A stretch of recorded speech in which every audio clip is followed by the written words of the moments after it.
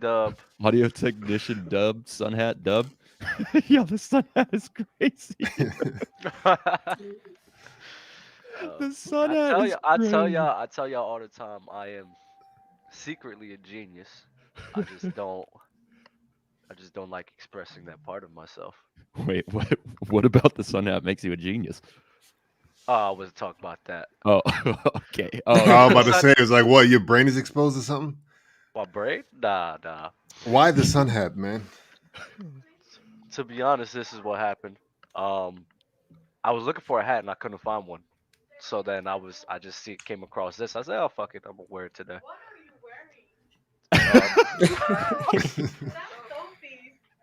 This is Sophie's. It's mine now. yeah, shout out to Sophie. Oh yeah, I'm live. Now want to say hi? Oh my god, bro, what is going on? Want to see the whole family? Look at my beautiful mother. Here we go. Hello. Put your head. Hello, Mama Dub. She just came from church. She's a God-loving woman. I could see why you're so short, Dub. Look how black I am. You said what? Oh yeah, she just came back from the cruise, so she's really tan right now. I love you. I wonder if Dell even knows that we're live. Do you think he knows? He has no idea. I don't think he knows at all. I don't think he has any idea. Meg Robinson said what happened last night. Actually, a lot happened last night. I'm not even gonna lie. Oh my god. We did a race. We had somebody almost jump in the pool. I got trashed last night. A race? Like Yeah. foot race? Yeah, we was my brother and a couple of the guys was debating who was the fastest, and my brother won. You know, a bunch of fucking 30-year-olds thinking they're young. That's pretty fire. Dell, are you with us? Yes, I am. You see what I'm wearing today? Definitely saw it. I didn't want to bring it up because I knew you was waiting till we go live to say something. I want to let that moment be for you. No one else. I think this will probably be the first and only time I wear it, and then I'm trying to get a frame for it. Nice. Yes. What were you say, Euro? Is that the best Dell James jersey out there? Like, what's your favorite? Mine is the one I have in my office right here. You can't see it, but it's the first time I played after my dad passed, and I took his age. Oh, for your number? Yeah. Oh, fire. Yeah, so that's the one that's up right there. That's elite. Yeah, 68. And other than that, I'd probably go all the way back to college. Roadie. Of course. Yeah, those jerseys are pretty clean. What's Modog saying? Modog said, Nick T, what's your occupation? How can I get into that field? I would also like to know.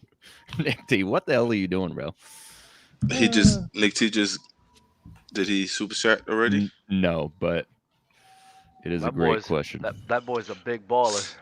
Right. Yeah, look at Nick T just running the Super Chat Hall of Fame. Just running the numbers up. It's insane. While we're here, speaking of Super Chat and YouTube members, somehow when I was gone, we all of a sudden have 38 regular and elite members on the Player's Choice YouTube channel. So shout out to y'all. That is fire.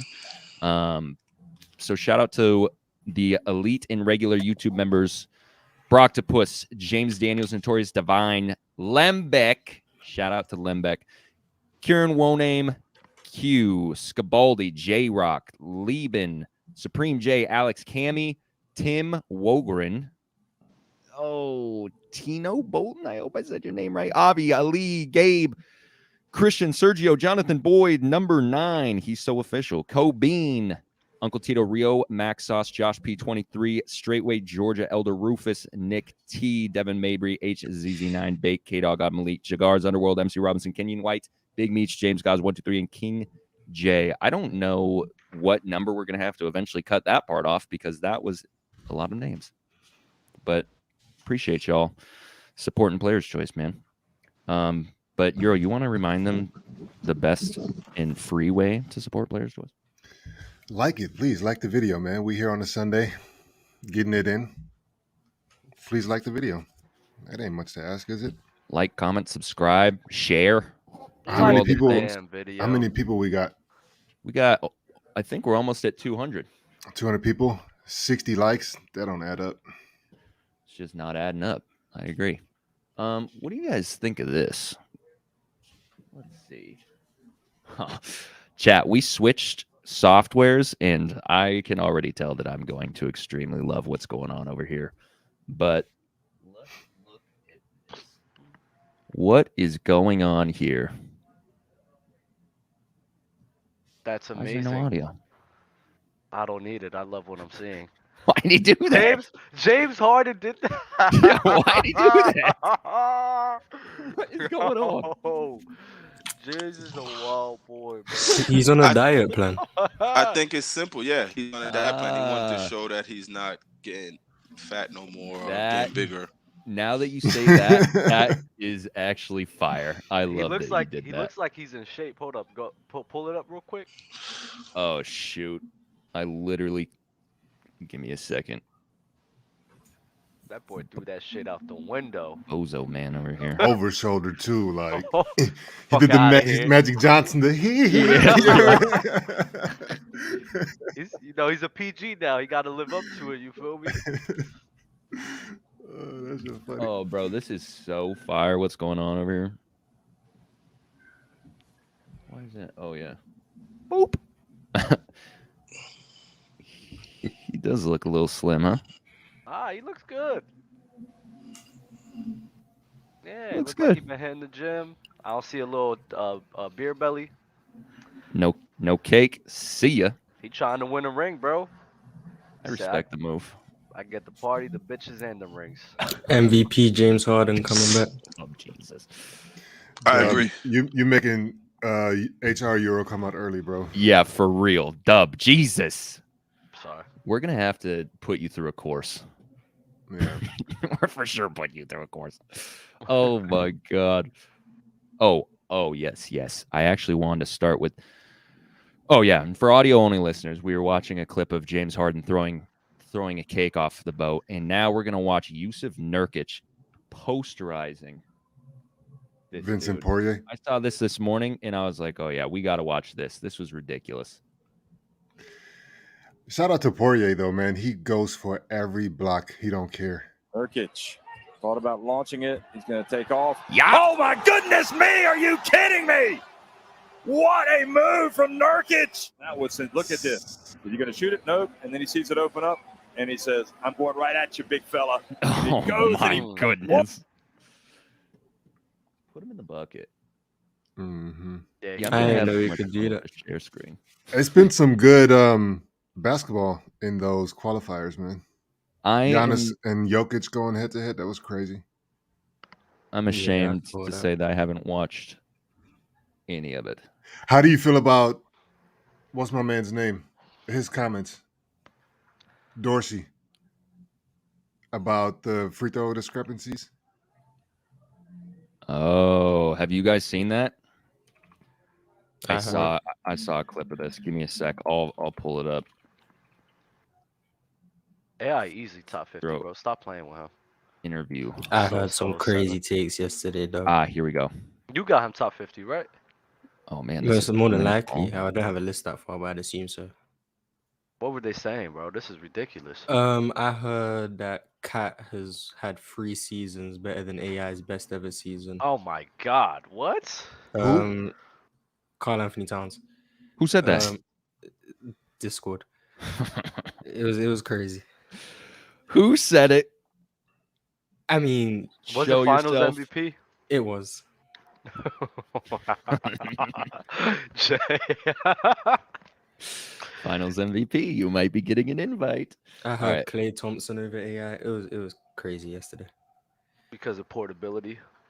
Some nonsense like that. Oh my God. All right, to give Make one context throw around up. this clip, this is Serbia. This is post-game interview. Serbia, Greece. Tyler Dorsey plays for the Greek national team. And we're gonna watch this. Tough. Does sound kind of wild that no one else took a free throw. It sounds wild, but I wish I watched the game. Yeah, I can't. Maybe no one else was getting fouled, so can't say anything. You think it's okay that he said that? Back to back MVP at his home makes sense. Oh, I know for sure Dorsey got fouled. I mean, I'd expect players to get fouled. Giannis' brother got fouled. He don't shoot. You attack the basket. Like, come on. Like, come on. They just don't call fouls over there or what? No, they do, but they're in Serbia. The game was in Serbia against Serbia with Joker playing. So that mob is a different type of mob. I like playing at Red Star Gym, the game Partizan versus Red Star. That's like, crazy. You know what I'm saying? It's a different type of That's an underrated rivalry. Exactly. That was people don't know underrated about that. On this end, not over there. But that's what I'm saying. It's I'm talking about in terms of like sports in general. Red Star versus Partizan is crazy. And I know became crazy. One of my good friends, Kevin Punter, he was on Red Star, went to Milan, then went to Partizan, and then it was like, whoa. You could be years after. If you switch from red to black or black to red, they hate you. Yeah, bro. When he and Zoe Brown was running backcourt, that year was crazy. In Red Star? Yes. Yeah, with Billy Barron. Billy Barron was there as well. Yeah. Yeah. Right. He went to he's at Milan now. He's what's his name? Jimmy's little younger brother. Yeah. I used to have to guard Jimmy. Yeah, that was I chase him off the fucking screens and all that, man. That's crazy. But he's the best shooter I ever played with. I always tell people that, pause. Jimmy? Yeah, by far. Yeah, by far. Oh, Modog, perfect timing because we're definitely about to get to that. And you know what's also fire, chat, is LeBron did not make a doc for today, so this is fire. We're gonna see how much of a dub JD can be today. No LDs today. So Modog sent a super chat thoughts about Gil Arenas comments about Giannis. If you guys want to get into that right now, we can. I already have it locked and loaded, ready to go. We can talk about it. I 100% agree with everything Gilbert said. All right, so let's. Sorry, not 100. 1,000. Nasty. You're nasty. Nasty. All right, let's see. Boom, boom, boom. Full screen this guy. Here we go. There is a true gap. You know, I talk to people about that all the time. Yeah, there's elite, but then there's another level of elite in our league of what players look like. And what's funny is the media tries to shorten it. They do. They try to shorten this gap like it's this. Hey, yo, what the? You gotta start that over. That all the time. Yeah, there's elite, but then there's another level. What is going on? LD. Just let it play. Just let it play. Of what players look like. And what's so funny is the media tries to shorten it. They do. They try to shorten this gap like it's this, like, oh, he's the best player in the league. Not even close. Just stop. Just stop it. Just stop. Like, this gap is so big, but you're trying to always replace the next person by putting it like his work. I can look at his game and say, he doesn't understand basketball yet. He plays the sport. He won a championship. Cool. Hold on. All right. We have to stop there first. Dell, you agree with that he doesn't understand basketball, or? Well, I agree in the lens he's looking at it. He's not looking at it the lens that he doesn't know the game of basketball. He's looking at the lens of what he needs to like fully of his lens of who's the best basketball player in the world. He's saying he doesn't understand basketball. Because I'm not good. I think Giannis knows basketball. I think Giannis is pretty smart in basketball. I think all that stuff. So I don't agree with that per se of him saying he doesn't understand basketball. Because I'm not taking it literal as many people probably is. As literally saying, oh, he's running around with his head cut off. No. Like, I'm not looking at it like that. Okay. Anyone else? Thoughts so far? Keep going. It's nasty. It's nasty. I don't think it's nasty, bro. It's pretty nasty. He doesn't really understand how to be great, how to be better, how to train his body. Like, you know, I'm looking at the stats. Oh, you're playing 32 minutes, 34 minutes. I'm sorry, but to be here, you have to train your body to at least 38 minutes and above. Like LeBron played 37 minutes at 37. That's a whole that's a whole. Iverson was playing 43 minutes. 43 minutes. Like there's a real Mars, please help us. I don't know what world's playing 34 minutes and your team's very successful and you're winning is a problem because you're not playing more minutes. He's not negating the team. He's saying he win a championship. Basically, he's saying, I don't think he's saying what Giannis is doing is sustainable. Basically, I think that's basically what I got out of it. So how he's like, he's going to get to it where he's bringing up his body mass, his physicality, all of that stuff. But he's not shunning that. When he said he hasn't become better, the numbers that you guys all love make sense in terms of the vast improvement that hasn't been there since he was a rookie. So is it based on, because he's so based on athleticism as he's basing his game now on pure physical dominance. That's and what as he gets older and he needs more refined skill, a jump shot, like a handle. He's hold on, go ahead. He hasn't even gotten into athleticism. Nothing. The only shit I've heard, which the shit makes no sense. He's talking about minutes per game, bro. What the fuck is he talking about minutes per game for? That's what he's leading to. That makes no sense. Well, he could lead into that, but right now, what I've seen so far, because this is my first time seeing it, him bringing up the minutes point per game makes no fucking sense. It really doesn't. What it makes no sense in, like, what are you trying to make sense of? He's saying that just because he doesn't play 36 or more, he's not great. That makes no sense to me. Did he just say he's not great because he played 30? No, he didn't play 38 minutes. That's not what he just said, though. Wait, rewind it, Jay. Rewind it.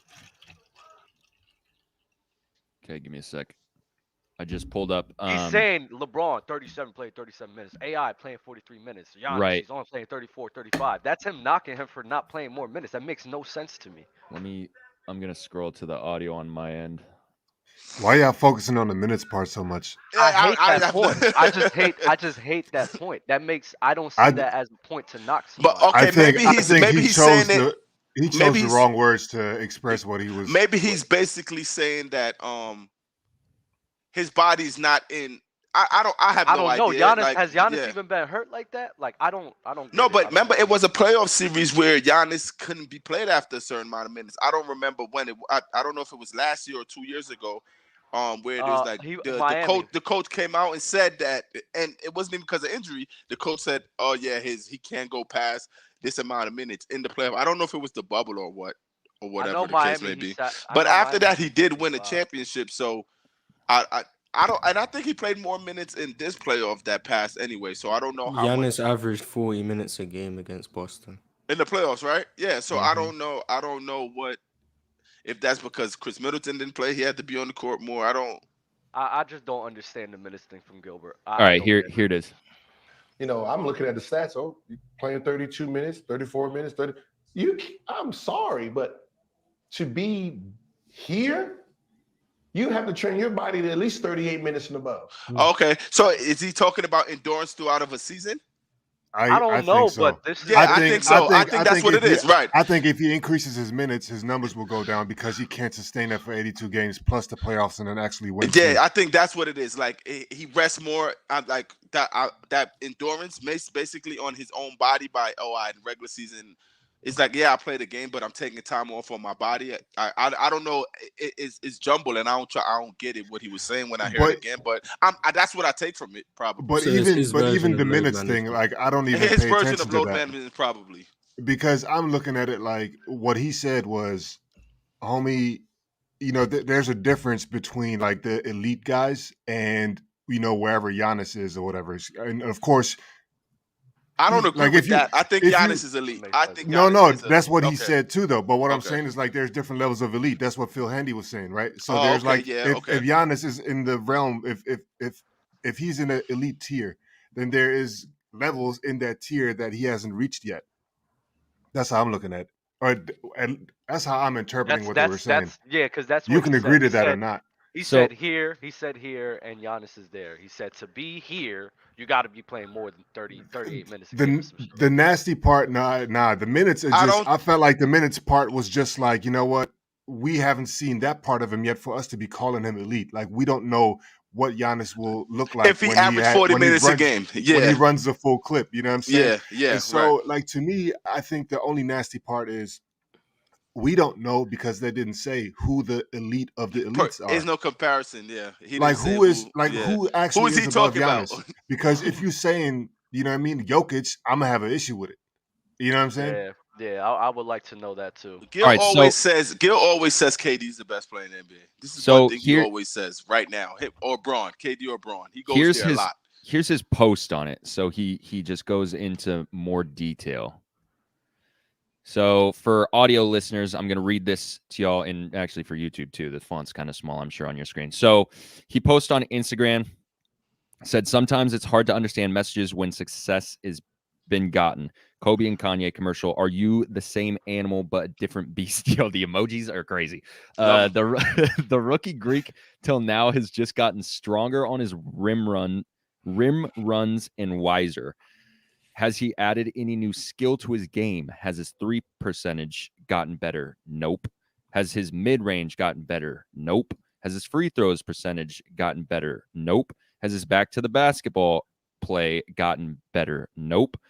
He's gotten stronger. His ability to take bumps and finish has gotten better, which helps his overall shooting percentage. The same flaws he walked into the game with, he still has now, which is why I said he needs to learn the game more to understand how to improve his overall game. As of now, he's the same animal and the same beast, just stronger, meaner. Let's switch Greek to Jordan. If Jordan was Greek, would Jordan still have these same flaws? Jordan couldn't be stopped on his rim running, but the development of his fadeaway became his signature. The emojis, bro. So if the answer is nope, then my point is proven. Players don't get better because their success tells them they don't need to improve. We've all said this. If Greek got a consistent jumper in 3, he would be unstoppable. We're saying the same thing 9 years later, but my take is wrong. How much more successful can you get? Mamba voice. More successful. Bro, listen to a hater because a hater knows your flaws, which means you have the blueprint to getting better. A D writer was tough. Will never help you improve because all they will tell you is you're great the way you are. Bro, to me, he's just saying a bunch of nothing. No. He made why is he saying a bunch of nothing, JD? Bro, so I haven't actually looked. Mars, you tell me. He's saying all these things haven't improved. So you're telling me in the 9 years that he's been in the NBA, he hasn't improved at anything other than getting stronger? But it's based on how he sees it, I guess. I mean, basically, like, okay, I don't know. Honestly, I'm going to negate his rookie year because, minutes and numbers, that's a lie. You know what I'm saying? I'm not even going to go there. But he ended it with, are we still saying that if Giannis could shoot threes consistently, he'll be a beast? Are we still saying that today? Yes. Yeah. We are still saying that. So whatever, no matter how you want to look at it, everybody's still saying that's a great gap. Do Giannis have a mid-range game today? I don't think so. He shoots league average, but you can say it's not reliant. It's not. Yeah, it's not reliant. Well, league average is not elite, and they're talking about elite. But to say he hasn't improved, because that's what Gilbert said. He said he hasn't improved. But if he went from terrible to league average, that's an improvement. But also, it sounds like box score watching, because when you actually watched Giannis play last season, he was actually taking those 3-pointers and like confidently. So eye test tells me that Giannis is more confident. Okay, but which is but it's a difference between a person keep taking the shot if the percentage is still the same in terms of confidence. Because if Russell Westbrook is taking those shots, are you going to say he's confident or he's just really bricking them? Are you going to say that Giannis isn't working on his game when you can? No, that's not what I'm. That's not what I'm saying. That's not nobody's saying. No one said he's not working his game. Didn't Gil say that Giannis isn't improving?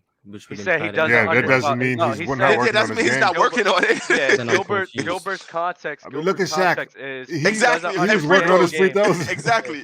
Gilbert's context is Giannis. It's not that Giannis isn't trying to improve. He's saying that Giannis doesn't understand the game enough to translate to his improvement. So Giannis could be working. Giannis could be working hard as fuck, But if you don't understand how to improve yourself throughout the basketball game, that's the point Gilbert's saying. And JD, a thing for you, you hooped so you know it's a difference between second year Giannis that get most improved. Confidence is a hell of a drug also. So Giannis could take a 3 now, even and of course, like you said, be more confident, still miss it, and the coach wouldn't even bat an eye. Like he literally could do whatever you want on the court. So the freedom in that is, you know what I'm saying? It's like he could dribble, tween, and shoot a 3, and it could miss, and people be like, damn. And that's it. Even though that's not the best shot for Giannis, he can literally do whatever he wants on the basketball court. I just don't know how he hasn't improved. He went from a terrible mid-range shooter to average. He's one like. But what year are you comparing it to? What year are you his rookie year? You have to negate you can look at his first MVP year. The difference in his mid-range efficiency is much different. The difference in his what is it? What's much different? I wouldn't know. What is much different? But Mars, we're not talking about like numbers improvement. We're talking about the game. Elite level. He takes more as well. I don't know how he hasn't. That's my confidence thing, though. If he takes more and makes more, that's clearly an improvement. Marge, that's what I'm asking. What is your percentage of improvement? Because you're doing the little. He shot 42% this year, and 20% of his shots were from mid range. So one out of every 5 shots were from mid range. He shot 42%. That's league average. But you know how you feel about league average, so we shouldn't. We're talking about at a league level. I'm just letting you know. You're the same guy. You're the same guy that said, "Oh, Russell Westbrook." And I'm not dissing Giannis on this because he dominates. No matter the percentage, Giannis dominates the game. But we're just talking in this context right here. The point, and then the year before Giannis won his first MVP, he was below 40% from mid range, and only 10% of his shots were from there. What was the percentage? What's below? 30, I want the. I know. 30. Bear with me. Probably 39. 38, 39. 39.9. 38 and a half. And then where's he at right now? 42? 42 on double the amount of attempts. Just so you know, he shoots the same percentage from mid-range as LeBron. I'm not saying he's better than LeBron from mid-range, but I'm not going to say he hasn't improved, which is clearly a lie. Then you look at his post-up efficiency. He scores more points per possession, or around the same as Jokic and Embiid. I'm not going to say he's the same level as those guys, but there's clearly an improvement. He's improved in these aspects of the game. I don't know what Gilbert's looking at to say he hasn't. That's his opinion. He's also improved as a passer, but I guess that doesn't mean working on your game. He's improved as a ball handler, but that's not working on your game. So I don't know what he means by that. The only thing you can say he hasn't improved at is either free throws, which I can agree with. His percentage has gone up, but in the playoffs it goes down. So I'm going to say he hasn't improved. And then 3-point shooting. That's 2 aspects of the game I'll say he hasn't really improved. He's just become more willing to take threes. He's still not great. But the mid-range, he's 100% improved, and he's definitely improved in the post. He's definitely the mid-range, he's 100% improved? I 100% can guarantee you he is better than he was 3 years ago from the mid-range. That means he has improved. He's improved in the post. He's improved as a passer. He's improved as a defender.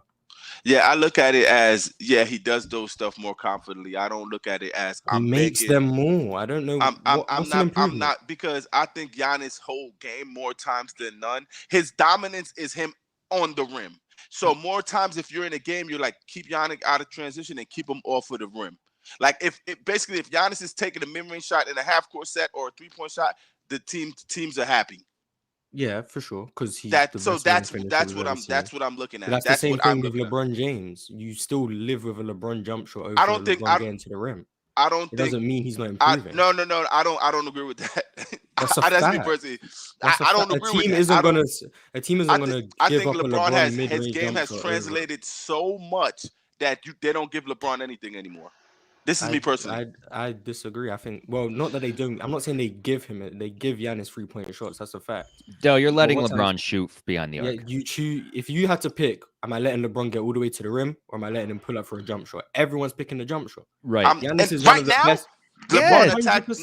No, I'm not. I disagree. No, you shouldn't let anyone attack the rim. What are we talking about? Taking a jump shot. Of course you're not opening JD. Go to the basket. LeBron wants to shoot now. He's taking 11 threes a game and shooting like 36, 37%. LeBron can punish you. You're living more. With it though. Obviously, you're forcing him into. But Giannis can't even. But the thing is, LeBron can't attack the rim as he can years ago. So I get your point. But today, going into year 20, when LeBron wants to shoot, no, LeBron, I want to see you beat me off the dribble more times than none. I'm sorry. Right, LeBron, but you're not. LeBron can punish you throughout the game with some mid-range shots. Giannis is not a guy who could punish you throughout the game with a mid-range shot. That's all I'm takes saying. less than Giannis and makes them less than Giannis. What do you mean punishing the defense with mid-range shots? What? Giannis makes them more. Okay. Oh, so you would let Giannis shoot mid-range more than LeBron? Who would you want to shoot more? The mid-range, I don't see the difference, to be honest. Just answer the question. I don't care about the difference. I don't see the difference. It's the same thing to me. I don't think it's the same. I think you're looking at the numbers and that's misconstrued. I'm watching Giannis play. I don't know how you watch Giannis play and don't see the improvement. He takes twice as many as he used to. I started this conversation that said Gil was wrong on some of these stuff, and I think confidence and everything. Of course, he takes. You started the conversation with you 1,000% agree. Actually, no, I 1,000% agree with Gil how he ended this conversation in saying we still talking about Giannis in saying that he still can't shoot from the three. We're still saying if Giannis had this, he'll be a superior, better player. I 100% agree with that. 100. Because that's the same. That's why we're having this conversation right now. Because Giannis is still not perfected in those craft. You can still give a Giannis a lot of stuff on the court on offense. A lot. Giannis, go do this. It doesn't mean he hasn't improved. Okay. I think honestly both of you guys is kind of right, because to say that Giannis hasn't improved is kind of nasty. He has improved to an extent. He has to improve, like he has to. But now the bar for Gilbert Arenas is like, all right, Giannis, you have improved, but shit, I would still rely on you with the same weaknesses you had before. Those the same weaknesses. Now. That's all he's saying. Exact weaknesses that you have now. You have not done anything to fix that. You have done nothing to hide your weaknesses. I'm not gonna say he didn't do anything to fix it. It hasn't translated like in percentage wise or the defense viewing Giannis the same. That's basically what I'm saying. The game plan to stop Giannis is still the same, but it's always going to be the same unless he becomes an elite level shooter. Because he's the best Giannis is not a guy, but like we said, LeBron James and Giannis is a perfect example. James is a guy who, throughout his years, improved as a shooter, and he became a guy where there's games where he could beat you through a mid range or a jump shooting. Giannis still, it's not to this day where you could say be like, yo, he could really win a game just off of shooting. I mean, there has been games he's won with a jump shot, but that's a bad example. You mean like a buzzer beater? No, I mean like the game he made 5 threes against the Lakers. He was hitting threes. That's a bad example. It's a small sample. I'm not going to go off a game where you get caught and win a game. Bro, if you just look, first MVP season, Giannis took 57% of his shots at the rim. This year it was 41%. He's clearly expanding his game, expanding his range. In the post, he's much better than he used to be 4 years ago. That's improvement. Gilbert Arenas said, has he become better from the mid-range? No. Has he become better from three? No. Has he become better in the post? No. That's what he said. I'm going based off what he said. He's lying because he's improved. I'm not saying Mark, this is where I say that sometimes you just take people's words way too literal, because of course he's going to improve 2% each. He could improve 2%. Like if he said he hasn't improved and it was he went from 41, terrible to average, that's more than 2% improvement, and he's legitimately you're the best post players in the game. You said what? He's one of the 10 best post players in the game, like undeniably. If you disagree, that's on you, but he's one of the 10 best post players in the game. So I don't see how he hasn't improved. Not to the level you guys. You're talking, but I'm trying to name 10 players in my mind that could be better. That's why. Embiid, you could say LeBron. I wouldn't agree. I wouldn't probably put. I guess you'd say KD, Ayton. Anthony Davis is a better post-up player than him. AD, you could say Cat. Cat is a better post-up player than him. How many's that? 5? Mm-hmm. I think 6. No, that's way more than 5. He said he wouldn't go with Jokic, Embiid. I think he wouldn't go with LeBron, so. But see, I'm but hate players, but I think Kyrie Irving is a better post-up player than him. That's fine. You can say Kyrie. He's still in the top 10. DeMarcus Cousins is a better post-up player than him. Okay. So we're going. I'm being serious. No, that's fine. I'm being serious though. I mean, I was going with high minute guys, but okay. High minute guys, yeah, probably. Like if you look at him in the regular season, he was averaging over a point per possession in the post. Like that's elite level. Yeah, he's do you think Giannis is a guy who could beat you with his shooting? Consistently, no. I don't think he's a good shooter at all. So basically, let me ask you a question. What did Gil say Giannis' success is predicated on now? He said he's only gotten better at getting to the rim and being stronger. That's what he said. Okay, so you don't think him being stronger is helping his post-up game? That's fine. Still an improvement. I don't care why he improved. He improved. But so he's basically saying like his basketball game is predicated on his physicality and strength. I would still disagree because I think he has a nice little turnaround right hook that is decent. He has a little fadeaway that you can disagree. Becomes decent because of his physicality. Like, you need physicality to move people in the post. Am I going to say Embiid without physicality is a bad post player? No. But he has footwork. He has moves. He could have those moves don't get you anywhere if you can't move anyone in the post. You're just doing a bunch of up fakes. So why would you say KD's a better post-up player? KD can't really move anyone. You could say KD's a better post player. I would disagree, but I know you're going to say KD's a better post player, so I just gave you KD for the. So how about Kyrie Irving? Kyrie just doesn't go to the post as much as Giannis for me to even compare. But Mars, what Gilbert is saying, like you're including Giannis's, which you're including the thing that Gilbert Arenas is talking about. Gilbert's talking about he's become stronger, meaner, and everything like that. Him becoming the post player in your context is proving Gilbert Arenas' point. He said he hasn't improved in the post, which he's improved. He's developed moves. He's improved. He said he hasn't improved in the post. His game hasn't improved, but his production can based on his physicality. If you want to say, I believe he's developed moves he didn't have before. He never had a little hook over his left shoulder. He never had a fadeaway. He never had a turnaround. He never had any of those things. You saying fadeaway, but I really can't picture Giannis doing a fadeaway. He probably did do it in some games, but I just can't. Like I'm not good. I just can't. I don't know. I want to read this.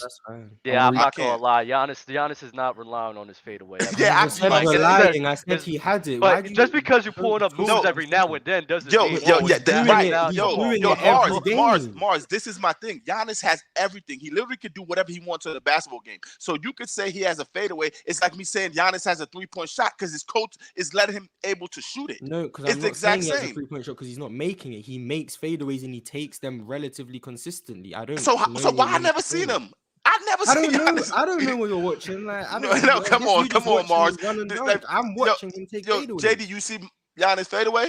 I'm not gonna lie. I guess the Celtics series, bro. That dude was not pulling out Euro. Have you seen Giannis fadeaway? Seriously, I've seen his jump hook a lot. You mean like on a consistent basis, or have I seen him shoot a fadeaway? Consistent basis, like Mars is saying. That's what I'm saying, Mark. So you saying I don't control what you guys see. I don't want that. We watching the same. It's probably different on tea time. Probably. It has to be. We watching the same game.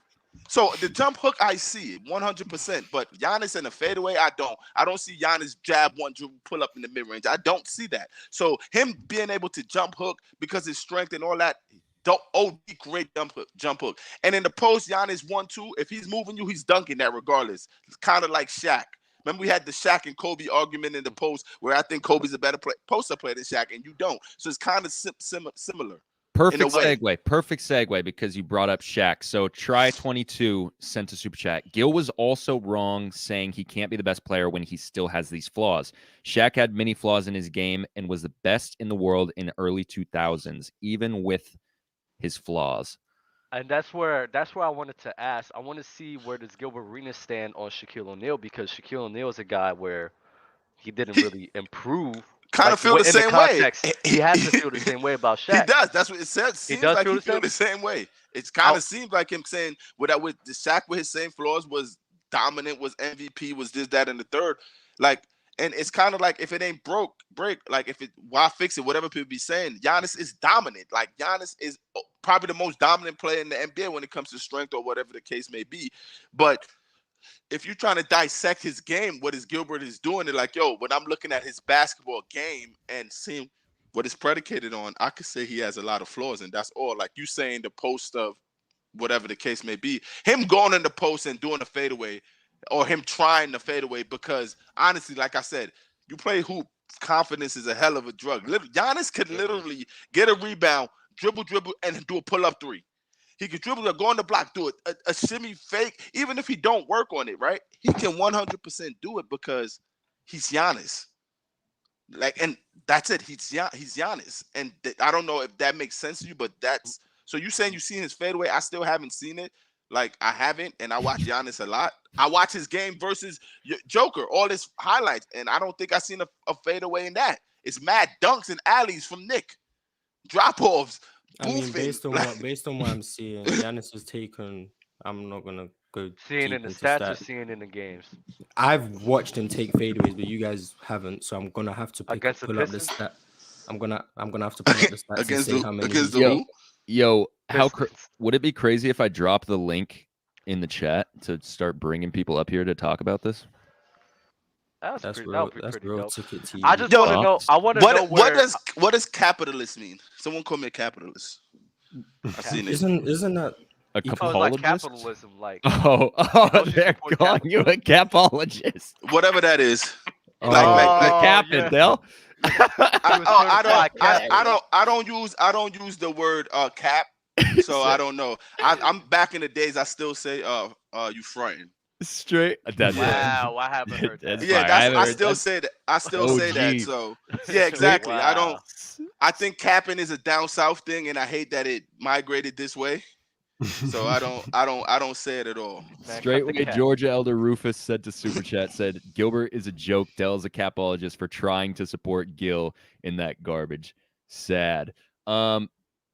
You guys, should I drop the link? If one of you guys vetoes this, I won't do it. I mean, honestly, just do it. But I want to know where does Gilbert. Yeah, you could do it. I want to know where Gilbert stands with his viewpoints on Shaquille O'Neal, because if he doesn't have those same viewpoints for Shaquille O'Neal, then I'm gonna look at Gilbert. Bro, like you putting it kind of hating. I'm putting what? Nothing. I'm talking about JD. I told you I was dropping it in the chat. What do you mean? So what? We're gonna have 200 people in here now. No. They're gonna be in the waiting. I have full control of this, so they could just sit there forever. Who knows? I might not bring anyone in. You never know.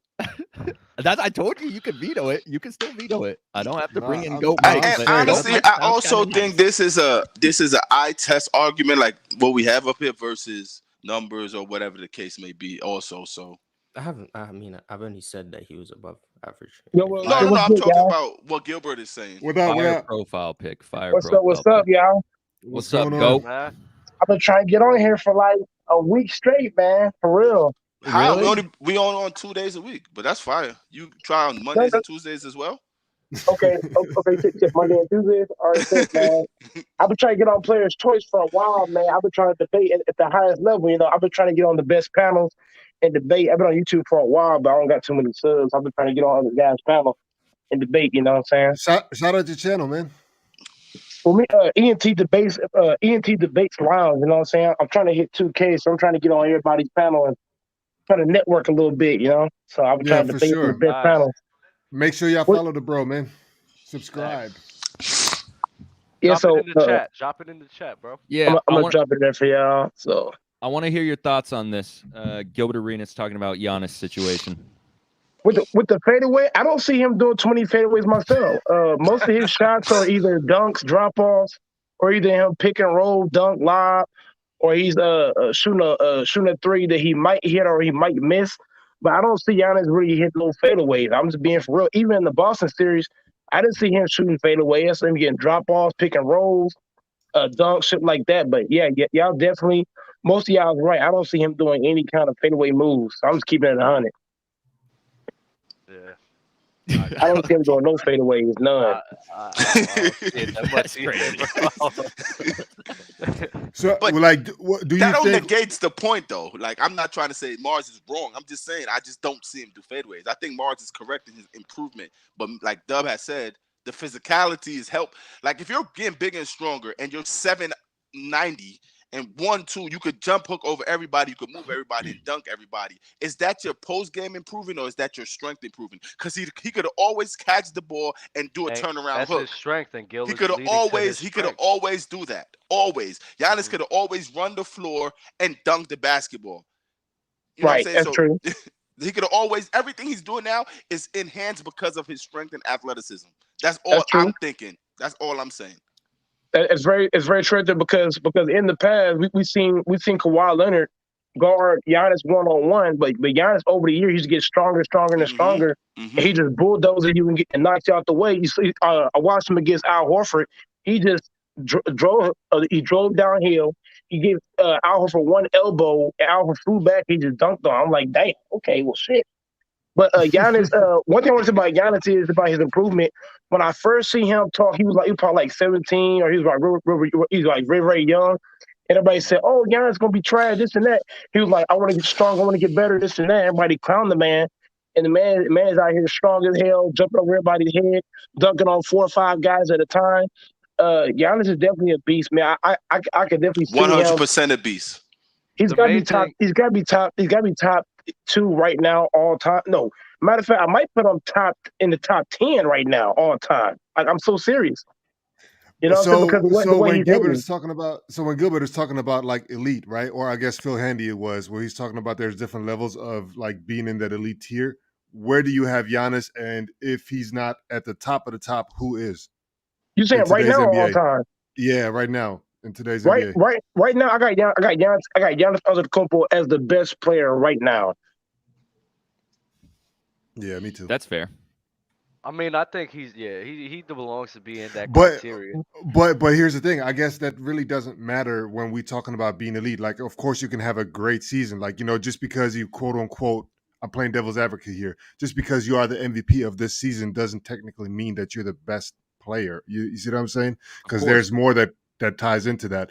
But in terms of like outside of you thinking that he's the best player, do you think he is the most elite out of anybody in today's NBA? I'm saying that Giannis is the most elite, but especially like when you watch what Giannis has done in his career, this guy's got how many? He got 2 DPOYs, right? He got 2 of them. He got one. He got 1 of them. Mm-hmm. Okay, so he's also got. He should have got 2 MVPs back to back. He got 2. He just got 2. He just got 2. Okay, so he got 2 MVPs, 1 DPOY. You look at this. You look at this year right here. He took the Boston Celtics team, who had probably second best defense in the league or first ranked defense. Mm-hmm. He took them six games without Middleton. To me, that's impressive. Not too many guys can take a team outside of LeBron. Giannis is the only other guy that I've seen take a great team 6 or more games by himself without his second best player, and that's amazing to me. What he just battled against Boston by himself. Like, he's going against Tatum, he's going against Brown, he's going against Horford, he's going against this guy, that guy. I'm like, that's very impressive. But he is elite. The only thing he got to work on is his jump shot. That's the only thing. He has to improve the jump shot, the outside shooting. But to me, he's elite because he don't got to shoot to beat you. He could just elbow you, drive into you, out-muscle you, and dunk on you all day. He's kind of like a skinny version of Shaq. Stop there. The point that you're saying that's making Gilbert Arenas' point. He said people take success as meaning as you're getting better in terms of your basketball game, in terms of physicality and all this stuff. You're 100% right. He don't need the jump shot right now. He don't need none of that because he's dominant in everything that he is dominant in. And basically that's his point. When he looks at how this person say the best basketball player in the game, like Mars and Lowe, they do this all the time. When you guys rank offensive player, y'all don't look at points. Y'all look at the whole totality of it in terms of offensive player, not how much points you average. You look at how much points you generate, correct? So the generate of points. So when Gilbert is saying, his success is predicated on everything, he's dominant, all that, people looking at his getting better. His full game is not it's not the same. And when you look at his full game as a basketball player, you can't say Giannis is the best basketball player in the world. You can't. I think, honestly, though, this is where I disagree with him because I think he's correct in the way he's looking at it, as in like a baller mentality. He really hasn't improved as like a basketball player. But I think when you have a guy where we're ranking players, we have to just be like, yo, sometimes that dominance that you have, sometimes that physicality that you have outweighs that. No, that is disgusting. That you just said he hasn't improved as a basketball player is disgusting. He didn't really say. Don't be literal. Don't be literal. Yeah, I'm not. I'm talking. Hey, let me just ask this though. Dub, I'm not saying it's a problem for anyone to say Giannis is the best player in the world. I don't have him the best player in the world. I'm playing devil advocate for Gilbert. I don't have him the best player in the world. I'm just trying to open more light to what Gil was saying. Hey, let me ask you this. Okay. Let me ask you this. Last stop, Mike, and then we're gonna bring some more people up here. Oh, okay. I'm just gonna say this. When you say elite, what is your explanation of being elite? Because I'm kind of lost on that. Like, you say he's not elite because of the jump shot or what? I mean, this is where it gets nasty because Gil is talking about his version of elite, or Phil Handy, and they didn't say anything. So that's why everybody's like, okay, what does that mean? Because I think everybody up here thinks Giannis is elite. For sure. Yeah, so that's. Yeah, I'm Gilbert just saying, has to drop his elite of the elite. I just have to say how Gil was saying he's not the best basketball player in basketball. That is how he say how when the media is trying to push it. How when you look at the totality of things, in Gilbert eyes, in my eyes, he's not the best player. But that's you guys. Oh, gotcha. Hey, y'all finna bring somebody else in? Y'all said? Yes, sir. Appreciate you tapping in, Mike. Hey, for sure, man. I'm gonna start popping up Mondays and Tuesdays, man. Y'all subscribe to ENT Debates Lounge. Thanks for having me on here. This is probably the best platform I've been on, so I really appreciate it. Shout out to all you guys. Yes, sir. Shout out to you, bro. Thanks for tapping in. See you Monday. Yes, sir. All right.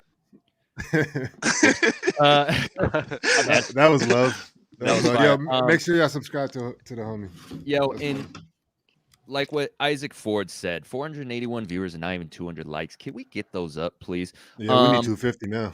Cito Kaiba. I swear I'm going to say that right once. The real debate is Euro versus Dub, Battle of the Hats. I agree. Dub definitely got me with the headwear. I got one more I haven't pulled out in a while. I'm going to pull out next episode. Damian Frederick sent chat said the one-legged Giannis fadeaway. Yo, stop taking things so literal, bro. Nah, that's not literal. You talking about basketball, you talking about pulling out. Like, come on, bro. It's Sunday. Oh, my God. All right. Super chat from Damian Frederick. The one-legged Giannis fadeaway is solid. It ain't Dirk, though. When he feeling himself, it falls. Still Matic. JD, hang the phone up. Dude said Giannis top 10 all time. What the hell is going on? He's not the first one to say that Giannis is top 10 all time. I think Giannis is around the top 20 range, right? Like a lot of people have top 20. 13, top 14. Look at this one. What? Frontologist. Chat said Dell, frontologist. See, I could understand that one. Cap, I really don't say cap like at all. Like if I say this to be funny, I despise it. People say it in front of me, I'd be like looking at them with the eye. Frontologist is fire. Jay Boogie, what's good? Can you hear us, brother? Yo, what's good with y'all? What's up, bro? Finally on the show. Dang. Let's Not go. gonna lie. Appreciate it. Making some changes around here. That's Dub host, right? JD's number one host. JD's Come on. Easily. I'm not gonna lie, Jay. This is probably an 8 out of 10 performance from you. 8 out of 10. 8 out of 10 is not bad. Jay Boogie, tap in, bro. What are your thoughts on this? It's just my thing is like, just as the last guy said, just because Giannis is dominant doesn't mean he's not elite. If you're a top five player in the league, you're automatically elite. So I don't understand why Gilbert Arenas is even coming for Giannis, because Giannis does things at an elite level that KD doesn't do, that LeBron doesn't do, that Trae Young doesn't do, that Luka doesn't do. And just because he can't tween cross doesn't mean he's not elite. Mars, why are you laughing? I think we all agree. Tween cross made me laugh. But we think Giannis is elite up here. Yeah. I think we do. Yeah. He's talking about Gilbert. Yeah, I'm talking about Gilbert. And who do you have above Giannis? One more time. Who do you have above Giannis? Like, who do you think is more elite than him? I think Giannis is the best player in the league. Easily. So he's the pinnacle. There's no, like, everybody just is following suit behind him. Yes, because the things that he does elite takes him over the top compared to what KD does, what Luka does. What do Giannis do elite? He's an elite defender. He's elite rebounder. He's not an elite defender to me at all. He's an elite scorer. He is an elite rebounder for sure. I love Giannis as a rebounder for sure. He can score. Yeah, he's an elite scorer. Let's just change it from elite player to elite he can score. Player, and then we can just stop talking about defense, because Gilbert wasn't talking about defense with Giannis. If we just talk about offense, where does Giannis rank in the league? He's top 5 in scoring. Is offense just scoring to you? I don't know.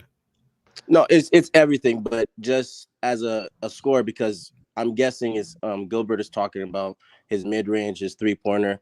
Giannis scores per possession better than most players in the league. So wouldn't that make him an elite scorer? Do you think he's one of the 5 best scorers in the NBA? Right now, yes. So better Could you name than... him? Oh, I have KD number 1. Then I'd have LeBron James, Luka, Giannis. And it's really a toss-up with that 5th one. Wait, So Steph. Oh, Steph. Giannis is a better scorer than Embiid. I think so. Okay. Yeah. No comment, Mars. Shaq will be throwing Bradley Beal in the mix. I mean, right. Where's Bradley Beal? Where's Bradley Beal for sure? Yeah, I mean, I don't agree, but So what do you? Why wouldn't you agree though? Because I think Embiid, if we want to talk about on a per possession basis, I think Embiid's numbers are crazy in terms of how much he's scoring per possession, per minute, however you look at it. I think his numbers in terms of what he's doing is like Wilt Chamberlain numbers. What, like what are do you know those numbers? What are those numbers? Because I don't know. I could pull them up. Mm-hmm. So what's your, as he's looking that up, what is like your criteria? Because I kind of don't understand it since you have KD is 1, but then Giannis is 5, especially under Embiid. Like what is your criteria? I'm kind of confused. It's kind of, it's just like how easily can you score? How easy you make the game for yourself. And I think KD makes the game so easy and so simple that you really can't stop him from getting his shots, and he can score literally at will. And with Giannis, even though he's not a great shooter, he gets to the rim at will. Where do you have James Harden? Wow, I was just asking that. James Harden? Like, it was right on my lips. Yeah, because you were talking about, making it easy for themselves or whatever. Obviously, James Harden has mastered that, take away that, season that he had, most recently or whatever. And he change the game, whatever love. Exactly. You know what I mean? So like Harden, with the step back from 3, with the Euro step that he's employing, with, his ability to get fouled and actually convert on the line. When we're talking about scoring, like where do you have him? But do you have him above those 5 yourself? I'm asking you. No, but I'm asking do you have them above those 5? I would say James Harden is a better scorer than Giannis.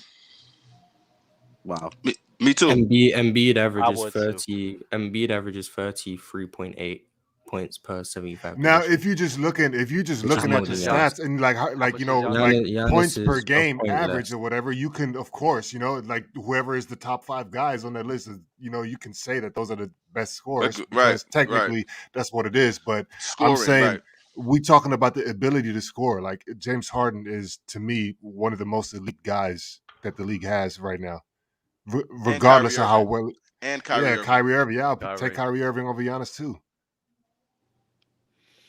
And Steph. Do you had Steph under Giannis? Yes. No, I'm putting. Yeah, Steph I have Steph over Giannis, but I'm not. I mean, I'm fine with. Again, I hate this, but I also think prime Anthony Davis is a better scorer than Giannis. Well, healthy Anthony Davis is a better scorer than Giannis, but that's just me. Yeah, and again, it's just more of a feel when I watch the game and I see these guys play. They just make it so easily. With James Harden, the amount of attempts that he was just taking to get these scoring numbers, it didn't make it look easy. He was just chucking up shots to me. He's very skilled, but you mean this year against the Philly, right? This past year? You mean this year against Philly? No, even when he was scoring 36, the amount of attempt shots that he was taking.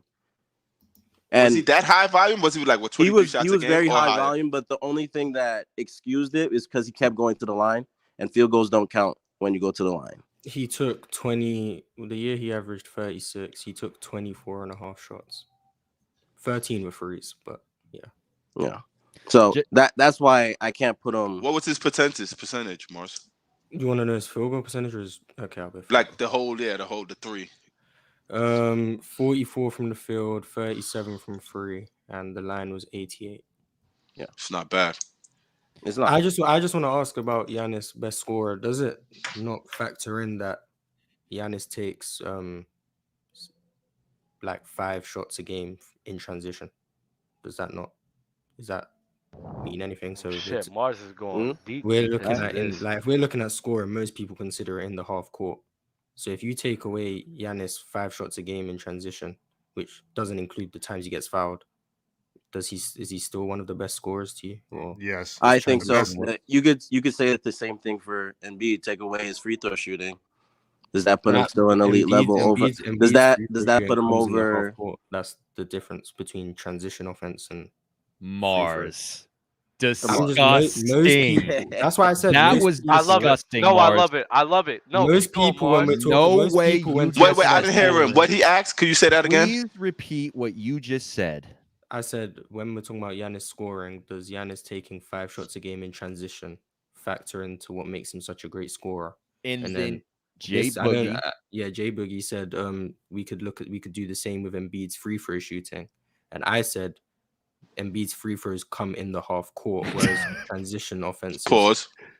Transition offenses in the full court, and when we're looking at scorers, most people look at half court. Half court, yeah. What did Mars say is wrong? I don't know why I said that was crazy. Nothing wrong. Mars is trying to take away a part of our offensive game. No, I'm not. I don't do it like this. I'm just saying. How can you take away Giannis' strength of being able to score on the fast break or in transition, but we can't take away Embiid's. I'm telling you, but that's what I'm saying. You could always look at specific points.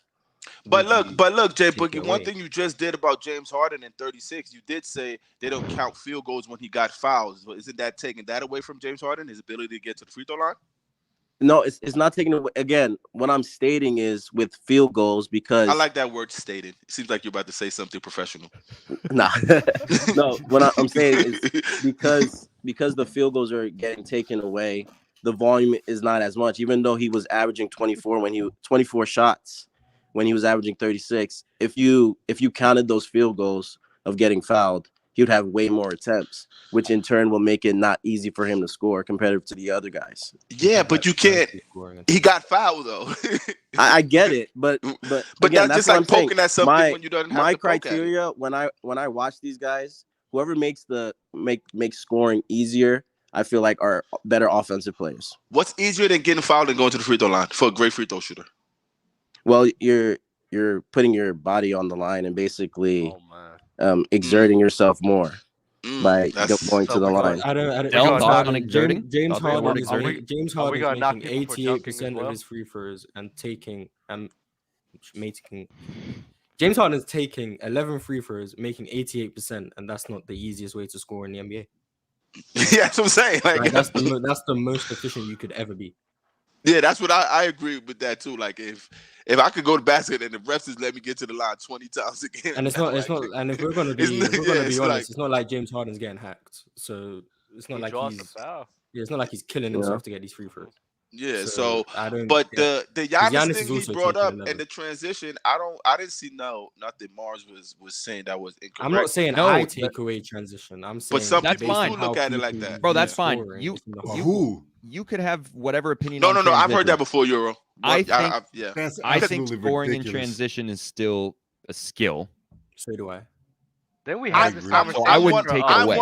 I'm one of those that does let's say. I heard Del say when he was talking about LeBron and Melo, like he understands LeBron on a back car in transition. Exactly. Yeah, I'm one of those that look at transition offense. That I don't look at that as your offensive skills. And I'm assuming Gilbert Arenas. Why?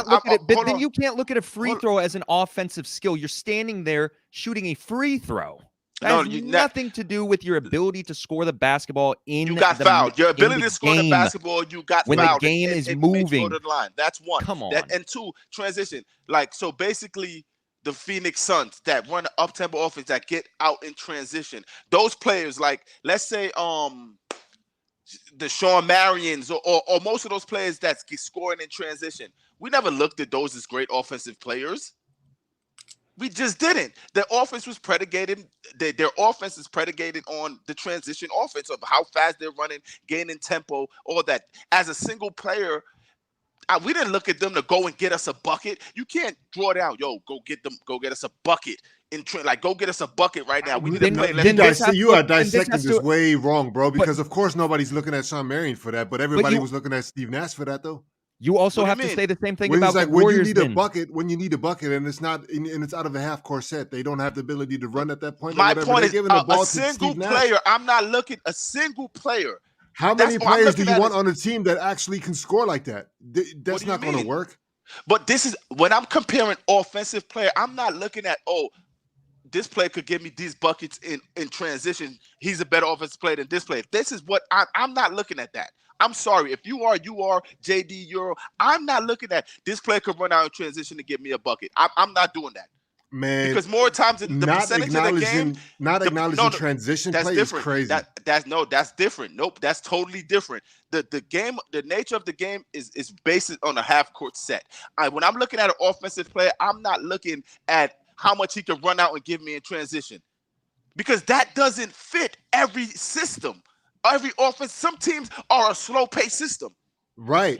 And we need it. So that's why let me ask you this. If somebody can turn the ball over, right, by himself without needing anybody, you know what I'm saying? He just pressures up. Like, let's say Patrick Beverley defense, like a good defender. Had better hands than what he already has or whatever, and he's able to just pick somebody up off, take their cookies at half court and fucking go and score get a whatever. layup. That's transition. Yeah, that's transition, right? Like, right. And so if he's on a team, right, because he's not like an offensive, skillful like player like that or whatever, where we talking about like the three levels, he doesn't really, that's not his forte, right? Okay, but if he scores, let's just add the transition as the fourth level or whatever. They're adding the defender. They're not adding they're adding the offensive. They're adding the defender. They're adding Patrick Beverley defense on half court. They're not adding his defense. Thinking that the offense. Like he could get the stop. He could get the stop. Points. Euro. It's a 4-point swing. I'm not negating that. I'm not, but they're not counting on him to always get that more than they count on him just to get That's the not what I'm saying. stop. That's not what I'm saying. But what I'm saying is that you are taking all transition points. No, I'm not taking you don't at the end away. of the game. No, listen, man. At the end of the game, you don't go to the box score and be like, you know what, man, we had X amount of points in transition. We will do that, right? No, I'm not saying that. You're missing my point. I'm not saying that. What I'm saying is I'm looking at two single players, right? Okay, boom. If I'm looking at Giannis and I'm looking at KD, I think KD's a better offensive player, right?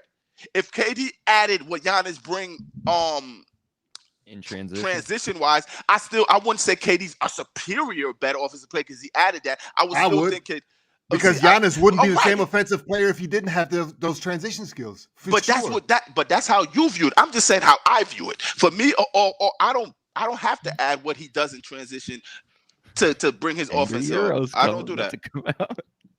I don't. It's crazy to me, man. Like, I think transition. It matters. Super underrated. All right, let's move. Let's move. Jay Boogie, thank you for tapping in. You got any final words for us? Nah, love the show. Appreciate y'all. Appreciate you, brother. Yes, sir. All right, super chats really quick. Stillmatic said, "Yo, stop, please. Did we forget Steph just won a chip?" I don't know what that's in regards to. I guess we talking about scoring. He had him. Yeah. I don't know how you could equate winning chips to scoring. Yeah, that's a terrible argument, but well. Got you. Indoor Voices super chat. Stop getting caught up in the bag talk. The point of basketball is to put the ball in the hole and stop the other team from doing so. Giannis does that better than anyone else in the league. Simple. No, he doesn't. Also sent another super chat. Said Steph's transition threes. Let's take those away. Isaac Ford, no credit to a player's offense for skipping defense. All right, let's bring in. They're going to one-off. Steph transition three is a one-off. Like, what do you think is more valuable, transition scoring or half-court scoring? Oh, for sure, half-court. I don't think. Not you. I know. No, Euro. I know. No, I don't. I think that's asinine to ask Euro. Then I think. I mean, how many transition possessions do you have versus how many half-court sets? Oh, wow. It's like, you know what I mean? 80-20, 90-10 maybe. You know what I'm saying? Like, of course, half-court is more important. But I'm not dissecting it like that, though. Offense is offense, though. You have to score the ball, period. If you can get it in transition, get it in transition. I think that plays in your favor. I think your half-court set offense improves based on, you know what I mean, you getting stops and getting out and getting quick buckets. You putting the opposite team, the opposing team on their heels. Like that's how I look at it. And if you are extremely skilled in transition, that is part of your offensive bag. I agree with you. I'm just saying most. I don't. Like, a lot of people. Is it really? I can't understand that's where I'm anybody who lost. doesn't think that. I mean, I agree. Bro, there are guys that have zero offensive like contribution outside of transition. Like they're no one would defensive. call them good offensive players. That's not what I'm saying. But here's the thing. That's why I asked about Giannis. That's what I'm saying.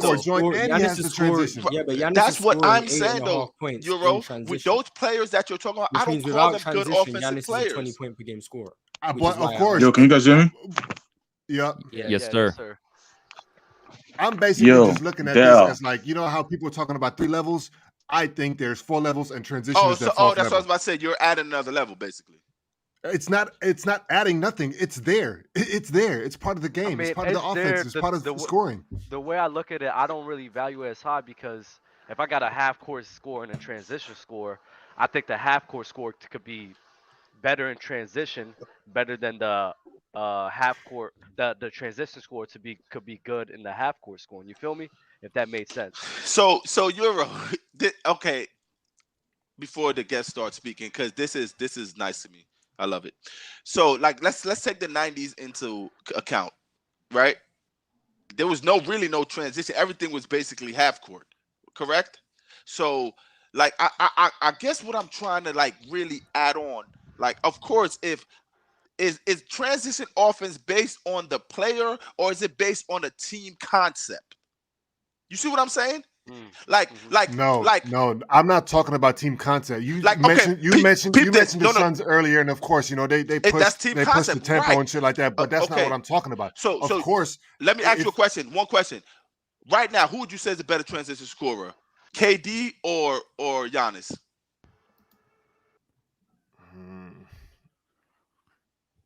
I mean, I think KD is way more versatile in transition. But I think Giannis, how about like you, his game is predicated on that. So I'll take Giannis. I would go off of Giannis. And you Mars, Giannis? I'd go Giannis. I agree, but I agree that hold on, JD. Kevin Durant now, because when KD played with the Warriors, who was a better transition player? KD or Giannis? I'd still take Giannis. I mean, I don't remember how Giannis was playing back then. What was that, 2015, 2016? But my point is KD had more transition point back then in the system he was in, running open threes in transition. Just how the offense is predicated. That's all I'm saying. I think transition offense comes more so from the team concept than any initial player. And like basically what I believe, other than let's say, well, Orlando Shaq, yes, but other than even Jokic, right? He to how Mars predicate offense, he should be a great transition offensive player based on him being able to push the tempo, guard, gain assists, and do all this stuff. I think Jokic is a great transition player. Exactly. But that team, like Jokic is probably like a one-off that you could put on everything to create his own transition. Jokic, I would say even Giannis, great transition player. It could be a one-off that could get out and run. But mostly for transition itself, it's really based on the team willing to just push the tempo. You have to have the individual to be able to do that. Though, if you're a great transition player like this, you have to be able to lead the break yourself, right? Start to finish. You have to be able to finish the break. You have to be able to facilitate within the break. You have to be able to read, you know what I mean? Like whatever. You have to be able to run the lanes. If you have all of those components, you're a great transition player. And so there's a lot of people that can't do that. Now, but Jokic, honestly, you because of his position, he's not the fastest. All the talented wings in the NBA you just named, though. Yeah, but not everybody is making it a point to be a great transition player. Well, because I think it's what their team like you named. Is Kyle Kuzma a great transition player, Del? No. His decision making is exactly awful. Listen, Kyle Kuzma. And I don't care if he's with the Lakers where they didn't run at all, or now he's with the fucking playing Wizards. with the Warriors. Kyle Kuzma's playing with the Suns back in the day would be a better transition player than he is today. That's my point. Because their offense is predicated on running. That's not just going to make his decision making better. Can he run, JD? Can he run and jump? Bro, come on. It's more complicated than that. Tell me the complication. Tell me the complication. Euro just told you. It's decision making. It's running the lanes. It's knowing where to be. Listen, if you're practicing something from training camp with the Phoenix Suns, trust me, you'll know how to run the lanes. and Kyle Kuzma, you're predicating on what you see in LA, who's not a crazy transition team, and the Washington Wizards. That's what we're doing. That's it. That's what we're basing it on. Like, look at JaVale McGee. Look at Andrew Wiggins, who JaVale McGee with the words looked like an amazing transition player. Run the rim run, dunk the basketball. Andrew Wiggins on Timberwolves, slow pace, whatever. Now on Warriors, he's getting it out. He's running. He's pushing the tempo. That's what it's predicated on. I get what you're playing with Giannis. I'm not arguing that. Just because it happens more with one team than another doesn't mean that that transition thing doesn't it's completely out of the equation. You can still be a good transition player even if you only have 2 opportunities per game as opposed to getting 5 or 6 or 7 with a different team. Okay, you think it's some players that could be their own. There could be one. There could be their one-man transision, and I agree with you there. And at 100%, you're correct. We play ball, we understand. You get the rebound, you could go, you could push your tempo. I'm been good at that. I could, you know what I'm saying, one-man transition. That's not. I'm saying more times than none, transition is a team thing. Is what a team wants to do more so than a player just fully going out do it. Because I've been on teams where I get the ball and push it because I know I could create something. The coach be like, "Yo, what you doing? Bring that back out. Get that to the guard." That has happened. Yeah, for sure. But you also have guys that score well in let's say double figures, like overseas, specifically. There's guys that score double figures, let's say 11 points, 12 points or whatever.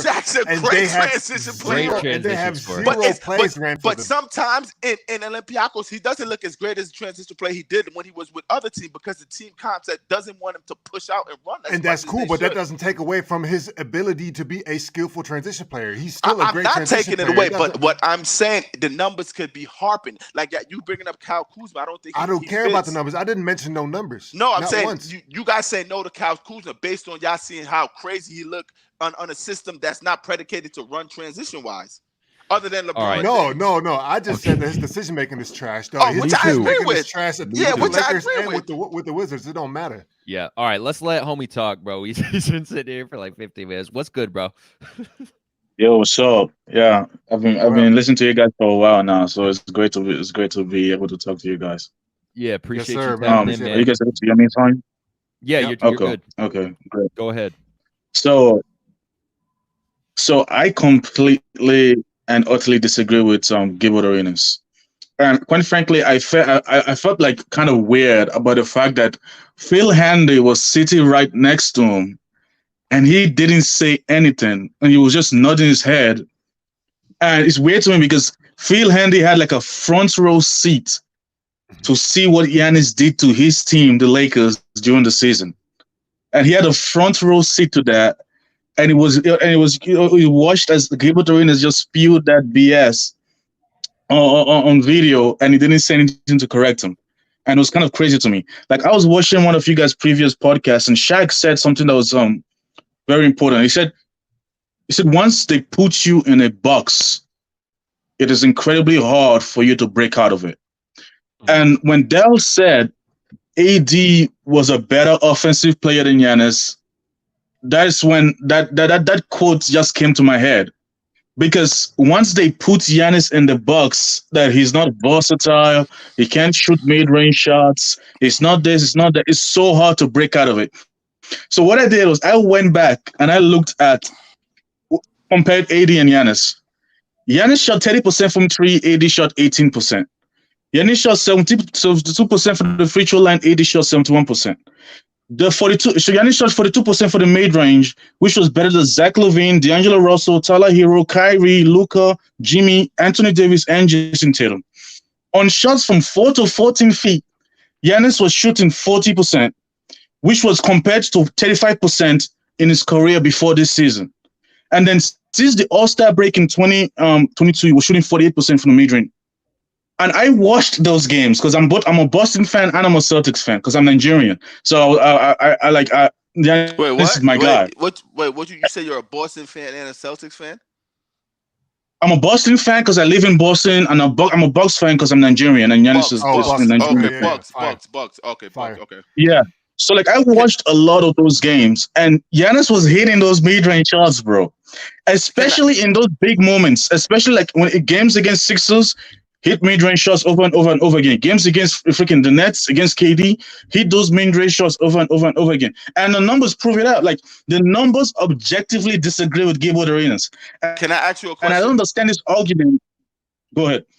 You said name the players. You said he shoots better mid range. You said Zach LaVine, D'Angelo Russell, Zach LaVine, Tyler Hero, Kyrie, Luka, Jimmy, Anthony Davis, and Jason Tatum. Is Giannis a better shooter than any of those players? He's a better mid-range shooter than them. Not a better shooter, a better mid-range shooter. Yeah, Giannis is a better shooter, mid-range shooter than all those players you named. You would rather Giannis shoot a mid-range shots better than all those players. Yes, especially Jason Tatum. Especially. Then we have. Then we have nothing to converse about. This is one of the things like I don't like about like hoop culture. It's people like how it looks better than what it produces. No. I'm not caring how it looks. I'm just not taking Giannis to shoot a mid-range shot over those players. You are. And it doesn't matter what you think. The numbers prove it's wrong. The numbers say it's right. And then you said he shoots better from the mid-range than Kyrie. In the 2022 season, he shoots better. For instance, you guys said Gilbert Arenas. No, because what I'm bringing up. You said you'd rather have. Ask that again. Say the question again. Because you use Kyrie's mid-range percentage this year to say that you'd rather have Giannis shoot a mid-range than Kyrie. This year, yes. You look when Kyrie was a part-time player, and clearly you can. I don't care. He wasn't. It's not. I don't care. Then you look at what Kyrie did last year. This is a part-time player. Wait, you look at him last year. Okay, 2022 season, Giannis is the better mid-range shooter than all of those guys. Can I ask you a question? The numbers bear that. The games bear that. Everything bears it out. Can I ask you a question about these mid-range? This mid-range percentage, does it give you contested? Does it give you contested versus uncontested jump shots? No, it doesn't go that deep. But in my opinion, if you can get it up, a jump hook is considered a mid-range shot also. Giannis jump hook, when they write that down, it's not. They don't consider it a layup. They consider it mid-range. They consider his jump hook a mid-range as well. But it doesn't matter because he also gave numbers from 4 to 14 feet, which is in that range, which is around the range. To me, because you guys are talking about if it's considered a mid range and Giannis hits at a better efficiency than all those guys in the 2022 season, then the numbers be like one of the things that Morse brought up that I felt like he should have definitely gotten more in depth into is the fact that Gilbert Arenas said Giannis hasn't got it better from mid range. And Morse said it was an average mid-range shooter, and you guys was like, but it's not elite. But it's not about where you are. No. We just said that because you don't know how Mars used the word average. That's the only reason we poke Mars at that, because Mars do this below average, above average thing. I have another question for you. Who's the best three-point shooter in the NBA? Best three-point shooter in the NBA right now? Just go to percentage-wise. Whoever's number one percentage-wise. But percentage-wise, I don't know. No, percentage-wise, I don't know. But all right, so who would you rather have to take the three-point shot? The person with the number one percentage or Steph Curry? It depends. No, it depends. It shouldn't depend. It should not depend. Based on your Giannis narrative, it should not depend, sir. That's all I'm saying, sir. Yes, it should depend because it depends where the shot is coming from. The three-point line. It's coming from the three-point line. Where on the three-point line? Is it coming from the corner? Is it coming from the top of the key? It's the same point for Giannis. Who would you rather have take a three-point jump shot over Steph Curry? Whoever number one on the percentage is. Who's the number one three-point shooter in the NBA? I don't know. Mars will give that to you in just 1 second. Yeah, but like the reason why I say this, because, in my opinion, hoops culture has like this weird mindset where it's like. I'm serious about it. Like, for instance, honestly, when you said hoop culture, I felt it in your brain that you hate us. I don't hate y'all, felt it. Bro. I don't hate y'all because, like, for instance, I'm a competitor. Hoop culture, I know it. I felt it. Like you got something to get off. On the tween, and go ahead, bro. I'm here for it. I hate that, but like for instance, because I feel like that hoops culture mindset. No, don't say you. Say yo, Dell. I hate you. Come on, man. Don't do like, that. Yo, Dell. Because I'm saying that hoops culture mindset has basically told players that they have to play a certain way and they're not good, and they're not elite if they don't play a certain way. If Giannis isn't playing like KD, if he's not hitting mid-range shots, if he's not hitting, I don't agree with that. I don't agree with that. Look at Jokic. Nobody playing like that, and everybody. There's like a consensus. We all call Giannis elite up here. Everybody said we. I'm talking about what Gilbert Arenas said. I'm talking about what Gilbert Arenas said. Because he's like a hooper's hooper, right? He like that's him. He's a hooper. He said the same thing about Manu Ginobili versus versus Jamal. It's the exact same shit. It's like people don't look at what you produce anymore. People look at how it looks doing it. Like, I don't think Shaq could have existed in this era with this mindset going on around. I don't think Shaq could have existed in this era. I don't think all of these great dudes that we think of, Allen Iverson, all these guys could have existed in this era because people would just critique them to death because they're not hitting mid-range shots, they're not doing they're not doing that. I'm like, let them play their game, bro. Let them play their game. If it works, it works. Shaq got critiqued. AI got critiqued. The only is a different magnifying glass because of social media that everybody's hearing it more. But I grew up in 2000. AI was getting slandered. Shaq was getting slandered. Like that was happening. That was there. The issues was there. Kobe Bryant was getting slandered. The fact that matters, we could create shows. Who was slandering them though? Were other players slandering them? The media was. I don't care what the media. I'm talking about other players. What other players? Did another player come and say Shaquille O'Neal isn't shit because Shaquille O'Neal? Kobe Bryant had 81 points, and Vince Carter came out and said, "Damn, he had 2 assists." And this is a person he played AAU with, and he wasn't joking. Damn, he didn't have 2 assists. That's a slander. 81 points, a comeback win. It wasn't like he was jacking. He needed most of those points in that game. If you ever watched that game, damn, he only had 2 assists.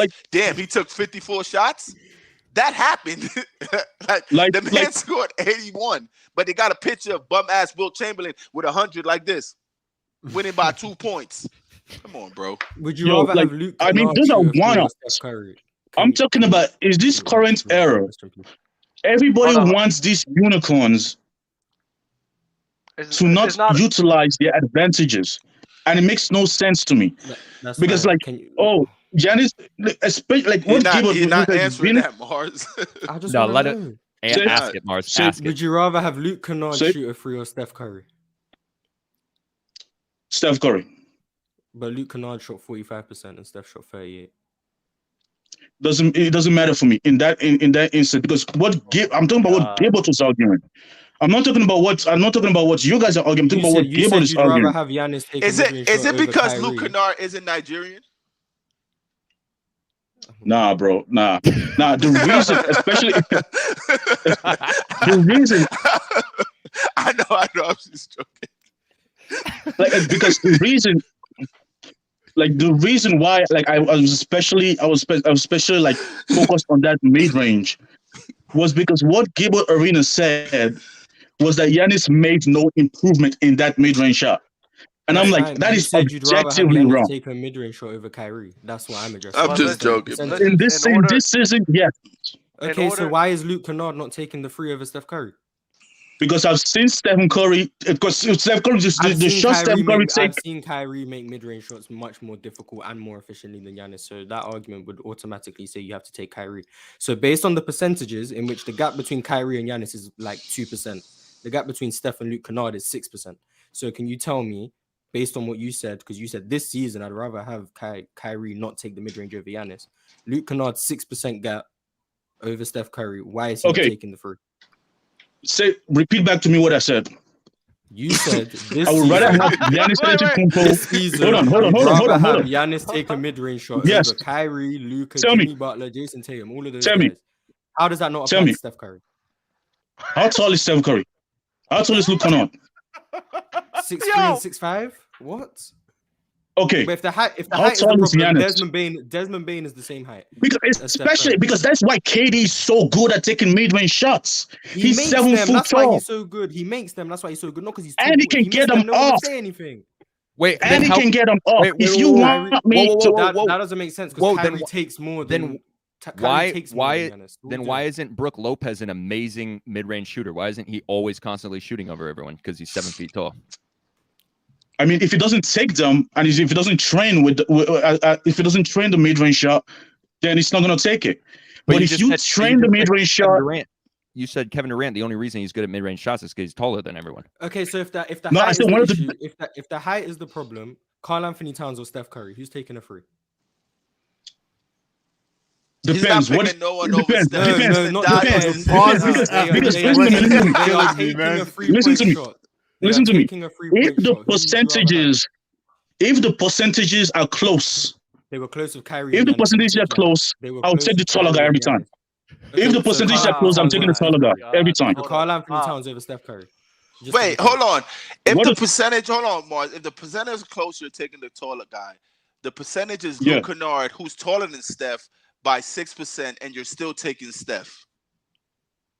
I mean, because Steph, that's it. None of those guys. Hold on. By the way, I love you.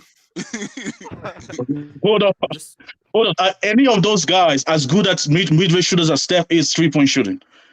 If they're not, I don't care. Because Steph is that good of a 3-point shooter throughout his entire career. I don't care what the percentage is doing. We're not talking about that career. We're talking about this season. No, it's not even. It's just a point. Like, it just lacks consistency. You said, and word for word, yo, bro, I'm gonna pick the guy for this season who shot the higher percentage. But now for everybody else, when we're talking about Stephen Curry, you're providing all of this context for everybody else. Because it's Steph Curry. But ignoring the context on why Giannis is shooting the percentage. Yes, I do, because it's based on who it is. None of those guys shooting mid-range shots are that good this season.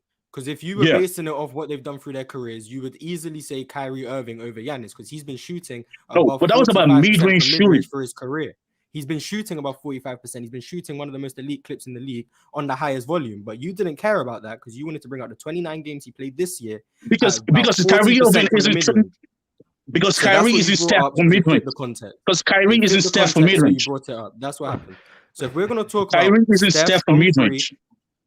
Kyrie is one of the best. Kyrie isn't Steph for mid-range. If you said Kyrie is one of the best mid-range shooters in the league, yes or no? That's a simple question. It's not. It may be, but it's not one of the best mid-range shooters of all time. So no. You don't.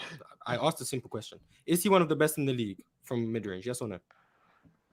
Regularly, yes. This season, no. Is Giannis one of the best in the league from mid-range? This season, yes. What happened to regularly? No. What happened to that? You only put that contest for Kyrie, but Giannis. Because you're not still answering this. Steph is the greatest 3-point shooter of all time. Kyrie isn't the greatest mid-range shooter of all time. I'm willing to give that to Steph. I'm not giving that to Kyrie. I'm not giving that to none of these guys from the mid-range. If you shoot a great percentage from the mid-range shot, and I'm comparing you against guys who shoot worse from the mid-range shot this season and are not elite from the mid-range in any other season, I'm taking you. Especially if you're 60%. Steph is the greatest shooter of all time. So he's different. Yeah. Who would you rather have shooter free, Luke Kennard or Damian Lillard? Dame. The same team. One of the greatest 3-point shooters of all time. No, because Kyrie's one of the greatest mid-range shooters of all time. So that's a fact. Kyrie's elite. You said the greatest. You said the greatest. Elite mid-range, mid-range shooter, scorer, everything. The Damian Lillard, who shot about, let's see what Damian Lillard shot from free this year. He was injured, so don't bring up this season. Kyrie played 29 games. Dame played 29 games. I don't care. He wasn't injured. No, not my problem. Bro, you shouldn't want to take that team. That's not my problem. Kyrie didn't play the full season either. Kyrie played 29 games. When he played, he was healthy. When he played, he was healthy. Kyrie. When he played, was healthy. Yes or no? No, because you brought up AD's percentage. Anthony Davis, yes. AD was healthy. So once again, when AD played, was he healthy or no? No, I'm not. When Dame played, he was healthy until he wasn't. No. Please, just let it go. No. I'm not letting you get away with that. There's a difference between two injuries. Dame had a persistent injury. Yo, wait. Mars, real quick. Yo, hold on. I have one question. We all know what's happening. Yo, I have a question. Ticket, did you change your accent? Bruh. Ticket, is that you? No, that's Ticket. Yo, Ticket, take that on. Yo, Ticket, how you get back up here? Yo, because you guys asked me. If you guys said would you rather take Michael Jordan on? Yeah, I'm taking Michael Jordan. If you guys say Kobe on, yeah, I'm taking Kobe. Because if you are that great at a shot, I don't care what your percentage is anymore. No, I can't say that for none of these guys. So I'm taking Giannis.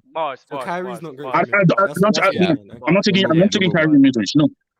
Yo, brother, final thoughts. Yo, I'm so glad that you came up, by the way. This was amazing. Final thoughts. Yeah, so like, in my opinion, Gilbert Arenas, like, to me, made absolutely zero sense. The numbers disagreed with him. The accolades disagreed with him. The wins disagreed with him.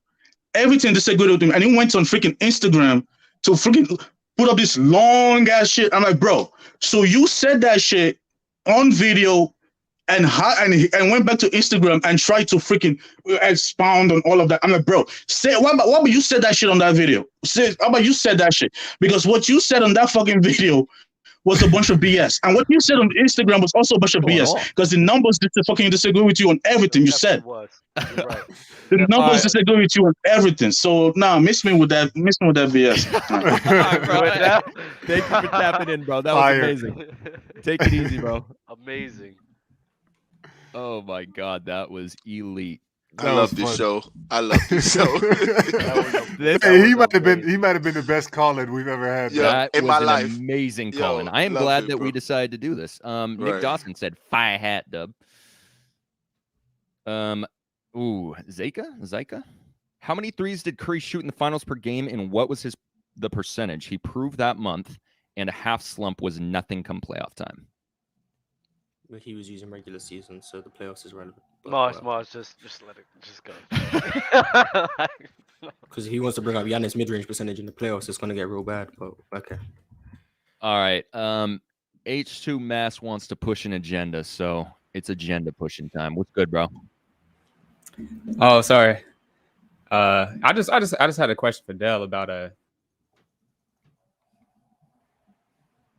I think we're lagging. I was about to say, yo, that was the craziest pause I've ever seen in my life. If he hit that on purpose. Can't hear anything.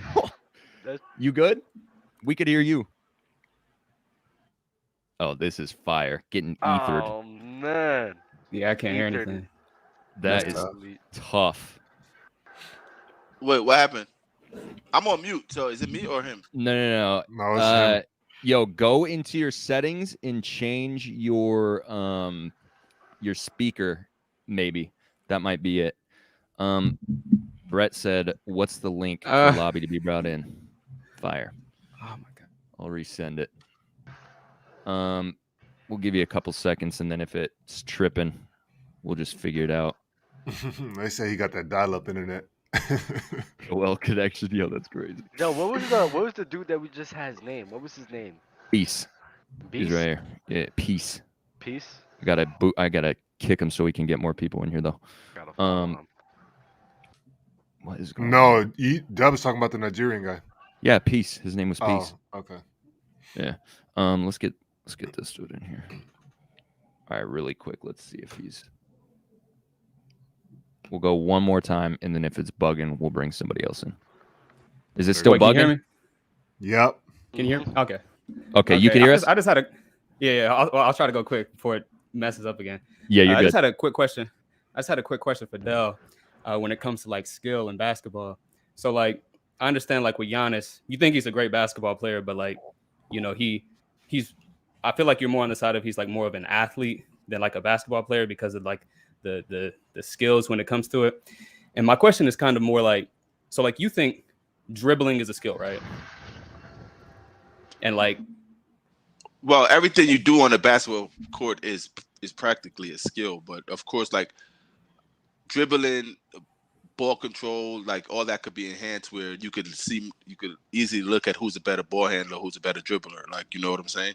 Like the best dribblers aren't like in the NBA. They have people that do like and one and Rucker Park that those, you know what I'm saying? So of course is if you could see some people that could translate, like Skip to Manu going from 1 to 1, he was probably one of the best ball handlers in the league at the time when he's like, I think that's a skill. Everybody can't dribble the same way. It's a skill. All right, so you would say like shooting is a skill too. Wait, hold on. Have you ever seen Glory Road? Yeah. You look like Alfonso McCauley. Ever I told you that? All right, continue. You look just like I think his name was like Artist in Glory Road. That's who you look like. But Ignore sorry, him. go ahead. Ignore him. Okay. I bet you JD probably Googling it. Go ahead, ask your question, man. Ignore Dell. No, I was basically just trying to figure out.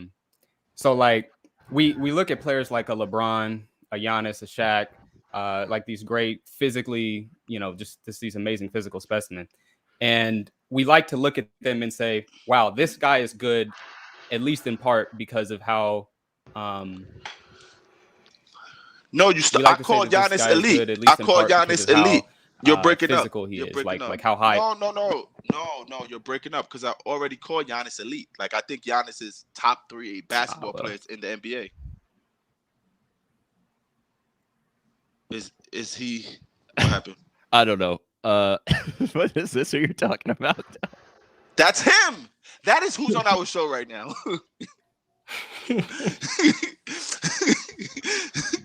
No, how do you get these so quick at the top of your head? Like you always have somebody for everybody. That's him, bro. Look, and it's frozen on him. That's crazy. Damn. All right. Yeah, it's tripping. We'll just have to move. I never knew Dell had Giannis top 3. Giannis top 3. I might have Giannis top 3 now. And honestly, this might sound bad. I thought Joel Embiid was better. Right. I don't know. So I have to revisit that because I do think Embiid is better. But look, this might sound bad, but what helped me, Giannis, and this, it might not matter to y'all, but this is on me. Seeing Giannis get 40 in Europe, that helped me in terms of his game. Like for me, what he could do against those type of defenses. Yes, 100%. It's weird, but it did.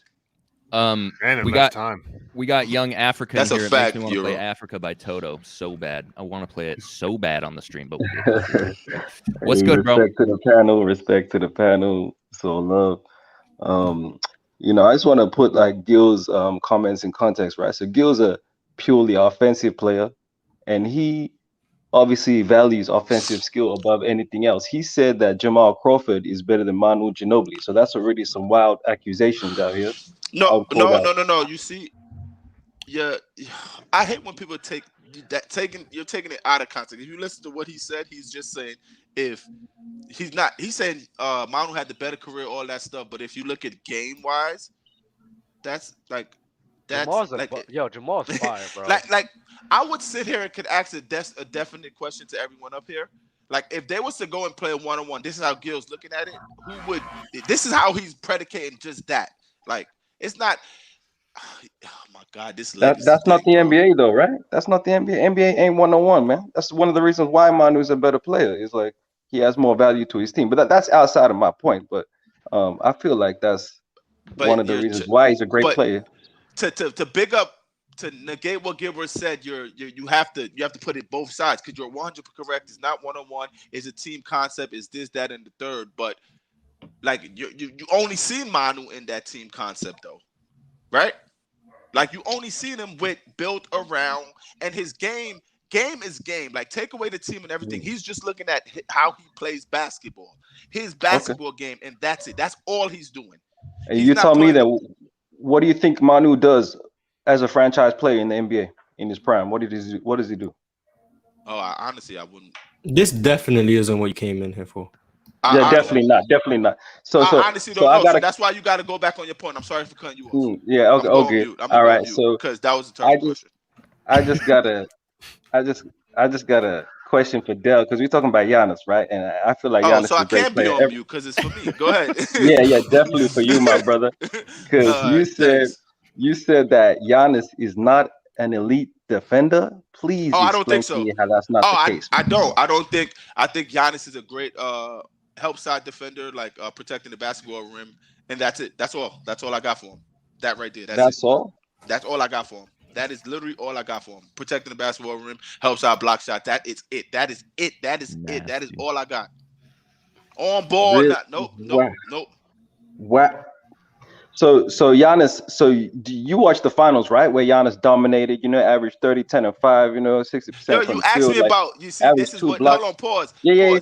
You brought up 30, 10, and 5. All that is offensive stat. Your question was defense. So the he could have dominated. Yeah. No, he could have dominated, and his 2 blocks were 2 amazing help side blocks. He had 1 amazing help side block. He hoop help, caught the alley, boom.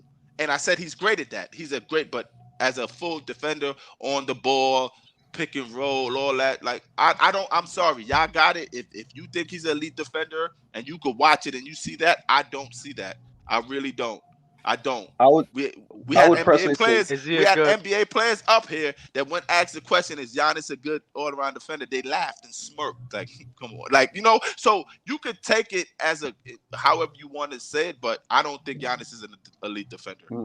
I don't. Would you say that's a team concept? Because you were talking about team concept and transition offense. Would you say that's a team concept that he's utilized as a help defender as opposed to a one-on-one lockdown defender? It could be, because people looked at KD as a better defender when he was with the Warriors, and he was primarily their rim protector, right, Mars? Mm-hmm. Yeah, he was their rim protector and looked at him as a supremely better defender. But Giannis on the ball, I'm really trying to see. Like, that's why I always say I think Jrue Holiday is their best defender. I think he's their best all-around defender over there, Jrue Holiday, and I always say it. But all the people that argue Giannis being great on defense, like, truthfully, like when has somebody been like really cooking and you say Giannis, like, keep him at bay? I agree with these opinions you have based on like on the ball defense. I don't think Giannis is great at all. But no, like he could control the net. Like I view Draymond Green a better defender than Giannis. Yeah, I seen Draymond Green lock up the post. I seen lock up wings. I seen him control the defense. Giannis is a better rim protector, of course, than Draymond Green. But I seen Draymond Green anchor defense better than Giannis. So I don't know what you see or you guys see to say when you come up here and feel that. Yeah, I don't see Giannis like as a lockup defender than that like that. I just don't. I look at all the stats, right? The analytics, and he's like.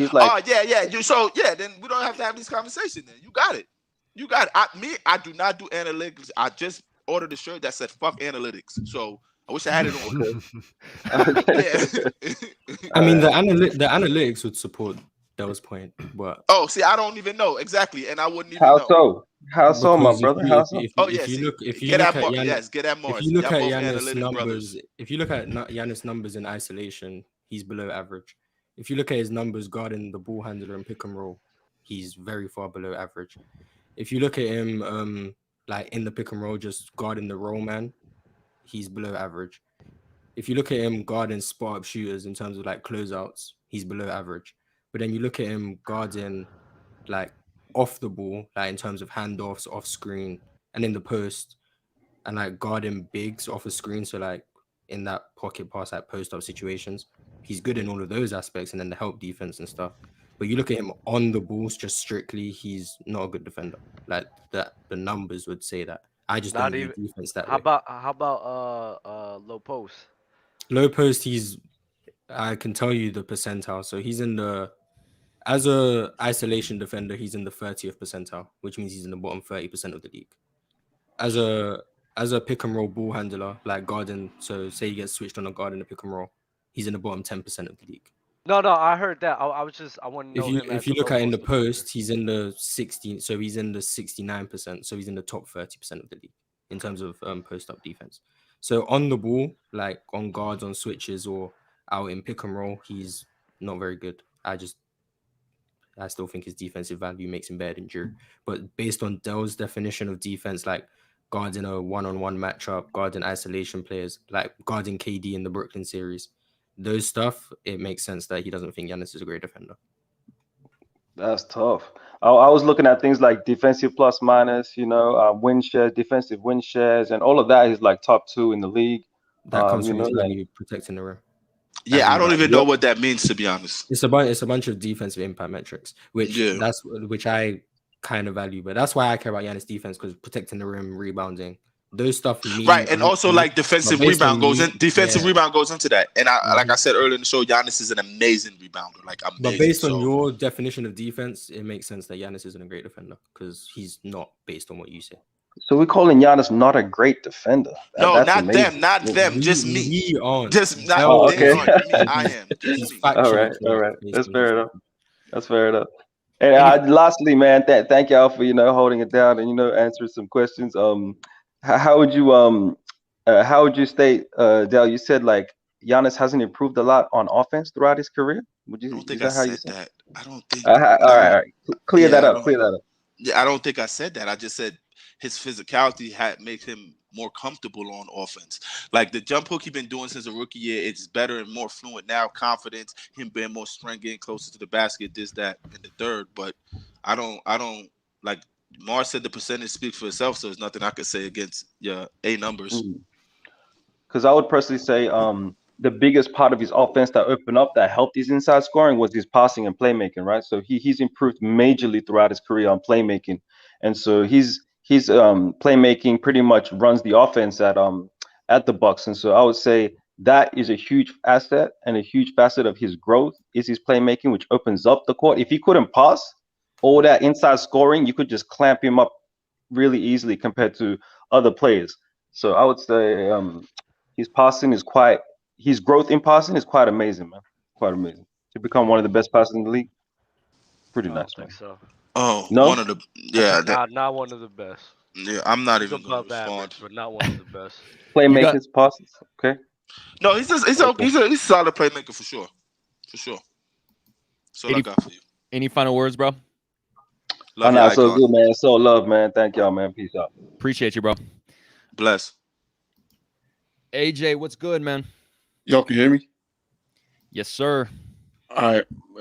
I'm just going to talk on the whole Gilbert Arenas thing. It's just like what he said, he's not saying anything crazy. Like, it's not bad.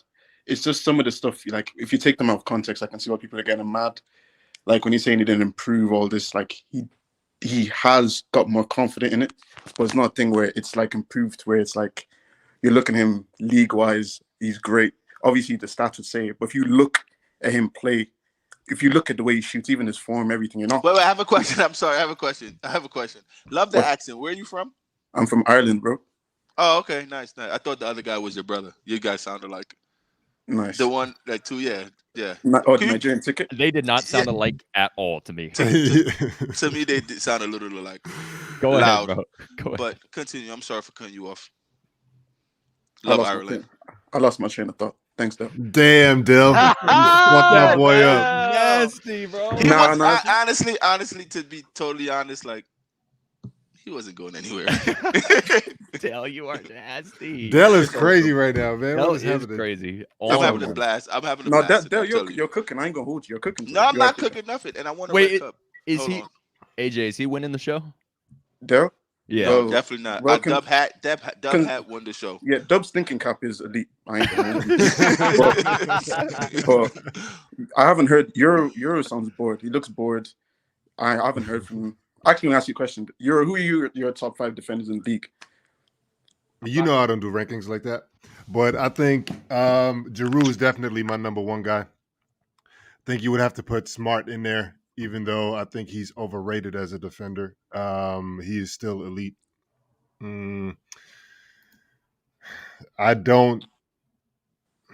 I have problems with like Rudy Gay, just saying that he's elite because I think he's a one-dimensional defender. Rudy Gay? You mean Rudy Gobert? My fault. Rudy Gobert. I was about to say, Rudy Gay. That's crazy. Yeah, it is crazy. But you might know, back in Rudy Day, he played defense. I never really thought that because I feel Rudy like Gay. No, Rudy Gobert. Oh, okay. I'm talking about Rudy Gay. I thought when they thought, yeah. No, shout out Rudy Gay, man, for sure. I need Fat Joe back on the show from the Jason Williams show. Fat Joe was on the show, and sorry to cut you off, Euro. Fat Joe was on the show, and he was agreeing with Ticket, and said something about what's his name? About Rudy Gobert dominating, and I asked Ticket. So Fat Joe's so dope because that's exactly who I thought, bro. He thought. I was like, he said Ben Wallace be dominating, and then Fat Joe kind of agreed with him, and I was like, do you think Rudy Gobert be dominating? And then him, Ticket, and Fat Joe never responded. So I really want to get on that one more time. I hate the Ben Wallace thing. It's you like Fat Joe. Fat Joe? No, you don't know Fat Joe. Aren't you from New York? Is he not from New York? I am not from New York, but no, I mean, we're not talking about the rapper. We're talking about whoever was on the show last. Oh, Mr. Maz. Oh, that Rockets fan. Oh, Mr. Maz. Oh, he's in the chat. We can bring him on. Yeah, he's for sure. Oh, he in the chat? Yeah. Oh, no, yeah. He He's in the waiting room. Like I'm literally looking right at him. We just have there's a line. Okay. Like I've just been prioritizing people who've been coming in. I think he should go next. But I gotta go to the bathroom. Giroux, best defender in the league, in my opinion. And also to your bored comment, I'm not bored. I'm hungover. There's a difference. All right, fair enough. I had a great night last yo, night. Yo, high five, bro. Boom. Part same squad. Yep.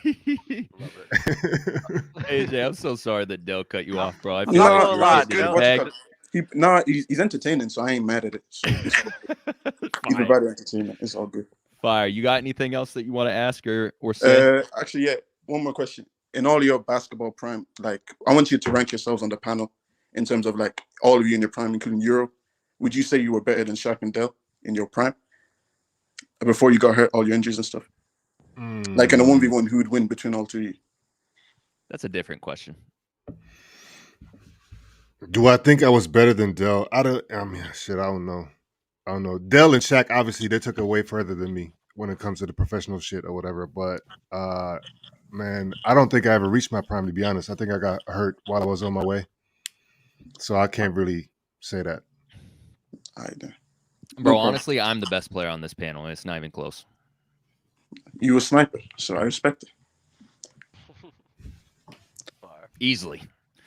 85. But I give anybody in the chat buckets though. That's for sure. And I'm putting them in the basket. Facts. Easy work. Fair enough. Final words, AJ. Thanks for the show. Love from Ireland. Keep doing your thing, man. For sure. Fire. Shout out Ireland, bro. Thanks for tapping in. Yeah, man. Can we acknowledge the fact that out of all the callers that we had, like half of them were international? So that's fire, bro. Man. PC travels. PC travels. All right, let's get Boone in here. Boone, what's good, bro? I feel like Boone's been in here for a minute, so he might not be readily available at his setup or whatever he's on. So I'll give him a second. Bro, I'm about to pull a Dell. I need to use the restroom myself. Man, I appreciate everybody tapping in today. We've been going for almost 2 hours now, and we got still around 500 people chilling, watching live. Man, you guys are amazing. I'm not gonna lie, Dell has been on his little Gilbert Arenas thing today. I kind of like it. Yo, Mars, you see this dude mocking you? Who? Can you guys see the waiting room at all, or just me? The waiting room? No, we can't see it. You're getting mocked. I'll just let you know. It's coming soon, though. The John Stockton jersey. Yeah. JD, I don't know what I missed, but I have a question for everybody that come on the show. Could they have their camera on? If not, then okay, that's fair. I can prioritize people who've got their camera on for sure. Only because I like to see who they look like. Yo, Boone, can you hear us? I see Buddy fixing his hair. There we go. Hey, you. I don't think his mic is on though. Hold on, is he muted? Oh, he looked like who the person the Hawks just drafted, Griffin. AJ Griffin. Yeah. Oh, he in the field. He working. Look at that. That's dope, man. That's for sure dope. Oh my God, you're not wrong, Dill. What's how are you so spot on with these? That's crazy. What's with his mic? I love the fact you Googled JD right away. Bro, it is crazy. Like spot on crazy. Like, yo, that is crazy. Oh, wow, man. Yo, do you got headphones, bro, or is your mic? Check your settings. Go to settings and audio. He's on his phone, so it might be. See where it's coming out from. Geeked. We'll give him like 60 seconds to see if he can fix it. Who's Mars looking like? I don't know who Mars looks like. I might have said Mars when he first came on the show, pause, and that was it. I said yours right away, Dub. You said ball don't stop. Yeah. That's just ridiculous. You hated it. You hated it. Well, I looked him up, and then I see the little what's the thing that they wear on? Right. On Yeah. You hated it that day. I don't even know it. Hold on. Let me look that up. I got you. Had one for Euro, I think. I got you right now. Wow. Oh yeah, I know that guy. Oh, yeah, that's funny. Dumb. That's crazy. That's funny. He has some interesting takes. He really does. He said that he could have coached the Lakers. Am I tripping or did we hear him? Was that Dell? Damn. Nah, I don't hear him. Nah. Tough. Boone. Next time, I hope. Next time, bro. Let's try next time. Thank you for tapping in, though. Damn, that sucks. Mr. Mo. What up, fellas? What up? Dell How said you he guys wanted. doing, man? Dell Hey, nice said he hat, wanted man. you back. Nice hat. Hey, I was What's gonna up, say I Dell? like your shirt, Yo, what bro. up, my dog? This is my t-shirt brand, bro. Yeah, I make That's your t-shirts. t-shirt brand? That's Yeah, dope. yeah. What's the Consistency, What it brand? say? bro. What it say? Consistency is key. Send me the Oh, link you on the probably gram can't so I see. can take a look. Yeah, for sure. Yeah, I got you That's guys, fire. man. Yeah, but man, Dale's not off on this one, fellas. A lot of people call me a Giannis hater, but listen, man, the 30, 10, and 9 or whatever he puts up, that don't impress me because I'm not a casual fan. Like, I don't just go to ESPN, see box scores, and say he had a great game. You know what I'm saying? So my question is this: like, I'm a believer in skills pays the bills, right? And I think that, and listen, I think if you're a top 5 player, or let's say top 3 player, there shouldn't be any offense that can slow you down. I'm sorry. There shouldn't be any defense that should slow you down. And if there is, you have a counter to their counter. We've seen too many times on occasions where Giannis has been stifled. He's been disarmed on the biggest stage, right? Miami, Toronto with Kawhi. We saw the Heat do it. We saw Boston do it last year, right? Giannis went from shooting a very high percentage to being damn near inefficient versus the Boston Celtics. Some would say, the floor shrunk. He didn't have Chris Middleton. Drew wasn't playing. But for me, it's hard for me to put Giannis in his proper context because I just feel like, to me, his game isn't fluid. This talk about he's gotten better. Dale mentioned his hook shot. Okay, I'll give you that. It's cool. But I don't think he plays well in the crowd. You know what I'm saying? I don't think he's an elite playmaker. You know what I'm saying? I think when he gets in a crowd around 4 or 5 guys, yeah, he may make the occasional pass to the corner, right? That's cool. But he does get happy feet. He does get a little, miscombobulated inside there. He's not comfortable, when guys digging at him. I mean, so for me, it's hard to put Giannis in his proper context. He's a great player. But to say he's top 3, I've seen Giannis get disarmed too many times for my liking, right? Other than the Phoenix Suns series, right? Chris Paul broke his hand. Suns had a true lead, and DeAndre Ayton is fucking softer than shit. So I mean, they had no answer for him. And so, other than the Phoenix Suns series, fellas, I mean, whenever you see Giannis just be, that guy, I mean, I haven't seen it. Dog, I got 2 questions for you. Who do you have above Giannis in terms of like the elite conversation? Oh, that was going to be my question. So Kevin Durant and Kawhi Leonard. But you said top 3. You said Giannis isn't top 3. Steph Curry. Steph. I think Steph's impact on offense is just off to. He's 4. Is he 4? Yeah, I mean, he's probably 4 or 5. Well, he's probably 4 or 5. I mean, I'm not mad at that. Because he's 4 or 5. You made it sound like he's so far from the top. Oh, you know what I mean? But if you have him 4th and you list those guys as being like ahead of him, yeah, like, I don't really see the point of me trying to like dissect and like nitpick your argument because it's like I got you. It's one spot. You know what I'm saying? But here's the thing though, when you talk about the defense, I agree with you that there's defensive schemes that worked efficiently against him. Okay. But to Giannis' credit, though, he's always bounced back. It may not have been in that series, but he's bounced back that same, that following year. And it's not always the same type of defense. Of course, like the general, thing that works is Giannis wants to go to the bucket, so we got to find ways to like keep him from going to the bucket.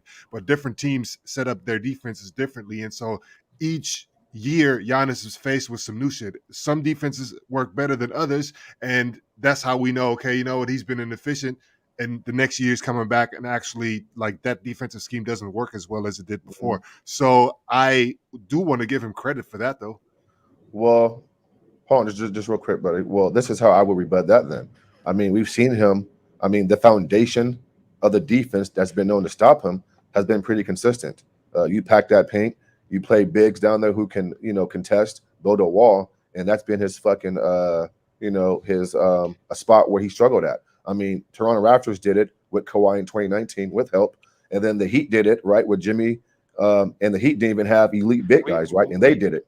Even though Giannis had a short. Well, I mean, listen, I mean, it wasn't I'm not saying literally a wall, but I mean, when Giannis would drive, some guys would come over and, clog the paint up, and the Heat didn't have no elite big guys.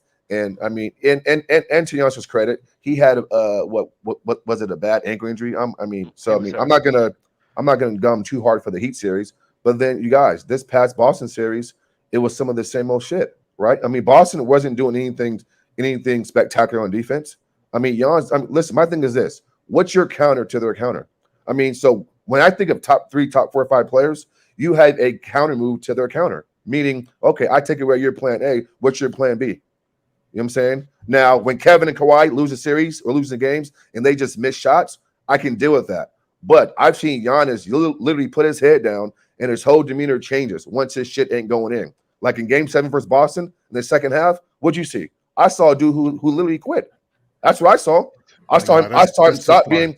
I saw Giannis stop being aggressive, stop playmaking, stop playing downhill, and it affected the whole rhythm of his team. That's what I saw in Game 7. Oh, and by the way, in Game 6, when Jason got it going in Game 6, if he's this elite one-on-one defensive player, like Dale said, and Dale was fucking spot on this shit. Hey, Giannis, man, go stop Jason. This is Game 6. This is Game 6. This is the closeout game. Go guard Jason. You let Grant Williams drop 7 or 8 threes in Game 7, and you have no answer. Let me ask you this: like, why is KD so high on your list? And he did whatever he did or didn't do in that series against Boston. That's a fair question. Now, granted, I think Kevin Durant mentally just wasn't there. I thought once Kevin Durant mind was a little bit better in Game 4, you saw what he did. He dropped 39 points, had a much better game in Game 4.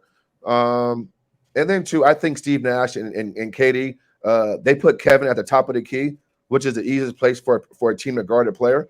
But if Kevin would have been on that pinch post or starting the offense from the elbow or somewhere like with his back to the basket, Boston could have done what they've done to him. But because they put Kevin at the high top of the key, you know what I'm saying, guys are coming digging and stuff. But again, though, I mean, if you take away Kevin's plan A, I still think Kevin has a plan C, D, and E. You take away Giannis. Yeah, no, for sure. Like, I'm not slandering KD. That's what I'm trying to say here. He didn't that series though, and they got swept because of it. And so, you know what I mean? Why are we not discrediting KD the same way we because we've seen Giannis because we've seen Giannis get stifled and disarmed on too many occasions. We've never really seen Kevin Durant get this disarmed before. Because it's easier to stop one person than like an array of like offensive weapons. They don't really have that with the Bucks. That's why everybody, you know what I mean? Like we're talking about Giannis not having help the way that somebody else may have. But we saw Kevin Durant last year in a hope versus. Hold on, but sir. And it was the same result and it's the same result with Giannis then. Well, except for Giannis actually made it to the chip and actually won one time, and KD has never. That's the argument that people have. And KD never won my argument is this, man. Without anybody else. Here's my argument. We saw Kevin Durant versus the Bucks without Kyrie after game. Was it Game 3? He was dropping, damn near 50-point triple doubles in Game 7.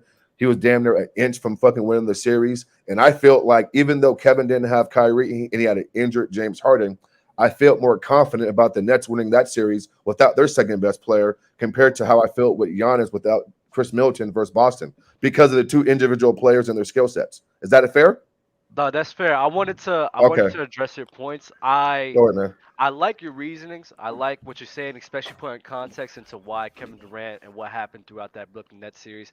But my thing is the choice of words. I think if somebody really wants to be nasty as hell and to counter your argument, all they have to say is, we got times where Stephen Curry got slowed down, couldn't adjust. Kevin Durant, there's been times in their career as well. I think you should probably stray away from that and just go into the game, dissecting on their games individually, because I do think you're hitting it on the money with that and how they impacted. I don't think it should be, you said you can't be a top 3 guy and then there's answers for you on defense, or the defense can stop you and you won't have a plan A, plan B, or plan C, where there's guys where in their careers they got stopped and it just happens, Yeah, but when you say they got stopped, though, bro, that's more of them just missing shots. I mean, this is a quote unquote make or miss league. Like I never seen. For sure, I agree with you. I agree with you with that. You know what I'm saying? I've never seen KD or Steph Curry, be stifled or be. And I keep using the word disarm because to me that's a key word in basketball. Like if you can disarm me from what I do best, then I use that against you. I've never seen teams really disarm KD or Steph Curry. They may have missed shots. They may have not got the job done. They, like, for example, Steph Curry in Game 7 versus the Cavaliers. He just had a horrible game, fourth quarter, right? Couldn't make shots. But listen, though, I can live with Steph going down how he plays. I can live with Kevin Durant just missing shots. You know what I'm saying? I fought KD for one thing versus Boston. He wasn't being aggressive in games 1, 3, 1, 2, 1, 2, and 3. In Game 4, we saw the real Kevin Durant. But we've seen Giannis literally put his head down, take his ball, and go home. on too many occasions. He had a true elite versus the Raptors. Kawhi Leonard and the Raptors shut that shit down. That was easy work, right? And then I don't agree. That was easy work. I don't think that's him putting his head down. I just well, think what do you call that? It's a lack of adjustment. I just think that he don't go in there like, oh, they're playing great. I'm just gonna shy away. I just think he can't adjust. He just I only think only game 3 KD shied away. I think game 1 and 2 he was trying to score against Boston. Yeah, game 1 was more about Kyrie than it was Kevin. Yeah, right. That's game fair point. I got you, Dale. Yeah, I got game you. 1 man. and 2, I think. Game 3 was the. So hold on. Homeboy down you must hate Luka. Who, me? You must hate Luka. I like Luka, bro. He might be one of the most impactful players in our league, other than Steph Curry. Far as him and Isha in the offense, I love Luka. But anyways, I mean, listen, homeboy down in the hat said something that caught my attention. You said it's not about adjustments. Well, isn't that what makes you elite? Wait, because no, that's not what I said. You're adjusting. I mean, that's why you're an elite player. No, that's not what I said. I said okay.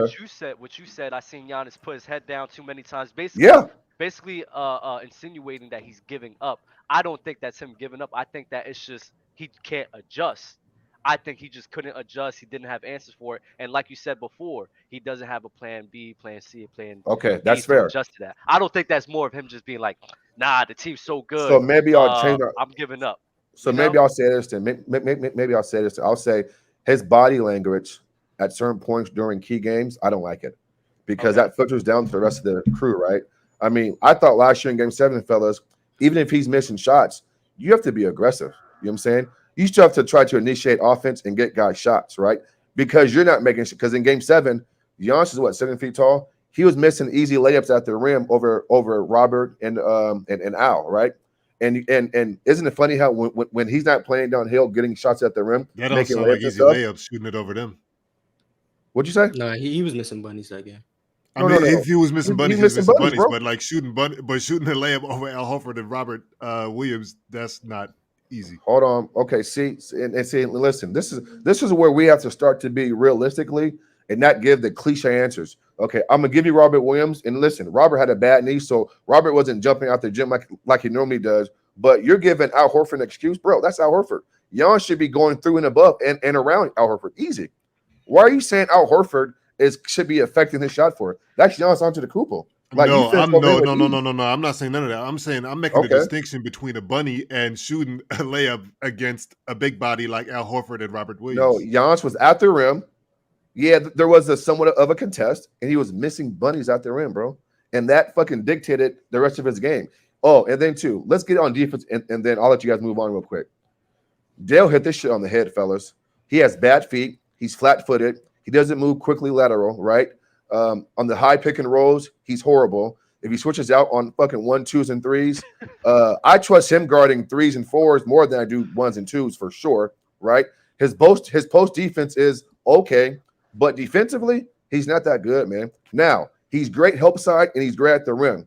And because he's long and lengthy, he's able to help and recover on some occasions. But we got to get – because a man has a couple key blocks or big-time blocks or a big steal, we can't put him in this defensive category because more times than not, we let guys on ESPN, not you guys, but they'll tell me that Torrey Craig is a lockdown defensive player. You had Jet Van Gundy and these guys on national TV versus Suns and Bucks telling me that Torrey Craig played defense. That's a lie.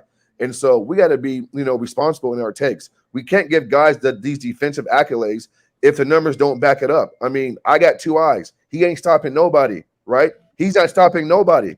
Because if that's the case, then in Game 6 in the closeout game, why wasn't he fucking guarding Jason Tatum? Why? Jason's cooking. Oh, and by the way, Jason and Jerling ain't got no left hand. They get plucked. They get their shit plucked every other play. So that should be an easy matchup, right? I mean, they ain't nothing special. They're cool. They all right. But if y'all said everything y'all say is defensively, then go put your best player on that guy. You know what I'm saying? Oh, and by the way, that Game 7 versus the Bucks and Nets, who was guarding KD on those 2 last shots? It was Drew Holiday and Chris, wasn't it? It wasn't Giannis. So that tells you right there. That tells you right there. Listen, I think one of them was Wesley.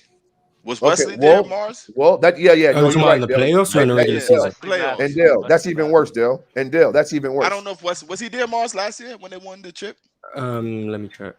I believe he was there. Oh, was he just? No, he was on the Lakers last year. He was on the Lakers, right. So it was. Was it not PJ? Or am I wrong? I think PJ had fouled out already. I'm not big on Giannis, fellas. I think he's great. I think he does some great things. But I'm a big believer in skills pays the bills. And when shit hits the fan, and I need you to adjust your game and go to plan B, C, D, and E, he can't do that. And if you can't do that, then I can't put you above other. I just can't do it. I can't do it. Y'all can do it. I'm not doing it. Now, real quick, if y'all don't mind, can I say something real quick about this Pat Bev nonsense? Yeah, go ahead, because I need it. Then I don't have to change the title. Let's get it. All right, man. Pat Bev doesn't move the needle for me. 2.5 hours later. Doesn't move the needle for me one bit. You know what I'm saying? He'll be in foul trouble early. He's going to be asked to stand in the fucking corner and smell fresh butter popcorn like all these other role players do who played with LeBron James.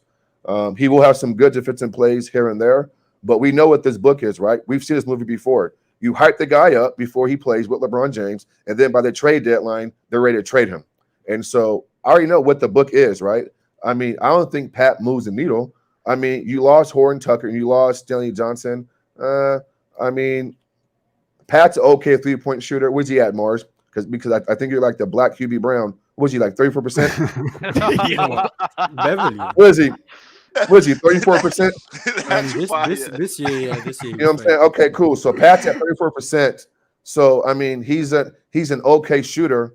And then too, defensively, as good as he is, out west, there's too many big guards, man, who can get their shit off at an elite level. And so his impact.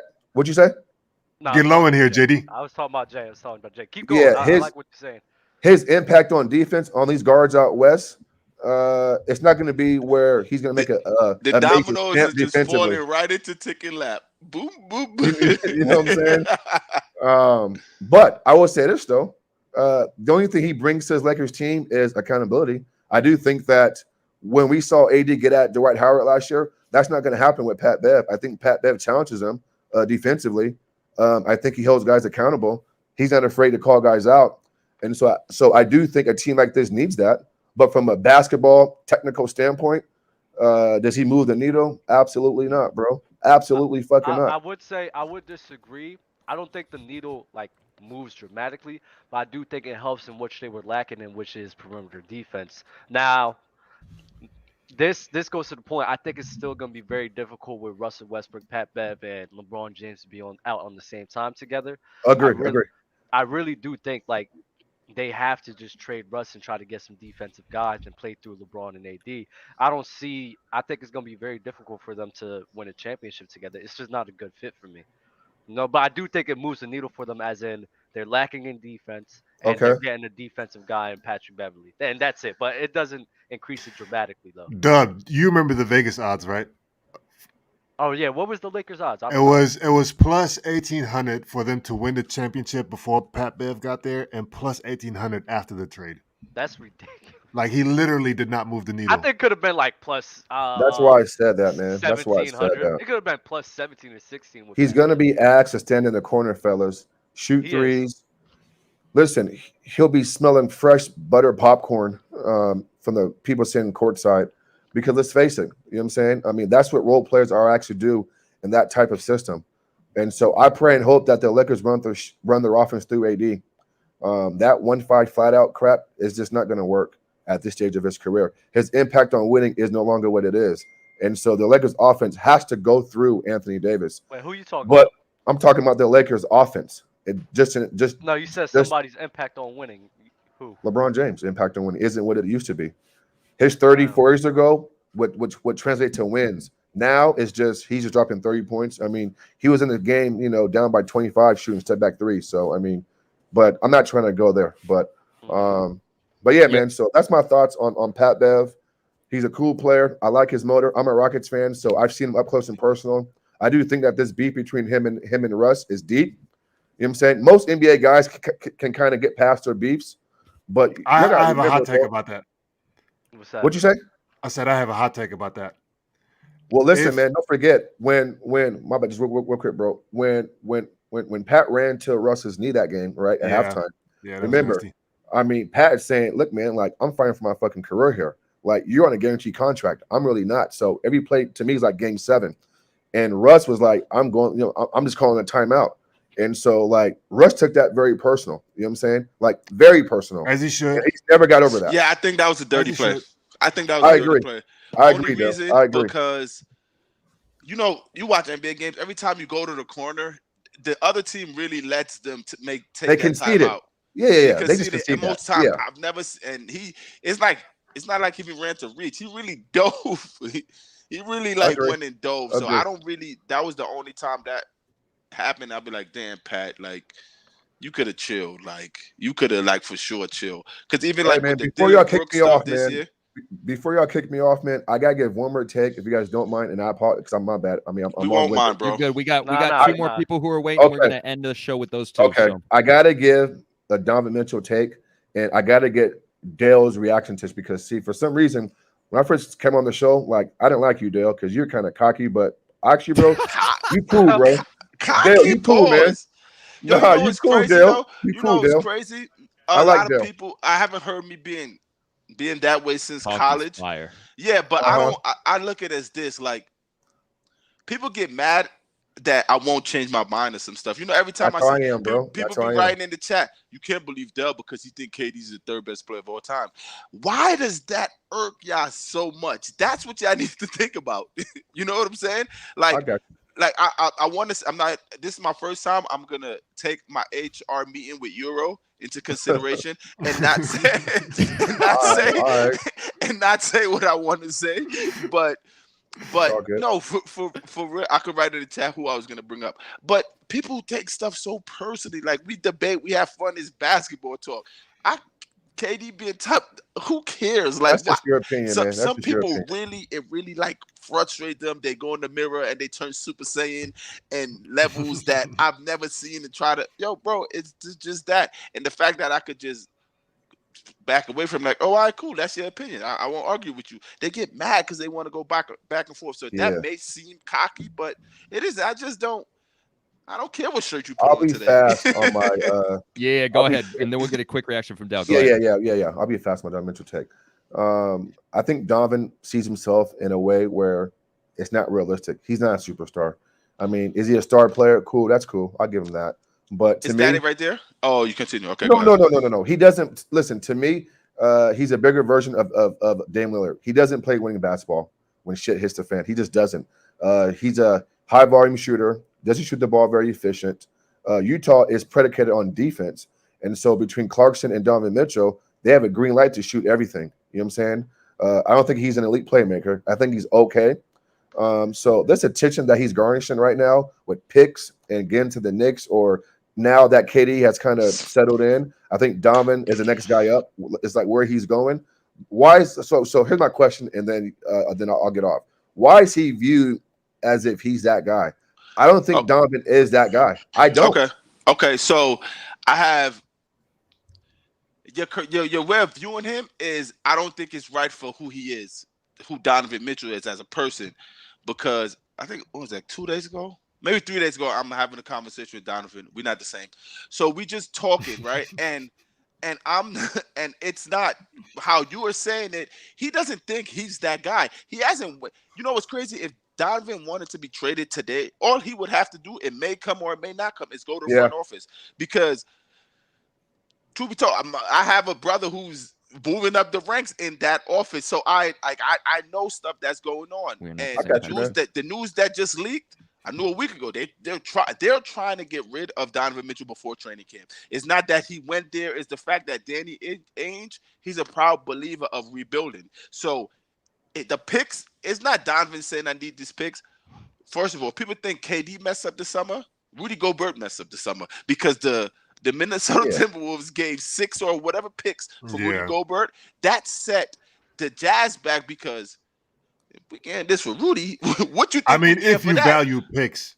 And that's what they value. That's all Danny Ainge wants. Danny Ainge really don't care about players right now. He knows he's going into rebuilding mode. This is what is sitting down in that office. We're in rebuilding mode. So I'm trying to get as much pick as possible. You know how many deals been on the table for the Jazz from the Knicks? Like, you ever seen Donovan Mitchell play in person, Dale? I played against him numerous times. Let me ask you this: How malleable do you think Donovan Mitchell is? What'd you say? You said what? How malleable do you think Donovan Mitchell is? Because I don't know what that word means. Like how, because Mr. Moss said that he doesn't play winning basketball at the end of the day, right? But we've only ever seen him. Yeah, with the Utah Jazz, that's cool. right? We've only ever seen him with the Utah Jazz. So if he goes somewhere else, do you think? Yeah, that's cool. But do you think that he has something about him where he can just completely shift his game to winning basketball, especially when he has other pieces outside of when he's been the man this long, it's going to be tough. But based on what how long has he been the? But this is the thing. If he plays with, if say it's some miraculous way he gets to Brooklyn, he's not going to be the same player he was in Utah. Well, like it'll tone down a little bit, but he could be as aggressive. He'll be forced to do that then. I mean, that's different. Like he'll be forced to do it. Right, but let's say, what is winning basketball? You know what I'm saying? Like, what do you consider winning basketball? What's winning basketball? No, this is, hear me out. Based on what he's been doing in Utah before he ever left, he's taken them to the playoffs more than once. I know the second round, maybe. I don't know if he ever made it to a Western Conference Finals, but second round, the farthest they've went. Them being young, him and Rudy, they win a lot of games in the regular season. So for us to say he hasn't been playing winning basketball, he's been playing with the Jazz. Well, we judge winning basketball in the postseason. Exactly. So before LeBron left to Miami, I don't know how you feel. Was he playing winning basketball in Cleveland? This is that winner and loser argument. I hate. You know what I'm saying? I can't. Listen, I mean, it's a fair question, but I just can't compare that to LeBron's situation. I can't. I'm not comparing Braun to because LeBron. I'm just saying, based on how far they went, they both went to the Western Conference Finals. LeBron went to one Finals with Cleveland. LeBron was playing winning basketball. I consider him playing winning basketball. Wasn't. So you're saying the fact of him, just shot selection, shot selection, okay, selection, playmaking, your mentality, your body language, on that your leadership Jazz style. Team, on that Jazz team, who should be the shot creator or taking the shots? It should be Donovan Mitchell. He takes everything. Yeah, I'm not to push back. So that means that's what I'm asking. I've seen, and throughout Donovan Mitchell's career, bro, the dude's in the playoffs been phenomenal. Like even against Clippers, he was phenomenal. I think I agree with you with the playmaking. The playmaking aspect, I do think is a little weak point and part of his game. But bro, in the playoffs, I mean, the dude put on great performance after great last point. Because you put on great numbers and you're filling up the box score, that doesn't mean that you're playing a winning style. That means you're playing an individual style that fits you. So when I say winning basketball, I don't mean him dropping 35, 7 and 7 to, to please him and his fans. I'm talking about sometimes less is more. Drop 25, 10 and 7. I totally agree. I totally agree. And go get Joe Ingles 10 shots. That's what the Jazz needed. That's what the Jazz. No, the Jazz don't need that. The Jazz don't need that. At that time, to rely on, though. That I get whatever you're saying. So if Donovan Mitchell had a Klay Thompson on the team or had a help that he was pushing back from. You guys, hold on. That he was pushing back from, that he's taking right there away too. From. Yeah, that he was taking away from. Who dumped the ball down to Rudy? I'm just stay right there. No, hold on, stay right there. You just said Klay Thompson. So the Utah Jazz the last 3 or 4 years have been one of the most efficient, best three-point shooting teams in our league. And so if you're Donovan Mitchell, you have to trust your shooting. You trusted it all season long, right? Trust it when it counts the most. So you're saying he don't trust it in the playoffs? No, he takes bad shot selection. I honestly don't think Donovan Mitchell game changes. He does. He becomes way more isolated, way more isolation oriented in the postseason. But I won't keep you guys, man. I appreciate you guys. Yes, sir. Listen, man, I love this channel, man. This is an awesome channel, man. So I'll come on as much as you guys. Make sure you hit me up with the link for the shirts. Yeah, hey, can you put you guys in private chat? Yeah. I'll put in private chat right now. Description. Go to our description. Hit him on IG. Okay, I got it. All right, fellas. Thank you. All right, bro. Appreciate it. Really quick, we got 2 super chats from Nick T a while ago. Man, Giannis didn't have his second best player and took Boston to 7. KD wet his Pampers. Stop making excuses for boyfriend KD, Mr. Moss. I don't know if that's the Mr. or if that's the Nick T or not. But sent another super chat, said KD got swept with another borderline superstar, Kyrie. Giannis was missing his second best player and hold his own and took Boston to 7 games. All right. We are going to end the show with these last 2 guests. We're going to bring on one at a time, but just preparing you guys for what's coming. We got about 30 minutes left, so we'll get Brett in here. Yo, what's up? Don't do it. What's good, bro? What's good? Don't do it, Del. Don't do it. He looked like Cole Aldrich. Wait, who? Cole Aldrich. I gotta look at this now. JD's for sure pulling it up. Oh, okay. Okay, I'm just remembering. What's good, bro? Tap in. So I first want to say, a couple weeks ago, y'all were doing like the NBA players for each panelist, like which panelists are NBA players. Mm-hmm. All right, so Euro is for sure Kevin Garnett, because they call Kevin Garnett the big ticket, right? And Euro was selling big time. Euro is so offended right now. I am Kevin Garnett. Hold on. You have to explain that to me again. How about Kevin Garnett? Because Kevin Garnett, oh my God, that's crazy. I'm sorry. That's crazy. No. The reason I said that Euro is Kevin Garnett is because the big ticket and Euro was selling me like crazy in the chat. Yeah, my bad, bro. No, but I want to you here now, though, man. We good. Yeah, facts. I'm on the Shout Out podcast, so this is like by far my favorite podcast. I love it. Like, I support all y'all. I disagree with all y'all sometimes, but I agree with most of y'all. So the Giannis shit, I didn't understand why people would disagree with what Mars was saying.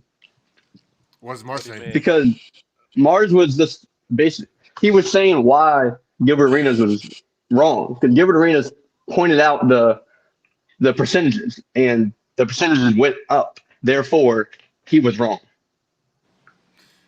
Yeah. He flat out said that the percentages were the same or worse, and I mean, they went up. That's where I tapped out, because I agree when we just take in what he said face value. But I honestly believe that Gilbert chose the wrong words to get his point across, and so I think this is why this is nasty. So, okay, I understand that, I guess. I would have to get more clarification from Gil first and foremost before I dig into that. Well, he gave clarification and said the same thing twice. It was pretty clear that. You talking about? That's why I thought it was on the video, and then he gave clarification on that long paragraph, and he said the same thing. So I think what he said, based on he hasn't improved, and he spoke about percentages, I think it's pretty clear that's what he meant. I guess you're right. I think you guys are probably just looking at it way too literally. I don't think he's saying as, of course, he improved, and even like what's his name? Arenas said he improved mainly because of his strength and everything like that. It's the fact that these are still glaring weaknesses in his game that hasn't been fixed. It's not the fact, sure, he got a little bit better, but that little bit better to him is like it's still a glaring weakness that a lot of people could take advantage of. And I think that was the only point he was making. I mean, you don't clarify something to not say what you mean, literally. In my opinion. Because if you say it more than once, it's the same thing at that point. For interpretation again, because then you're not clarifying anything. You're just. Could he have fucked it up first, and then the second time, like he fucked it up again? If that's the case, then I don't see that. I think he clarified it pretty perfectly, basically saying that these are the weaknesses in his game, and he hasn't really improved in that. I mean, I think grew up. I think that's false. I grew up hearing that you can make a mistake once, but after that, it's not a mistake anymore if you do the same thing. So if he said the exact same thing the second time, I'm pretty sure he meant it how I see it. Or like, to me, I'm just taking it exactly what he said. And what he said was wrong. Yeah, he improved by what, 4% as a mid-range shooter? I mean 4%. But he also took more of those shots. Plus, so I mean, it's just it's more than just a percentage at that point. I could understand what he's saying, bro. Honestly, I mean, I'm not gonna change my mind on that. I mean, he's just basically saying the weaknesses in his game, bro. It's not like LeBron where that's improving. Like, come on, Mark. But he didn't say.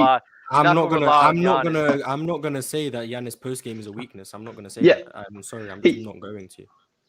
He might not be the best in the world. He said his post game. He said mid range. He said mid-range and threes and free throws. Free throws I can accept. Frees I accept. Like, there's still weaknesses for sure. Mid-range he's way better, and post game he's definitely better. Where do you rank him? Me? Currently? Yeah. Currently, he's one. Yeah, one for me. I'm not mad. Yeah, I mean, I just think he's gotten better every year since, like, basically he's won most improved. So I don't think he was topped him yet. And this is why I think where Gilbert is coming from with the, him not being able to articulate what he's saying, because I agree he improved for sure. There's no denying that. But in terms of like diversification of the game, I think that's where he's kind of like focusing on, because it is also a fact that while he is improving his jump shot, he is not at the level that, where he would be considered. But no one's going to be exactly. elite at everything. But yeah, no, but they the preface that unrealistic entire discussion off of like being elite or not elite, and so like there are different levels to being elite, and so I always keep that in mind when we're talking about that. You know what I mean? And I think Giannis, not number one, he also has a high ceiling to still get there, and I think that was what Gil was talking about. He just worded it. Okay, I can see that. He did say he improved, but in the way that he improved, it was more to his strength, not really to his skills as a basketball player. So he did. I don't understand how I'm making more free mid range is a strength. Well, I mean, Dell said it. Dell said that better mid range. He counts post hooks as part of a mid range, so that could be. I mean, you could just look at it from distance. I doubt Giannis is taking 15-foot post hooks, but if he is, then that's amazing. But I highly doubt that. You can. Not 15 foot. Foot. Like when if you take a jump hook from the dotted line outside of the chart, they don't count that as a layup. Yeah, but there's numbers for 3 to 10 feet. That's where. Of course, yeah. But I'm just saying that's also fitting the range of a mid-range shot. It's like percentage-wise. Yeah, like okay. Low don't like me sticking up for Gil. I'm really not, man. I don't like anyone sticking up for that take. Like, that's crazy. I just another thing I heard JD and Mars pointed out. That's a terrible jersey. So there's been a lot of hate. You could not like the way the guy plays basketball, but you got shit on his being a Stockton fan is crazy. That's an no. You know what's even more crazy. You know what's even more crazy? Wait, let me see the jersey again. I didn't see. I'm a Stockton fan as well. It's a fire jersey too. The purple one. Can you turn it around? It's a great jersey for sure. Like, it's an elite jersey. Nice. Yeah, I get. I thought it was the Michelin Ness. I would have got like, yo. Listen, man. The fact that the Utah Jazz have fire jerseys, at least that era right there, makes me hate them even more. No, so John Stockton's my favorite player ever, but he's only my favorite player ever because of like. Well, hold on. Let me finish. He's my favorite player ever because when I play basketball, I kind of like. I focus on passing and like defense, and that's kind of who I've always looked at as how I kind of play the most alike, I guess. Mm-hmm. But no, what's crazy is I don't disagree with what Mars says about him. Like about him not being an elite playmaker? I don't, but that's not what Mars is saying. He's saying he's not top 10 playmakers. I think that's crazy. Yeah, if you're not top 10, you're not elite. That's exactly what he's saying. KD's not in my top 10 all time. He's definitely elite. Yeah, but I'm gonna say he acknowledges that he's a great all-time playmaker. He's just not top 10. I never said Stockton's not. I would say he acknowledges it, but I mean I completely agree with him because how he's comparing it is for one the playmaking, but also the passes. I guess the passes are more thing what I agree with him. You don't have enough of a clip to show the great passes that we can compare to everybody else that they can do that John does because he only did like one main pass and that was that pick and roll. The main thing I don't understand with Mars. Mars has a guy where we said Giannis, and he said for Giannis in the KD argument, he said he doesn't care about the way it's happening as long as, the production of the offense or whatever. Don't care if he's doing it the same way every single time. It's better because it adds more value to the team or whatever. I don't understand how a guy in John Stockton, where even though it's a certain way, I don't understand how he doesn't look at it highly when he's been doing it probably more than everybody else in NBA history, at a higher rate than everybody else in NBA history, due to the production of it, due to the production of him finding great looks, good, easy, wide open shots, wide open layups. Shouldn't matter on the way that how it happened. Mars should value it. That's the part I don't understand. I never said I don't value it. I said he's a top 15 passer of all time. That's pretty. It's not, and I don't think that's crazy at all.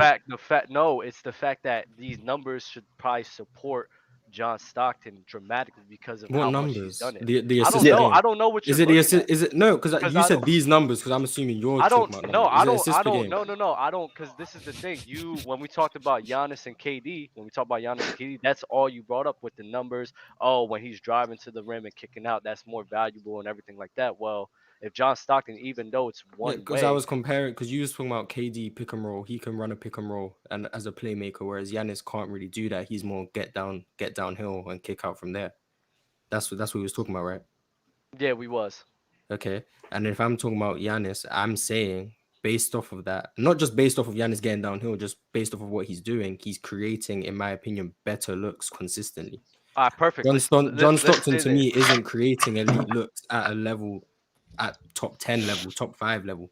That's all I've ever said. I never said he's a bad playmaker. I never said Giannis is a better playmaker than Stockton. It's just about guys are better than him. To you, it's all about creation. Because the way I'm interpreting you saying the whole Giannis thing, the fact that John Stockton is getting the pass to Karl Malone as a mid-range or getting Jeff Hornacek wide open on the 3 or a layup, to me, I'm thinking you should value more because at the end of the day, he's getting that pass to point A and point B more, I don't know, efficiently or whatnot, or just more than everybody else in NBA history. I don't understand how a guy like that is not top 10 for you. I mean, you're saying he's doing that. I'm just saying he's just the one passing the ball. Like Draymond Green does it to Steph Curry. I'm not going to say Draymond's an elite playmaker just because you wait for someone to get open and you give them the ball.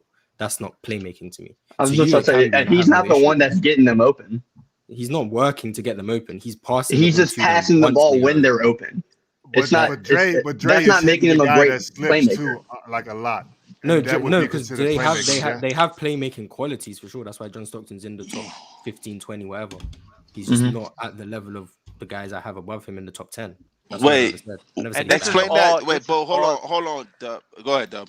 Nah, but this is all in the definition in which we're talking about. The way I'm talking about playmaking, bro, is mainly like your ability to be a true point guard, in my opinion. I don't look at creation and shit like that because I think you view Rajon Rondo as a playmaker. I think it's I think yes, what? Because the thing a true point guard. We already have a word for that, and that's what happened, JD. That's Dub. No way. You said playmaking is only being a true point guard. So can Kobe not be a playmaker? That's the way I look at it. I think Kobe's a. So, I think Kobe's well, a. What's a no true way? What's a true point guard? Before John like Stockton, Magics, before John Stockton and Magic, what was a point guard? Before John Stockton and Magic. Yeah, what was the definition of a true point guard before those guys? I don't know. I wasn't alive at that. So they are the reason that's the definition of true point guard. Yes or no? Those guys, those double-digit assist guys running the offense, they're what made the definition of a true point guard. Because before them, you don't know what the definition was. So then why can't I just say a true point guard definition has now changed? You got Steph Curry, Damian Lillard, Kyrie. Why are they not true point guards now? Why is the old definition still being used 40 years later? I think your ability, and even when we go out playing, like your ability to sit here and work around your teammates, your ability to know to where to feed the guys, where to get them in the right spots, understanding how defense is working, shit like that. That goes all into point guard. When your impact on offense is Stephen Curry, his impact on offense brings the attention he brings, which creates other opportunities for everybody else. I already have a word for that. It's your impact on offense. There's no reason for me to include that in playmaking when that's just a whole separate thing in its entirety. I'm just the way you sound. You're making it sound like playmaking and passing is like the same thing for you. Yes, it's the same thing. Playmaking is making plays, Dub, whether that's getting open oh my shots, god, what? Shots, like it's playmaking it's and all I together. don't playmaking and passing is not the same thing at all. That's not the same thing. No. Passing. The way that you guys look at it, but right, exactly. Playmaking and passing is the thing that works together. Like me, they work together, but they're not. But they're not the same. They'll set this earlier. We're talking about passing. I'm looking at the way you pass the ball. Like Jason Williams, tremendous passer. Yes. But I don't think he's probably not a top 10 playmaker because I don't think I think that like CP3 and Rondo, Jason Kidd and all those guys, they have the passing ability at the same time. They know how to work and break down defenses and work around the people that's around them as well, better than Jason Williams. So I don't understand how you can acknowledge that, but still think John Stockton is like that much high up there, though. Because John Stockton breaks down a defense, though, at an elite level. Like I'm not saying he doesn't. I'm not saying he doesn't. I'm saying that there's 10 people that can also do that. Like, right, but no, Mars greatest above him. Mars' point is these players. He got Kobe. Kobe has a better playmaker, and Michael Jordan's a better player. His biggest thing for that is basically saying your ability, because how you make the defense react based on how good of a scorer you are. The pressure they put on defenses that create offense for other people is more than what John Stockton did. I don't agree with that, though. I don't agree with it because, like, let's say Michael Jordan's in a pick and roll and John Stockton's in a pick and roll, right? Okay. So what's happening? Like, in your lens, what is happening to that? How often is Michael Jordan running a pick and roll? I'm just trying to make context. Hypothetically, Michael Jordan in a pick and roll, due to his threat to get downhill, would put more pressure on the defense, in my opinion, than John Stockton coming off the screen. And that will create what for you? And that will create what? More in terms of playmaking to pass to you. And then if he shoots or passes, that's a different story. But if we're talking about just creating for other people, we're going to assume that he does use the fact that the defense collapsed on him to find other people. Now, who would you say is a better shooter, Michael Jordan or John Stockton? From three or from just overall? From three. Shooting? Three. Just shoot. From three if they had a shooting contest, 5 spot each spot, mid range and 5 spot each three, just done 2 shooting, I think John Stockton would win. Yeah, probably standing still like that. Probably. Yes. Yeah. So the fact that like it's baffling to me, because then like John Stockton was an offensive threat. He's not an offensive threat as a Michael Jordan. But the fact of the matter is, he's a. I don't even think it's a comparison. There's a difference. There's a difference between. You can't make the shot, but if you're not gonna take it, like. If you don't think there's a difference between being a shooter or a shot maker. Okay. Let me ask you a question. Shouldn't it be harder for a person to play make if they aren't a good defensive, if they aren't a good offensive player to you? Shouldn't it be harder for John Stockton to play make react to him because they don't react to him? Yes. Shouldn't it be harder? You could say it should be. So based on what John Stockton did, and you being it so. He's a supremely better playmaker compared to Kobe, Shaq, Kobe, Jordan. The defense doesn't move. All right, look, John Stockton coming. We stay to our man. John Stockton ain't about to do shit, but lead the league in assists. The defense didn't react like that, though. You said what? The defense reacted because of John Stockton. He forced them to react. That's playmaking. I don't think he forced a lot. I don't think it was that much of a force. Like that's. I'm sorry, that's not John Stockton's fault. But Hero isn't all he did. Like if you look at his entry passes to Carmelo, which got him a bunch of assists, because Carmelo. Martin, that's where I have to pause there. Entry passes to Carmelo did not get John Stockton assists back in the day. Like the way assists is now to compare to the 90s growing up is totally different. You dribble the ball once and let it count. Now you can pump fake, jab, shoot, assist. It wasn't the case back then. I'm telling you, it wasn't the case back then. If you scored within one dribble, John Stockton was getting an assist. It has to be one flow. Like you can't like catch the ball and wait 5 seconds, and even if for 10 seconds, then do one. And honestly, Carmelo was never a dumb down turn and on a block type. If he got a dumb down, it was for a layup. If he got a dumb down, it was for a layup. Isolation, like you throw it to Giannis now.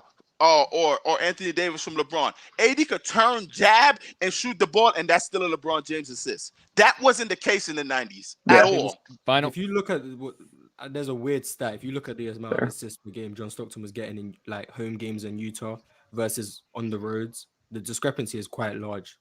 Some people say it's because the Utah Jazz scorekeepers were giving him assists he didn't deserve. I don't know if that's true because I'm not going to watch every John Stockton game ever, but there is some validity kind of to that argument.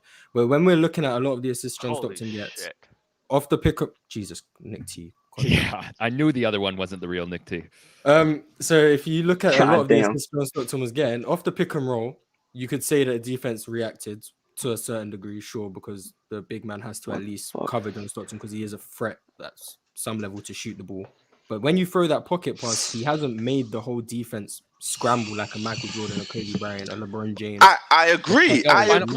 Yo, final thoughts on this, and we're moving because he's not creating. He's not creating as much as those guys. That's his impact on the offense. That's his impact on the court. That's their impact. That speaks to their impact. That doesn't. So you basically say Klay. So you think Klay Thompson standing in the corner and nobody being able to help off him is Klay Thompson playmaking?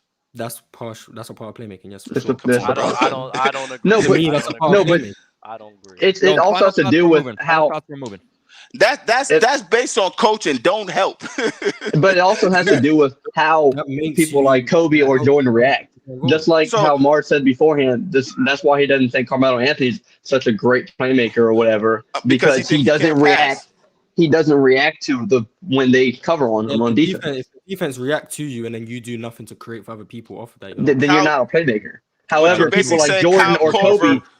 Kyle Korver had some playmaking value, not because a lot, because he made people stand in the corner. I don't agree with that. I'm sorry. Kyle Korver wasn't. My example would be quick example. My example would be KD on Golden State had a lot more easy lanes to the rim due to the fact teams couldn't help him step and play.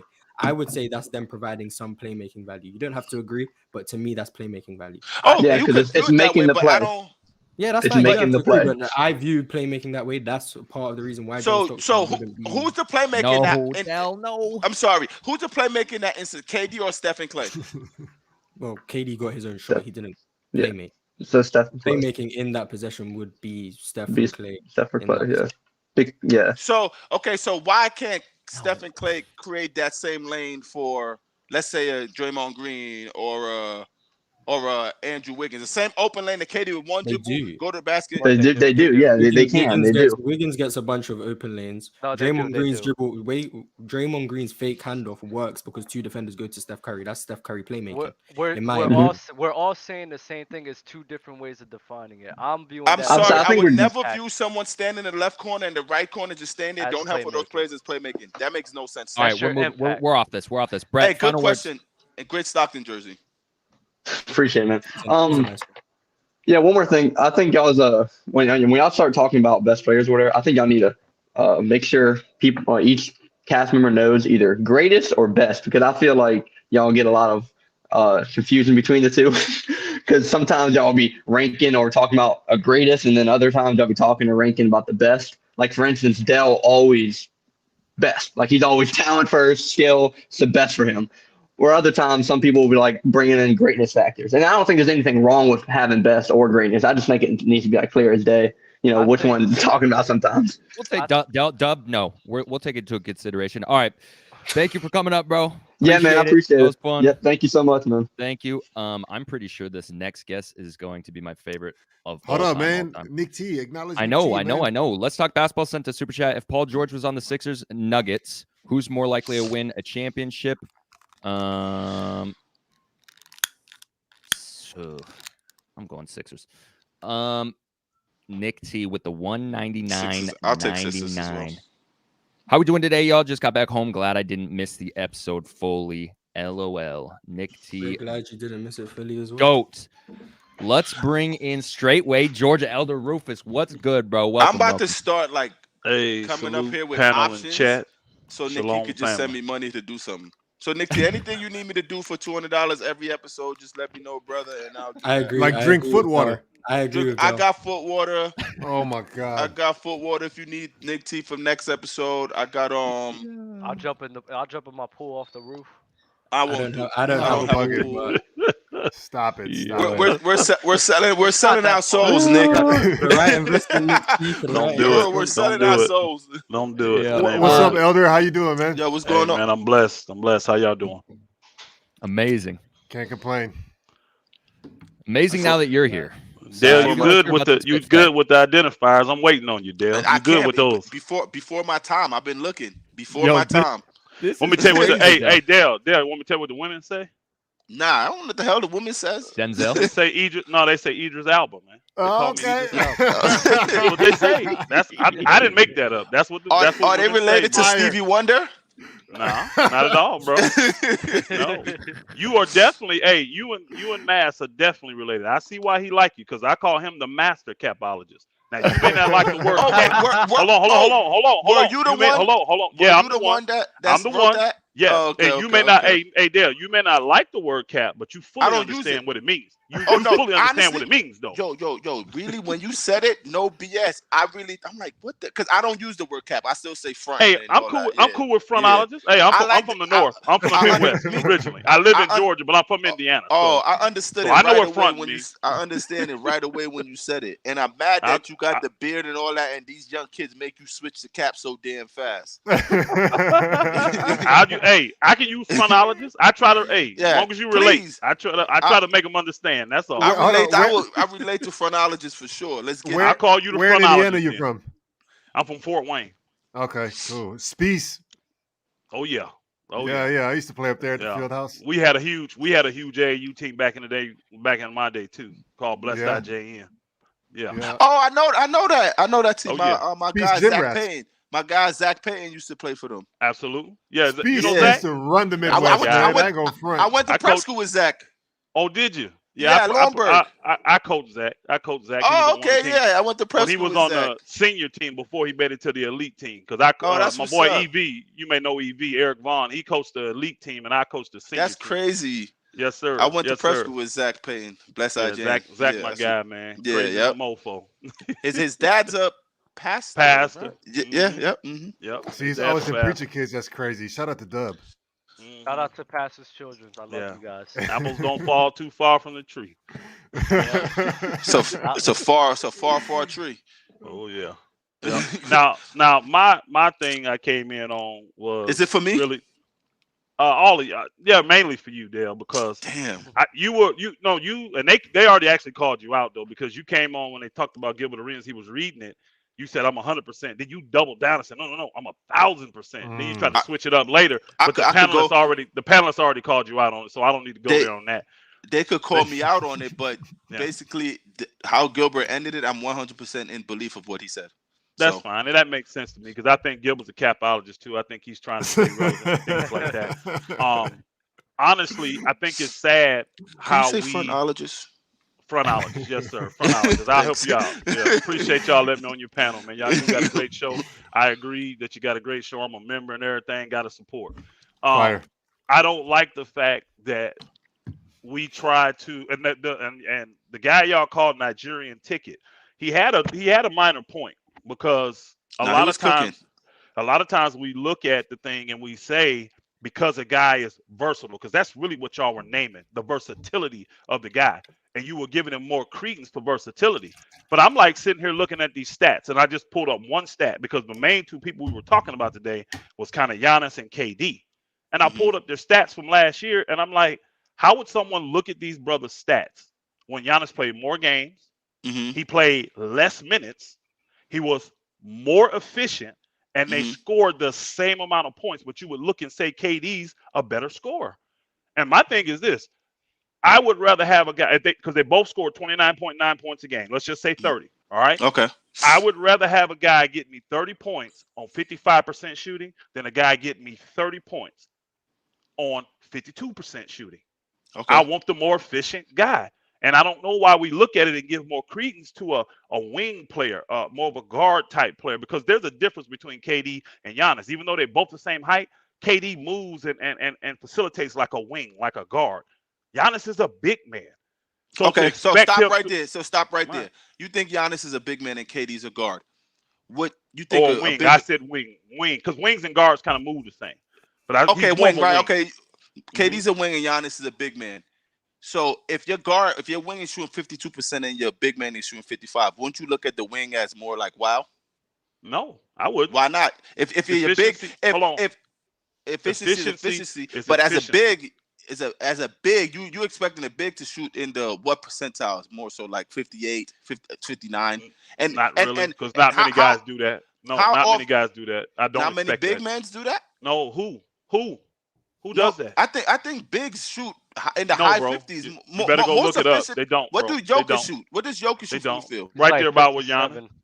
Yeah, and he probably the highest. He probably one of the highest. No, I think. Right. Hold on, So hold on. they- Oh boy, hold on. Oh boy was the best at 60.1 when he played, Who that? but he didn't play. Right. What's So his my name? point is that's shooting. That's a big closer to the The basket. leaper shooting from the 50. Pelicans. I forgot his name that fast. He missed a year. Zion. Okay, so Zion. the But he was leaper an anomaly. mostly He was an anomaly. He closer was an to the anomaly. basket, closer to the basket, and finishing at 55% clip to someone field goal percentage. Wait, I don't know. Is field goal include threes or no? Yeah, It does. It's Okay, bad so chat. include Yeah. KD threes and how much he takes. He's at 52%, and Giannis altogether is at 55%. What do you think? That's very impressive for a wing. I'm not. Hold on. I think they're both impressive. But what I'm saying, hold on. But what I'm saying is this: look at the totality. If I got both guys giving me 29.9, giving me 30 points even a game, I want the one doing it on 55% and less minutes, because Giannis plays about 5 minutes less minutes a game than he does.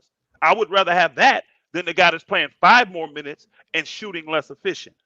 You see what I'm saying? Taking? And I want to know how that works. In I have to. Well, Are they the taking variety, the same amount, hold on, right? the Are they variety taking the does same go amount of into shots? Are they like honestly, Giannis, and this it. might Honestly, he's taking less because he's more efficient. He's taking less because he more takes double the amount of free throws. That's why he's taking less. Yeah, and old boy takes a lot more free throws, probably. But Giannis is more closer to the basket. Do you? So this I is don't care. only reason I'm going back and forth with you that. is this is why I think one is a better scorer to me. You're looking at just points, like the points. The points is the same. Doesn't matter how you score. That's how you get it. I'm looking at production. I'm looking at whole production because I gave you more than points. I gave you the total points. That's gave you the minutes played. Remember, I gave you that. That's part of it. And I gave you the efficiency of it. That's more than just points.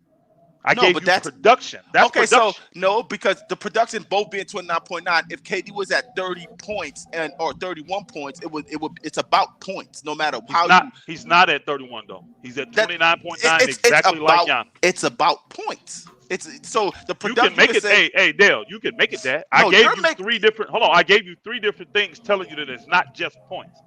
Because it's not just points on efficiency. It's not. That's fine. Let's go with the points. If it's just points, I would rather have the guy that gets me 30 on 55% shooting than the guy that gets me 30 on 52% shooting. They're both amazing. Look, so where does Shaq rank as a scorer? No, that's perfect for you, but that doesn't. I think Giannis is a scorer too, just as good. Oh, Giannis could be a scorer, but that's how you view scoring, and that's how it works to you. But I don't view a person scoring. I think it works like that for basketball because the goal, like the one guy did say it, is simple. The goal of basketball is to take that round ball and stick it through that hole. That's the goal of it. So and who's to your do it more than your opponents. So who is the goal greatest scorer? Who's the greatest scorer of all time to you? The person top of the list? Probably Wilt. Wilt would be the greatest scorer of all time. Now I don't know how I heard you call Wilt a bum. That kind of got me going a little bit too.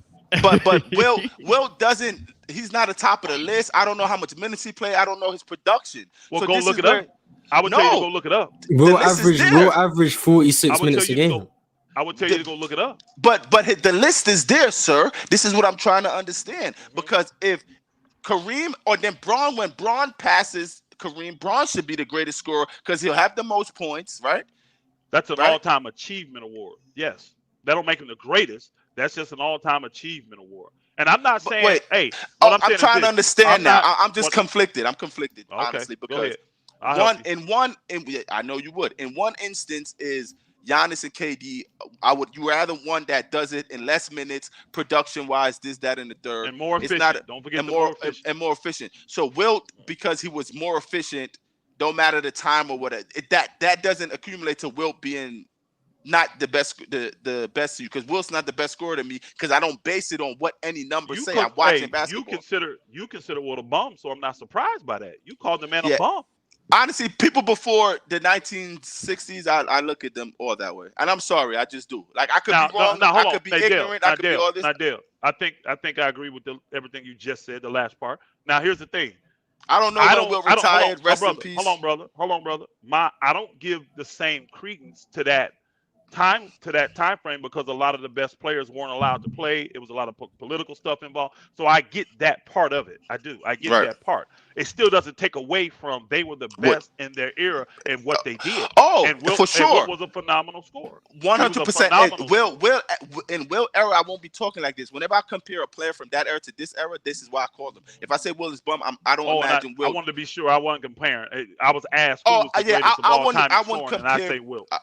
I wouldn't compare Will in this era. I would call him a bum in this era. I've done that before. People hate it, but I just had a little spiel about that. I don't think any NBA player to me. You top 400 and not literally a bum, of course.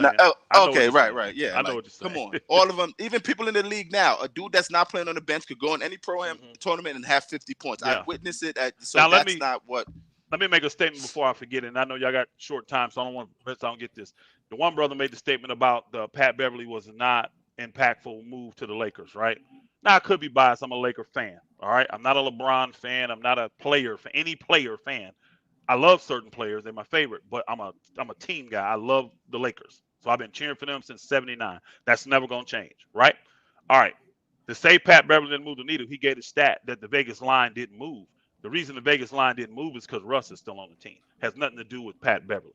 That Vegas line was established before Beverley got on the team, so that means Russ was considered in it.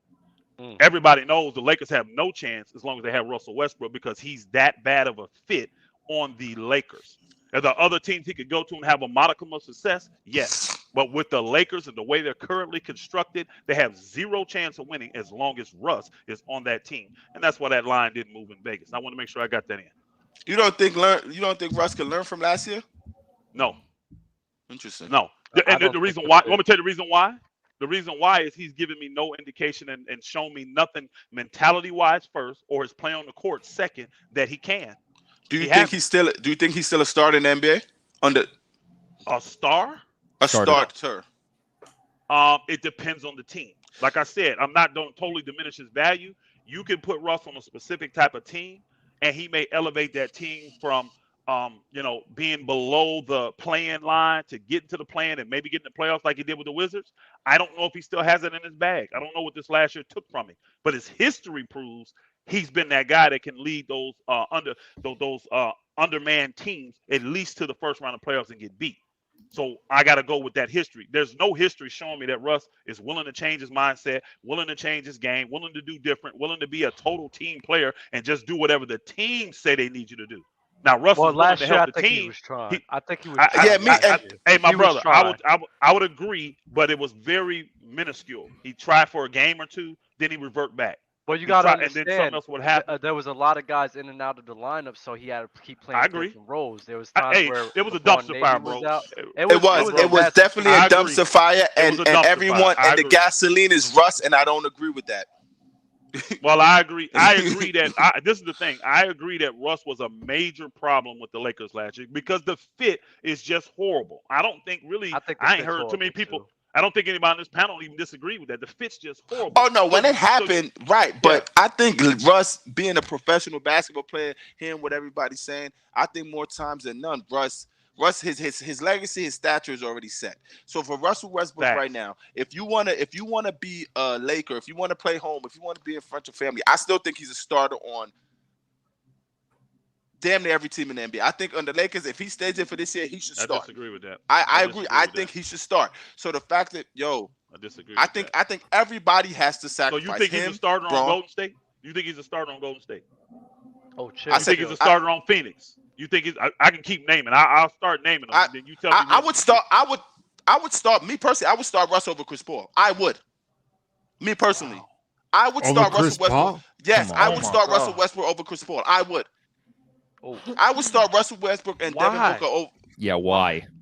Why? Because I think Russell Westbrook is still good. I think Russell Westbrook is still good in basketball. I think Chris Paul's still good at basketball. So what about his IQ? Yo, Lo, check your Discord, Lo. What about his IQ and decision making? You think that fits well next to Devin Booker? That's what you think. That's better. No. I don't think. No. It's not. You're asking me. You said if he goes there, starting next to Devin Booker, so you think that means Chris Paul's mindset and IQ is better with Devin Booker than CP3. Right. No. It's not better than CP. But I like Russ for Chris Paul right now. Chris Paul's 36, 37. All right, I'll take Russ. I'll take Russ over. Dale, this is why you're the frontologist. That makes no sense. This is why you're the frontologist. But no, you see, it makes no sense to you. I would. Dale, you just said that he's not better IQ wise than he. That's what he needs. If I'm picking teams, right, and you said, right now you could have Chris Paul or you could have Russell Westbrook, and we're going in this stage right now. I think today Russell Westbrook is a better player than Chris Paul. We're not starting a new team. We're talking about Phoenix. So you're talking about putting Russell Westbrook next to Devin Booker, saying that's better than having. Let me ask you a question.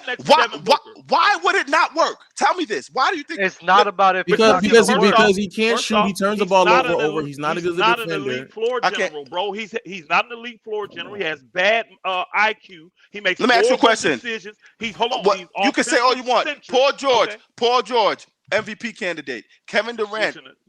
I'm not switching. I'm naming the players he played with, and they did not suffer. And they didn't win.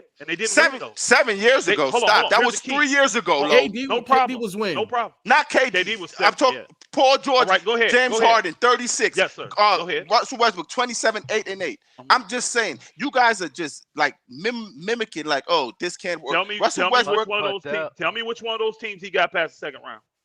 None of them. Okay, then. Not winning. The game's about winning. Chris Paul lost in the second round. They have one NBA Finals. Hold on, bro. They just lost in the second round. Hold on, bro. Chris Paul got the Houston team to the Western Conference Finals before he got hurt. Chris Paul just got this team to the Western Conference Finals and you see what you're. I think Chris Paul is a better player than Russell Westbrook. I didn't put that there. No, you brought that up. You went that way. I told Russell you Westbrook, right? I'm not moving no goals. Russell Westbrook right now. Tried. You'll put him it on. Didn't work. No. How I tried. Russell Westbrook, I put you on Phoenix Suns. You could go to the second round and playoff this year. 100%. But again, 100%. Hold on, time out. 100%. Let's keep with that, y'all. Hold on, y'all. Let's go with that. 100%. Second round. Chris Paul has already achieved greater than that, but you still telling me you put Russ there. Chris Paul has got that same team. Hold on. You got that same where did he lose last year? To the finals. Where did he lose last year? Where did he lose last year? Second round. Okay, I got it. So, but what did he do the year Russell before? Westbrook led a team to the finals already as well. So what are we saying? 12 years old when he did that. Come on, bro. He was on the team. Not led. I was on the team. Sorry, wrong word. Dale, I agree with you. Dale on that. Not wrong word. Hold on, I agree with you on that. And he played well in the finals. Hey, Dale, I agree with you on that because KD is definitely not a leader. So I agree with you on that. He did lead that team. Well, I agree with that. No, not led. I'm sorry. Not led. I'm totally sorry. I'm totally sorry. I don't think y'all should use points as he took a team to the finals when no. the fact of the matter is that was 10 years ago. What y'all doing? I don't like the fact that's what's happening to Russell Westbrook based on him having just a terrible year, and this is why I'm on his side because he can still. He ain't been to the conference finals since 2016. I'm not gonna front for him though. What does that mean? Dale, just because he's taking a bad round, I'm not gonna front for him. That is, I'm sorry, that is not player. He's not the player that Chris Paul is right now. He's not. Wait, he's Dale, not what?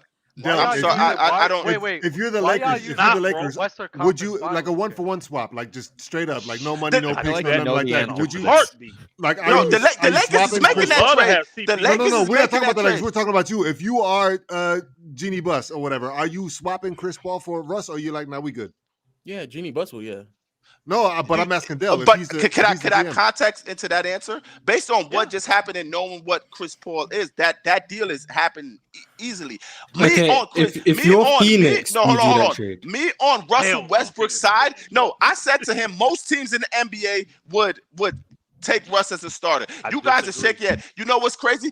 Russ stayed there right now and fit a role and played nicely and averaged 19. Everybody's saying, "Oh, Russ bought in. Russ did that." I believe Russell Westbrook has that. I believe Russell started for the majority of the teams, but the majority of the teams in the NBA are trash, though. I believe Russ has that in him, 100%. I believe Russ could be on a winning team. I believe that, 100%. Russ averaged 18 last year and it didn't work. So just averaging 19 this year is not going to make a difference.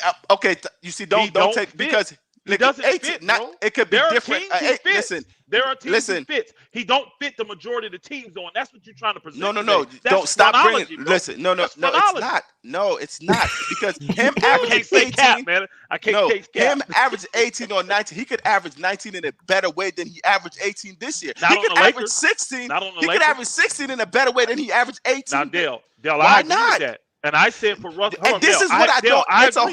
It's a whole new coaching. You don't know what Darvin Ham's gonna do. Stop! Why are we capping for this man? I'm pretty capping for who? Hey Dale, hold on. I didn't even see Lois here. What's up, Lois? Been here. Hey Dale, I'm with you on the less Russ better. I'm on that. That's what he needs. But the problem is the mentality of Russ. He's not going to listen. He's not going to comply. I don't have any history. I'm sorry. Hold on, bro. I don't have any can't history take one bad of Russ year complying to a coach. What history do I have? Wait, what coach did he diss? What it ain't coach? About that dissing. You see so Russ tell me. Hold on. So what coach did he go against? He's other the than point guard. Frank Vogel? He's the point guard. So when he goes, he does what he wants to do. He even said it with Frank. I got this person telling me this person telling me that. I'm just gonna be Russ. Other than Frank, tell me other time of coaches that hate Russ. Bro, I didn't even say Frank hated Russ, bro. I'm saying he's showing stop. Frank hated Russ. I didn't say that. You did. Okay. What I'm saying is Russ hasn't given me any history that he will comply and do what the coaches want him to do. Okay, tell me other than last year, where did he comply? Other than last year, where didn't he comply? Other than last year, where didn't he? Yes. He didn't really comply in OKC with old boy. He didn't. With who? Was it Billy? Yeah, he really did. Both, really. He didn't comply with them. I thought he had. I'm gonna tell you right now. What happened is Russ had major All-Stars and Hall of Famers with him that covered up a lot of what he did. That's what I personally believe. He just covered up a lot. He was a better player then, but those guys they covered in up. One instance, a lot. We know in one instance we know he didn't comply because Frank and everything came out. Being with LeBron, you always on watch. And now the other instance, we didn't hear nothing, but because of whatever reason, we're gonna say he didn't comply. All I said is this, bro. I don't have any history. And his mindset is he wants to do what he wants to do. And I'm quoting you stuff he said, not other people said about him. Yeah. He said, stuff he said based on last year. Last year. Hey, this is 1 year. No problem. And he's got 1 year. No problem. And exactly. Experiences. Dale, I'm still saying this. He don't fit I'm the sorry. Lakers. There are teams he fits, but I don't agree with the notion that he's not I don't think he fits the Lakers anyway, but I think everything that's going if the Lakers that wants to win a championship. If the Lakers don't trade Russell Westbrook, I think he'd have a good year. I think he'd have a good year this year. Name me a championship team that's in the running, right? That he fits. And he could be the glue to get them over. Tell me that glue? He could help? I'll use proper words. Tell me the team that he will get over the top. A team that's a championship contender may not been able to get over the top yet. You can add Russ to that team, and that'll get them over the top. Name me that team. So what? Phoenix, Boston? Well, I'm not gonna. I don't dislike him at Boston. To be honest, Boston. I would say Boston. Hold on. Do y'all think with Russ on Boston, they're gonna win a chip? You really believe that? If you I don't think Boston's going to win a chip the way they're constructed. Period. I don't think Russ. Yeah, but you're saying contending. I'm naming contending teams. I don't think he will hurt. I'm not gonna lie. Yo, OG, do you believe that Boston I like him on the Bucks would be better with Russ than with Brogdon? That brother that was speaking in the corner up there. I'm sorry, I don't know your name, brother. I apologize. Euro. Yeah, you right there. I mean, honestly, I don't believe in Boston. I don't believe. I think Russell Westbrook is better than Marcus. I think Russ is better than Marcus Smart. Can I get his answer? Well, they got Brogdon now. They got Brogdon now, so that's why I said Brogdon. I would. Here's the thing: if they're talking about Brogdon, and if they're and they're keeping that core unit or whatever, then I'm good with that. But I think if they were to get Russ in the mix and give up somebody for him, I would rather have Russ for sure than Brogdon. Then who? Then Brogdon? Yeah. And now give me your number, and I think I already know what it is. Versatility, durability. Durability. What's the reason why you would have Russ over Brogdon?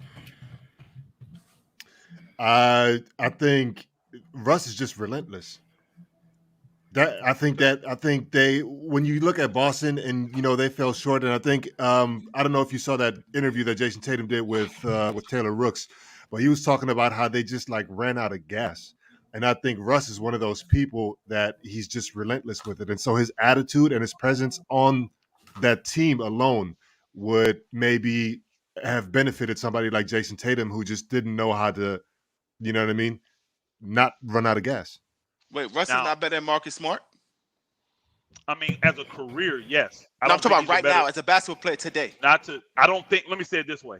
I don't think Russ is a better fit for Boston. Hold on. I don't think Russ is a better fit for Boston than Marcus Smart. Here's the number one. I agree with that, though. Hold on. Marcus Smart is a bulldog on defense, and he's the leader of their defense. Russell Westbrook is a pine cone. That booger is that booger is a lamp. Yo. But Dale, that doesn't mean it just means he's a better fit, though. That doesn't mean that he's a better player. That's all I said. He's a better fit. Marcus Smart does dumb stuff, but not as dumb as Russ. He's not on the same level of stupid plays. He don't do it. No, he does. He does do some stuff. He does. Listen, yo. Russ, though. It's in that same ballpark. And Russ plays zero defense. He plays zero defense, though, and the game is played on both sides. That's the reason. He plays it's a better zero fit. defense. That's the reason. It's a way better. Way better. But Russ is a better offensive player than him. But they don't need more offense, though. They don't need offense, though. They don't need offense. They got you.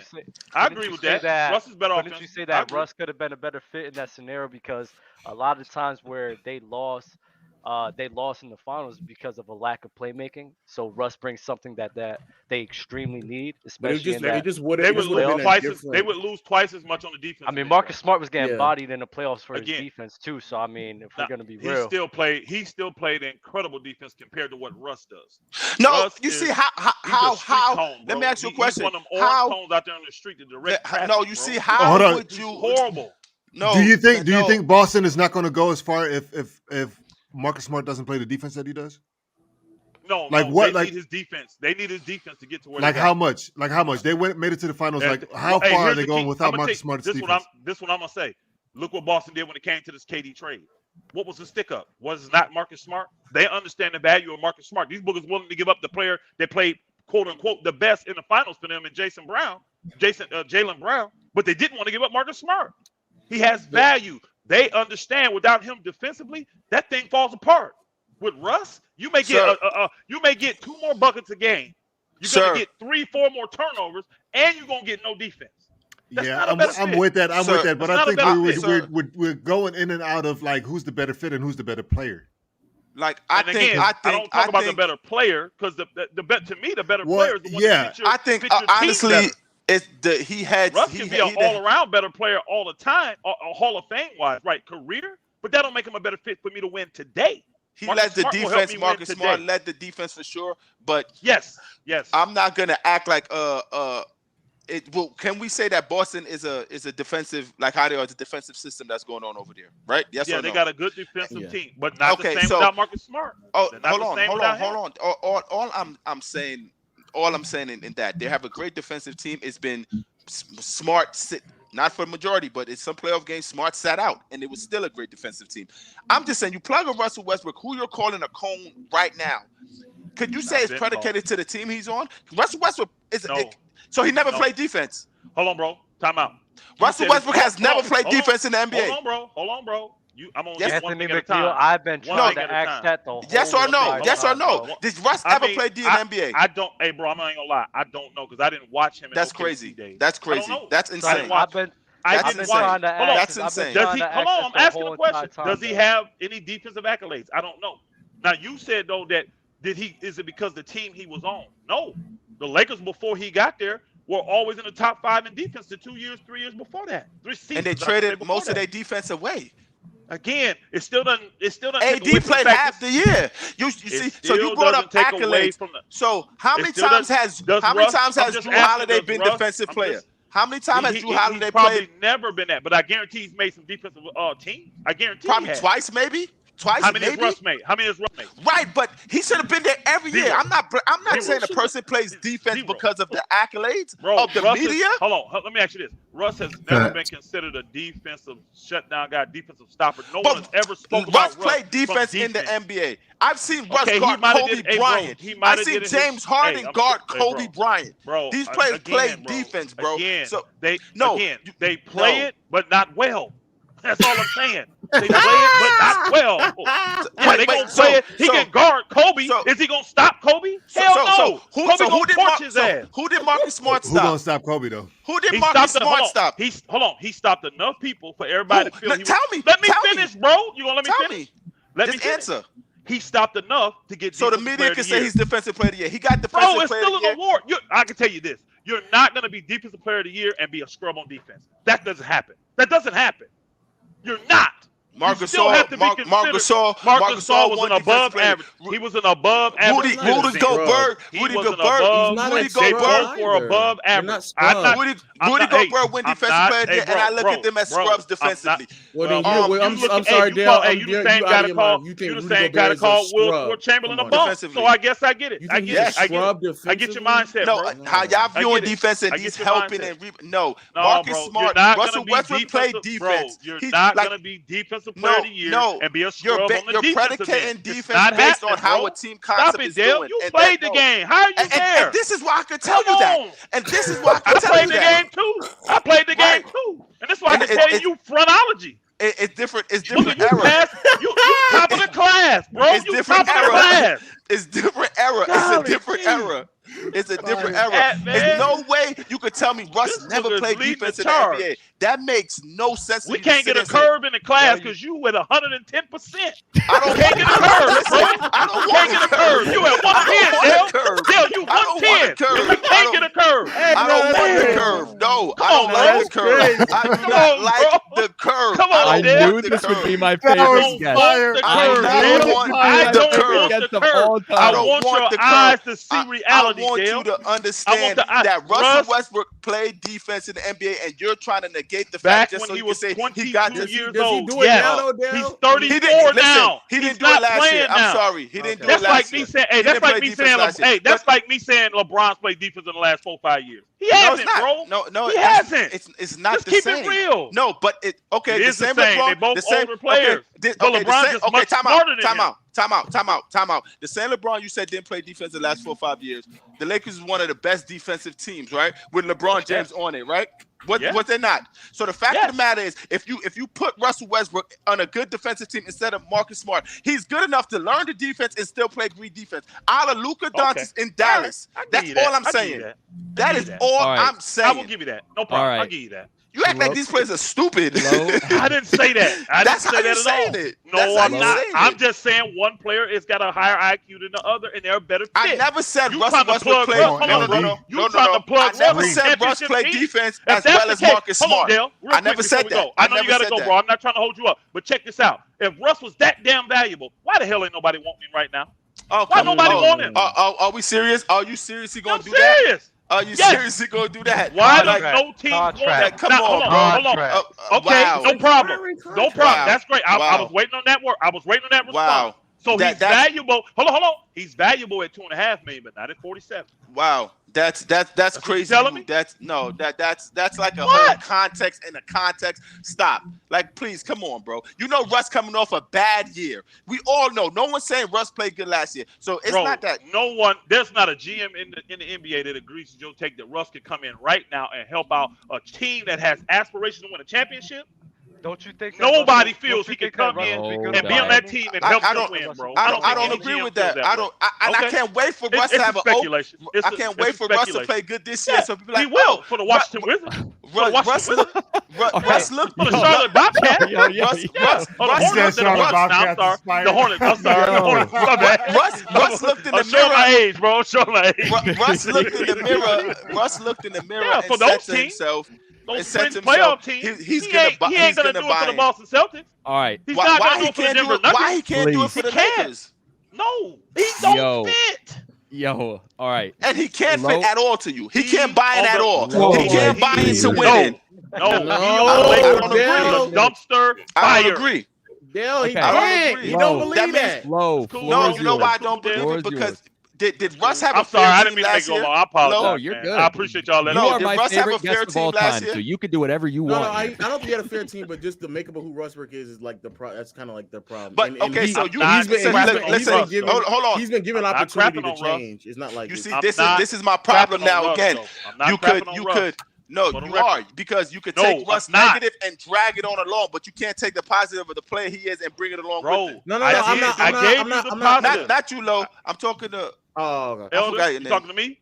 Elder Rufus? You talking to me? I'm not calling you Elder Rufus. Hey man, hold on. How old are you, bro? Hold on. How old are you? I'm 35. I'm 50, bro. What's wrong? Yeah, but I don't want to call you Elder Rufus. Call me Rufus then. Call me Rufus, bro. I'm gonna call you Mr. Rufus. That's fine. Mr. Rufus. Most people call me Elder. That's fine though, bro. I mean, once you get 50, you can get all these grades. What else? I mean, man, it is what it is. I still bust up on the court though at 50. You and the brother in the corner. I heard the brother in the corner say he'll give all the chat buckets except me. He's not giving me buckets. Man, you don't want that, man. I don't want to put a hip surgery on you. We had a good screaming match, but don't bring it to the court. Hey, I'm ready for the court, bro. I'm ready. You might be ready for the court, but you're not ready for the judge. Don't make me Russell Westbrook. No, I'm playing. No, but serious though, I'm not crapping on Russ. I'm saying he has a role, he has value in certain scenarios. He just don't fit on a championship team, in my opinion. You trying to win a chip, you can't do it with Russ, and he's proven that through his career. He's proven that. I don't know. I don't. Well, I got 14 years of history tell me that I'm right and you wrong. Because you think he can, 14 but he ain't years? Hold on. He's played 14 years in the league. What team has he helped win a championship? Name the one. Wow. Thank you. Wow. You can't win with him. You can't win with him. Right. That's the same Chris Paul argument, and Chris Paul's played 17. That's what I was about to say. So Chris Paul, Patrick Ewing, John Stockton, Karl Malone, none of them. You could have win with none of them. Yeah, say Stockton. Allen Iverson. They all good though. I would rather have all those guys you name, I'd rather have over Russell Westbrook. I'd rather take all of them over Russ. Nah, give me Russell. But no. I gotta say, I've been saying this literally for 25 years though. That a guy like Russ though, a guard that's scorer centric first, really not a true playmaker. He's just kind of selfish mindset wise, just want to score. I don't think you can win in the league like that. I really don't. Steph Curry. You can win. Steph is not that. To me, Steph is not that. He don't have a mindset. Very score centric. No doubt. But he can still play make, and he still will give it up when need be. So does Westbrook play makes. Westbrook is better playmaker. Yeah, Westbrook is one of the best playmakers. So when y'all look at Steph and you look at Russ, you see similarities? Is that what you're telling me?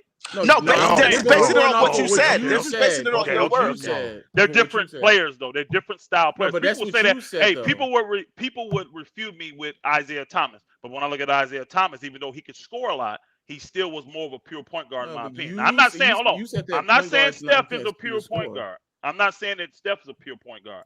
But Steph has a playmaking more ability than old boy do to me. When he's talking about people involved. That's interesting. Just because old boy handles the ball a lot more than him, and he may get more assists than him. No, I'm not looking at it as that. Hold on, if Steph is not a true point guard, why is Russ not a true point guard then? Like he's not a true point guard either. So I don't really understand. I don't think I agree with you, bro. I don't think neither one of them are true. I don't think Allen Iverson was a true point guard. I mean, my boy Eric Stokes, he was a shooting guard for sure. So that's just what we call them. They're really small two guards. But you're knocking Russ for something you're not knocking Steph for. Because Steph is one with it, bro. Steph is different. That's why I asked the question. I agree Steph is different, but based on what you just said, you should feel the same way. No, bro. I shouldn't because they're two different type of players. The same reason why I don't feel the same, like Isaiah's a point guard, right? Magic's a point guard. They're two different type of point guards. But they both got it together to where they can win. No, that's not. We're not talking about that. We're talking about they're selfless enough. They're selfless enough to get it done. That's what I'm saying. Russ is selfish. See, hey, you know who fits Russ? I'll tell you a guy that fits Russ. We're talking about you saying the offensive mind is eccentric, whatever word you just used. Another guy. I'm gonna give you another example. I don't think you can win with Mitchell. If he's your main guy, you're not winning with him. That's my opinion. Donovan Mitchell. He's in the same category. Oh, hold on. Is your entire your entire time being up here and talking about the Russ thing, is that based off of like Russ being the main guy? Yes. Oh yeah. Yeah. Oh yeah. Well, part of what we talked about though was he was Dale put it in like he would fit with other teams. And I think he would. He would. I don't think he would fit on a championship level team right now at 34 years old or whatever he is now, 33, 34. I think he would be an easier fit now than he was when he was in his heyday. This is me personally. I'm sorry. I just don't agree with that. And I just don't agree. Because I don't it's more think Donovan understanding. Mitchell, I don't think Donovan Mitchell could be your main player. I don't even think he could be your Robin and win with him. I don't. That's my personal opinion. I've felt that way for 25 years. That's tough. I'm just 25. You feel like I'll be quick. I'll be quick. JB.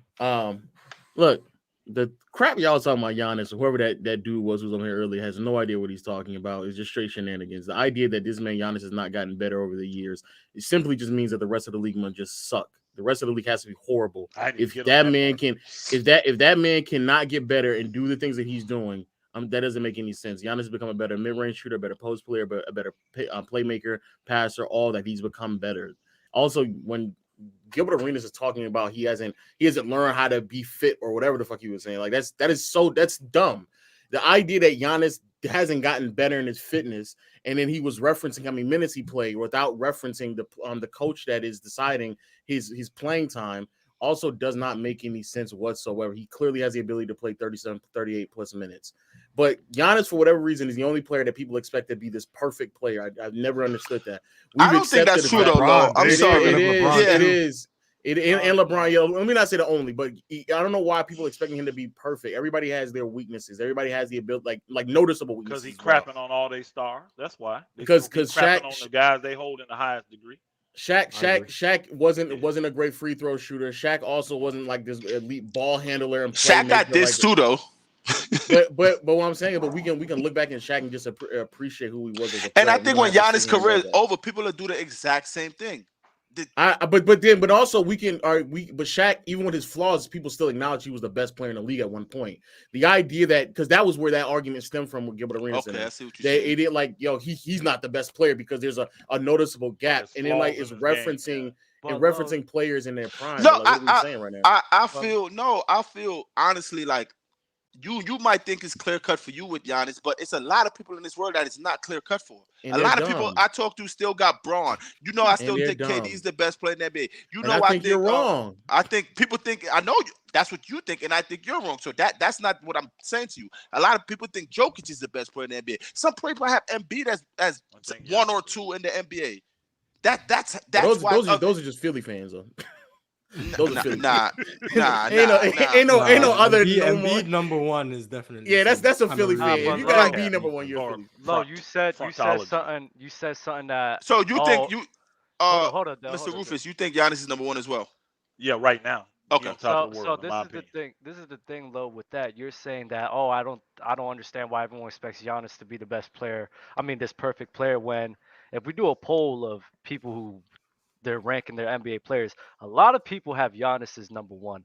The thing is when we do this social media shit, a lot of people have a voice. We're gonna hear tons of different opinions, but the general consensus of Giannis is a top one or top two player. I think the ESPN or somebody put a ranking as Giannis is one. So a lot of people have Giannis as one. He gets the love he deserves. It's just there's a bunch of people with different opinions, and it's just gonna be out there due to the state of the world we're in now. Everybody view ball different, and people get so upset about it. I think Luka Doncic. Luka won MVP. Luka been the preseason favorite the last 3 years, so hopefully he could get it this year. Yeah, he can finally get. But I understand what you're saying, Dub. I see what you're saying, Dub. But I think the same excuses and reasoning why people were being hesitant to give LeBron the best player in the league. I think it's fine to have a committee of people. I guess, if you want to call me part of the Giannis committee, who would defend Giannis the same way that people are going to defend LeBron when he was fighting this same fight. Because again, we are cutting, we're splitting hairs. But no, I mean, like Dub is saying, there were still people who were fighting against the concept of him being the number one player, especially transitioning between like 2009 to 2011 with Kobe. The Kobe years. Yep. So so like it's still like what's even worse is that The reason why LeBron eventually got it is because he just kept proving people wrong over and over again. But we're in the middle of a peak where Giannis just keeps proving people wrong over and over again. So it's like, what more does he need to do for you to say these things? Are you basing him winning the chip? That's proving people wrong. But even him getting better, like the whole argument of what he's saying, like, bro, if you can identify that Giannis has gotten better from this year back into 2018, if you don't believe he's gotten better, then what are we like? That is a bit absurd. Like, what are we doing right now? I mean, one guy made a statement. One guy made a statement correct about Giannis. He was like, "Let's keep it real. Every time he's fallen, he's come back. You've been able to see him bounce back." Yeah, you did. Yeah, and that's just a fact. If you watching, I mean, we want to eliminate the eye test in this generation, which I don't understand why. If you watching the game, I don't think we eliminate the eye test. every time Giannis has failed, well, that's good. You know, that's good that you don't. There's a lot of them that thinks it's just stats or facts, and that's it. It don't mean nothing. You know, stats don't tell the whole story. Though. Stats are facts. They just don't tell the whole story. But Giannis has bounced back every single time. And that in itself shows leadership, grit, grind, other things, the intangibles that it takes to be the best player in the world. Not just being the most versatile scorer, and that makes you that. But you can't play a lick-a-dang defense. And this guy plays both transition, but you want to rank him higher. And that's why I said that the Nigerian ticket had a little point when he said, y'all want to give him, that's what y'all called it. Y'all called him that. Nah, I ain't call him that. Somebody called him that. Oh, the chat room did. But you want to give him style points because they're more of a versatile scorer. But that's it. That's the best part of their game. And everything else, when you put the rest of the game in there, don't even come close to that other player. And that player's on their level of scoring. That's why I gave the analogy in the beginning, 29.9. Him and Giannis score the same. He just does it more efficiently. Oh, wait, I do want to say, I gotta say this. I gotta say this as well. No, Kevin Durant is more efficient than Giannis. But look, the point. No, the stats do. No, the stats. You don't want to walk in this ring. It's like 0.1% difference. It's like a 0. Wait. But even at worst, they're the same. But no, irrefutably, it is not a fact. At worst. No, what I'm telling you isn't. No, what I'm telling you is not an opinion. What I'm telling you is a fact. It's a fact. Okay. Because you said it, Mister. No. I'm looking at the numbers right now. That's why I know he's lying. I'm looking at the numbers. The numbers say. That's why I know. If Low is on KD's side versus Giannis, I would like, because he's all Giannis. So if he's on KD's side for one thing, I'll just be like, oh, all right. Because that's Giannis' guy. Their true shooting is literally basically the same, but technically speaking, Kevin Durant is higher. Why? What do you mean? Because the numbers say that. Technically speaking, you just said it's the same. 63.4. Because all right, here, I'll break it down to you. I'll tell you right now. The difference between it is 0.01. It's 63.3 versus 63.4. Me personally, that's the same. But if you want to say which one is better, technically, Kevin Durant is better. He's more efficient. You said 0.01 or 0.1. You mean I'm sorry. 0.1? Okay. Yeah, 0.1. Not so. Yes. Technically, he's better, but in my opinion, I mean that's basically the same. But that is the same. That's the same. Well. Yeah, it's the same. Yeah, but Giannis is not more like he's not more. That you see, and you was yelling at me, and you didn't. You see what you did? You see what you did? I'm pointing at you, Mr. Rufus. You came on here with your 55 and your 52. You know, Dell don't look at percentage, and you gonna go at me that way and make all them noise. I gave facts. I gave facts. But at the end of the day, and you know what's crazy? At the end of the day, it's clear that Giannis is a better defender. I'm gonna go to HR, and you know what's crazy HR about this is that Mars knew the right true percentage. He did know it and didn't say nothing. And you know what's crazy? One thing about this show, whenever somebody attacking my person and I know the truth, I always jump in. And Mars, that was crazy. I heard you guys. I gave field goal percentage. That's not efficiency. And I asked Mars, I was like, "Yo, Mars, is that the order?" Mars was like, "Yeah." I'm like, "Oh, all right." Wait, what? Field goal percentage. Yes, I definitely asked you something. You put your head down and went like this. Yo. Go ahead. I just put field goal percentage is not. That's not efficiency. That's accuracy. It's not efficiency because it doesn't actually tell you how many points is being scored, or it doesn't take into consideration how many points are scored based off of the shots you're attempting. It just says how accurate you are. That's what field goal percentage is. Okay, no problem. It's not worth. It's not worth debate. It's not. I'm happy you said it because it's what I just said is a fact. So it's not worth debate. No problem. And again, if we go by your fact, if we go by that fact, you saying they're the same, right? But who's a better defender? Because that's really no. I agree with you on that, but I'm just being. So that would make Giannis a better player. I think Giannis is a better player. If they're the same offensively, and Giannis is way better than him defensively, that makes Giannis a way better player. Well, I don't even think they're the same offensively. Oh, you are definitely not familiar with the legend of winning. You should I don't even think they're the same offensively. Go watch some low. I don't think they're the same. Yo, but I just want to. Mr. Rufus, you think Giannis is the best defender on his team? He plays with Drew Holiday. Giannis got some. Actually, I think O'Boy's a very good defender too. Middleton, I really do. I think he's got. Yeah, Middleton. Middleton. He plays defense though. He's not Drew, but he plays. In this conversation, right. I think they have 3 elite defenders in my personal opinion. I think those 3 guys. You don't think Drew's the best defender over there? He's more versatile. Let's put it that way.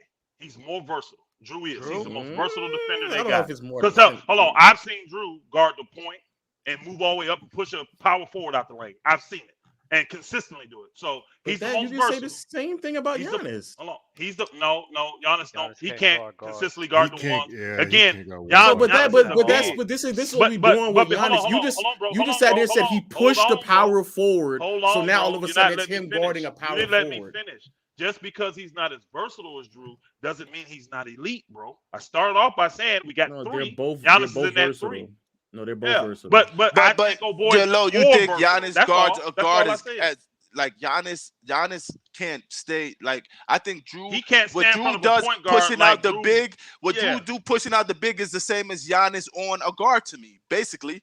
No, that's what I'm saying. I have more faith Drew guarding the 4 than Giannis. And you know what's crazy? I didn't want to say that because I didn't want this to extend to 20 minutes. That's a fact. But I 100% agree with you, Euro. That I rather Drew guard the 4 than Giannis. Let me ask you this, Let me ask you this, That doesn't make him not elite, though. That still doesn't make Giannis not elite.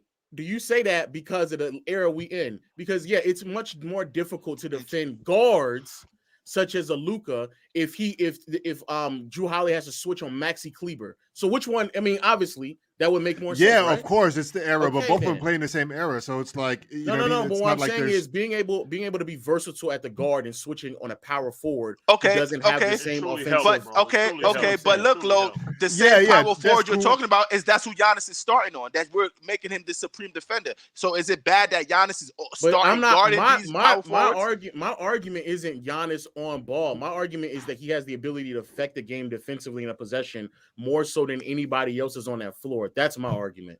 I don't because the help side. I don't. I don't agree with that either. Well, y'all take defensive rebounding and all that. No, it's even forget the defense because it's the same thing I was saying the ticket, bro. If you are on ball defending and I put you do your defending in the corner, there's not much that you can do after that unless you have the ability to roam around in block shots and then play passing lanes with the wing. But I'm not saying he doesn't. But what I'm saying is because his ability to do that at a much bigger height, way longer wingspan, he's way more impactful. Wasn't it Drew that made the defensive play to close the game, close the series out when they won the chip? Wasn't that Drew? Then he come down and get both of them. If I remember correctly, both of them did something like that. That's why I said they're both elite, bro. That's why I said they're both elite. I know, they're both more versatile, but they're both elite. He said who's better. I mean, it's obviously Giannis. Yeah, it's up. It's a toss-up. All right, fellas. We're almost at 4 hours. I feel like this is a good spot to wrap it up. Final words. Appreciate everybody who came in on the show. Quick. Yo, that was light work. Wow.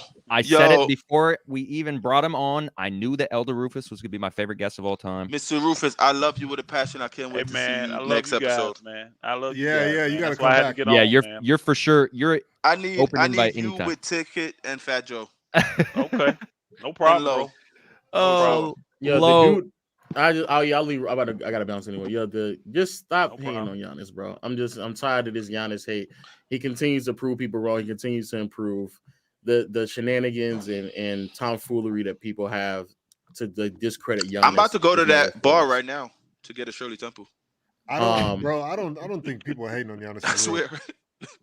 Even JD is starting again. Yo, love is love, Mr. Rufus. Yeah, for Hope sure. to see you soon. I'm out.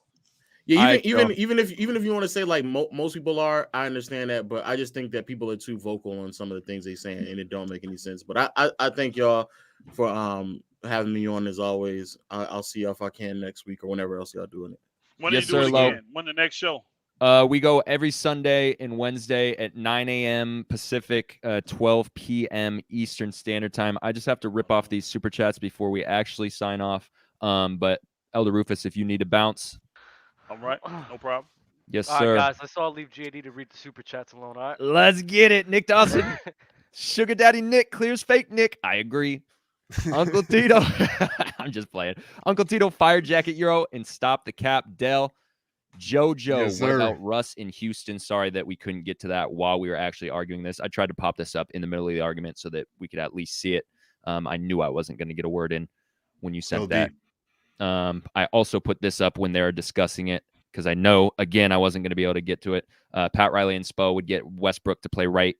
He can't play no worse than Kyle Lowry from last year. And Cito Kaba with the final super chat of the show. JD, this is Elder's Choice. I love it.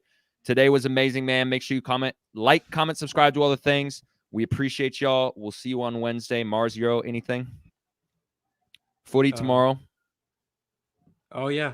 Tomorrow, I don't know the times in the US. 1:30 Pacific Standard Time. Damn, 4:30 Lars, Eastern. that's an L host situation. L host 9:30 bitch. GMT, man. I'm from the UK. I know my times.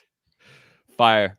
Man, we appreciate you guys so much. Thank you for everything today. Thank you guys for watching a 4-hour episode. You guys are the GOATs. All right. We'll catch you on Wednesday. Peace. Peace.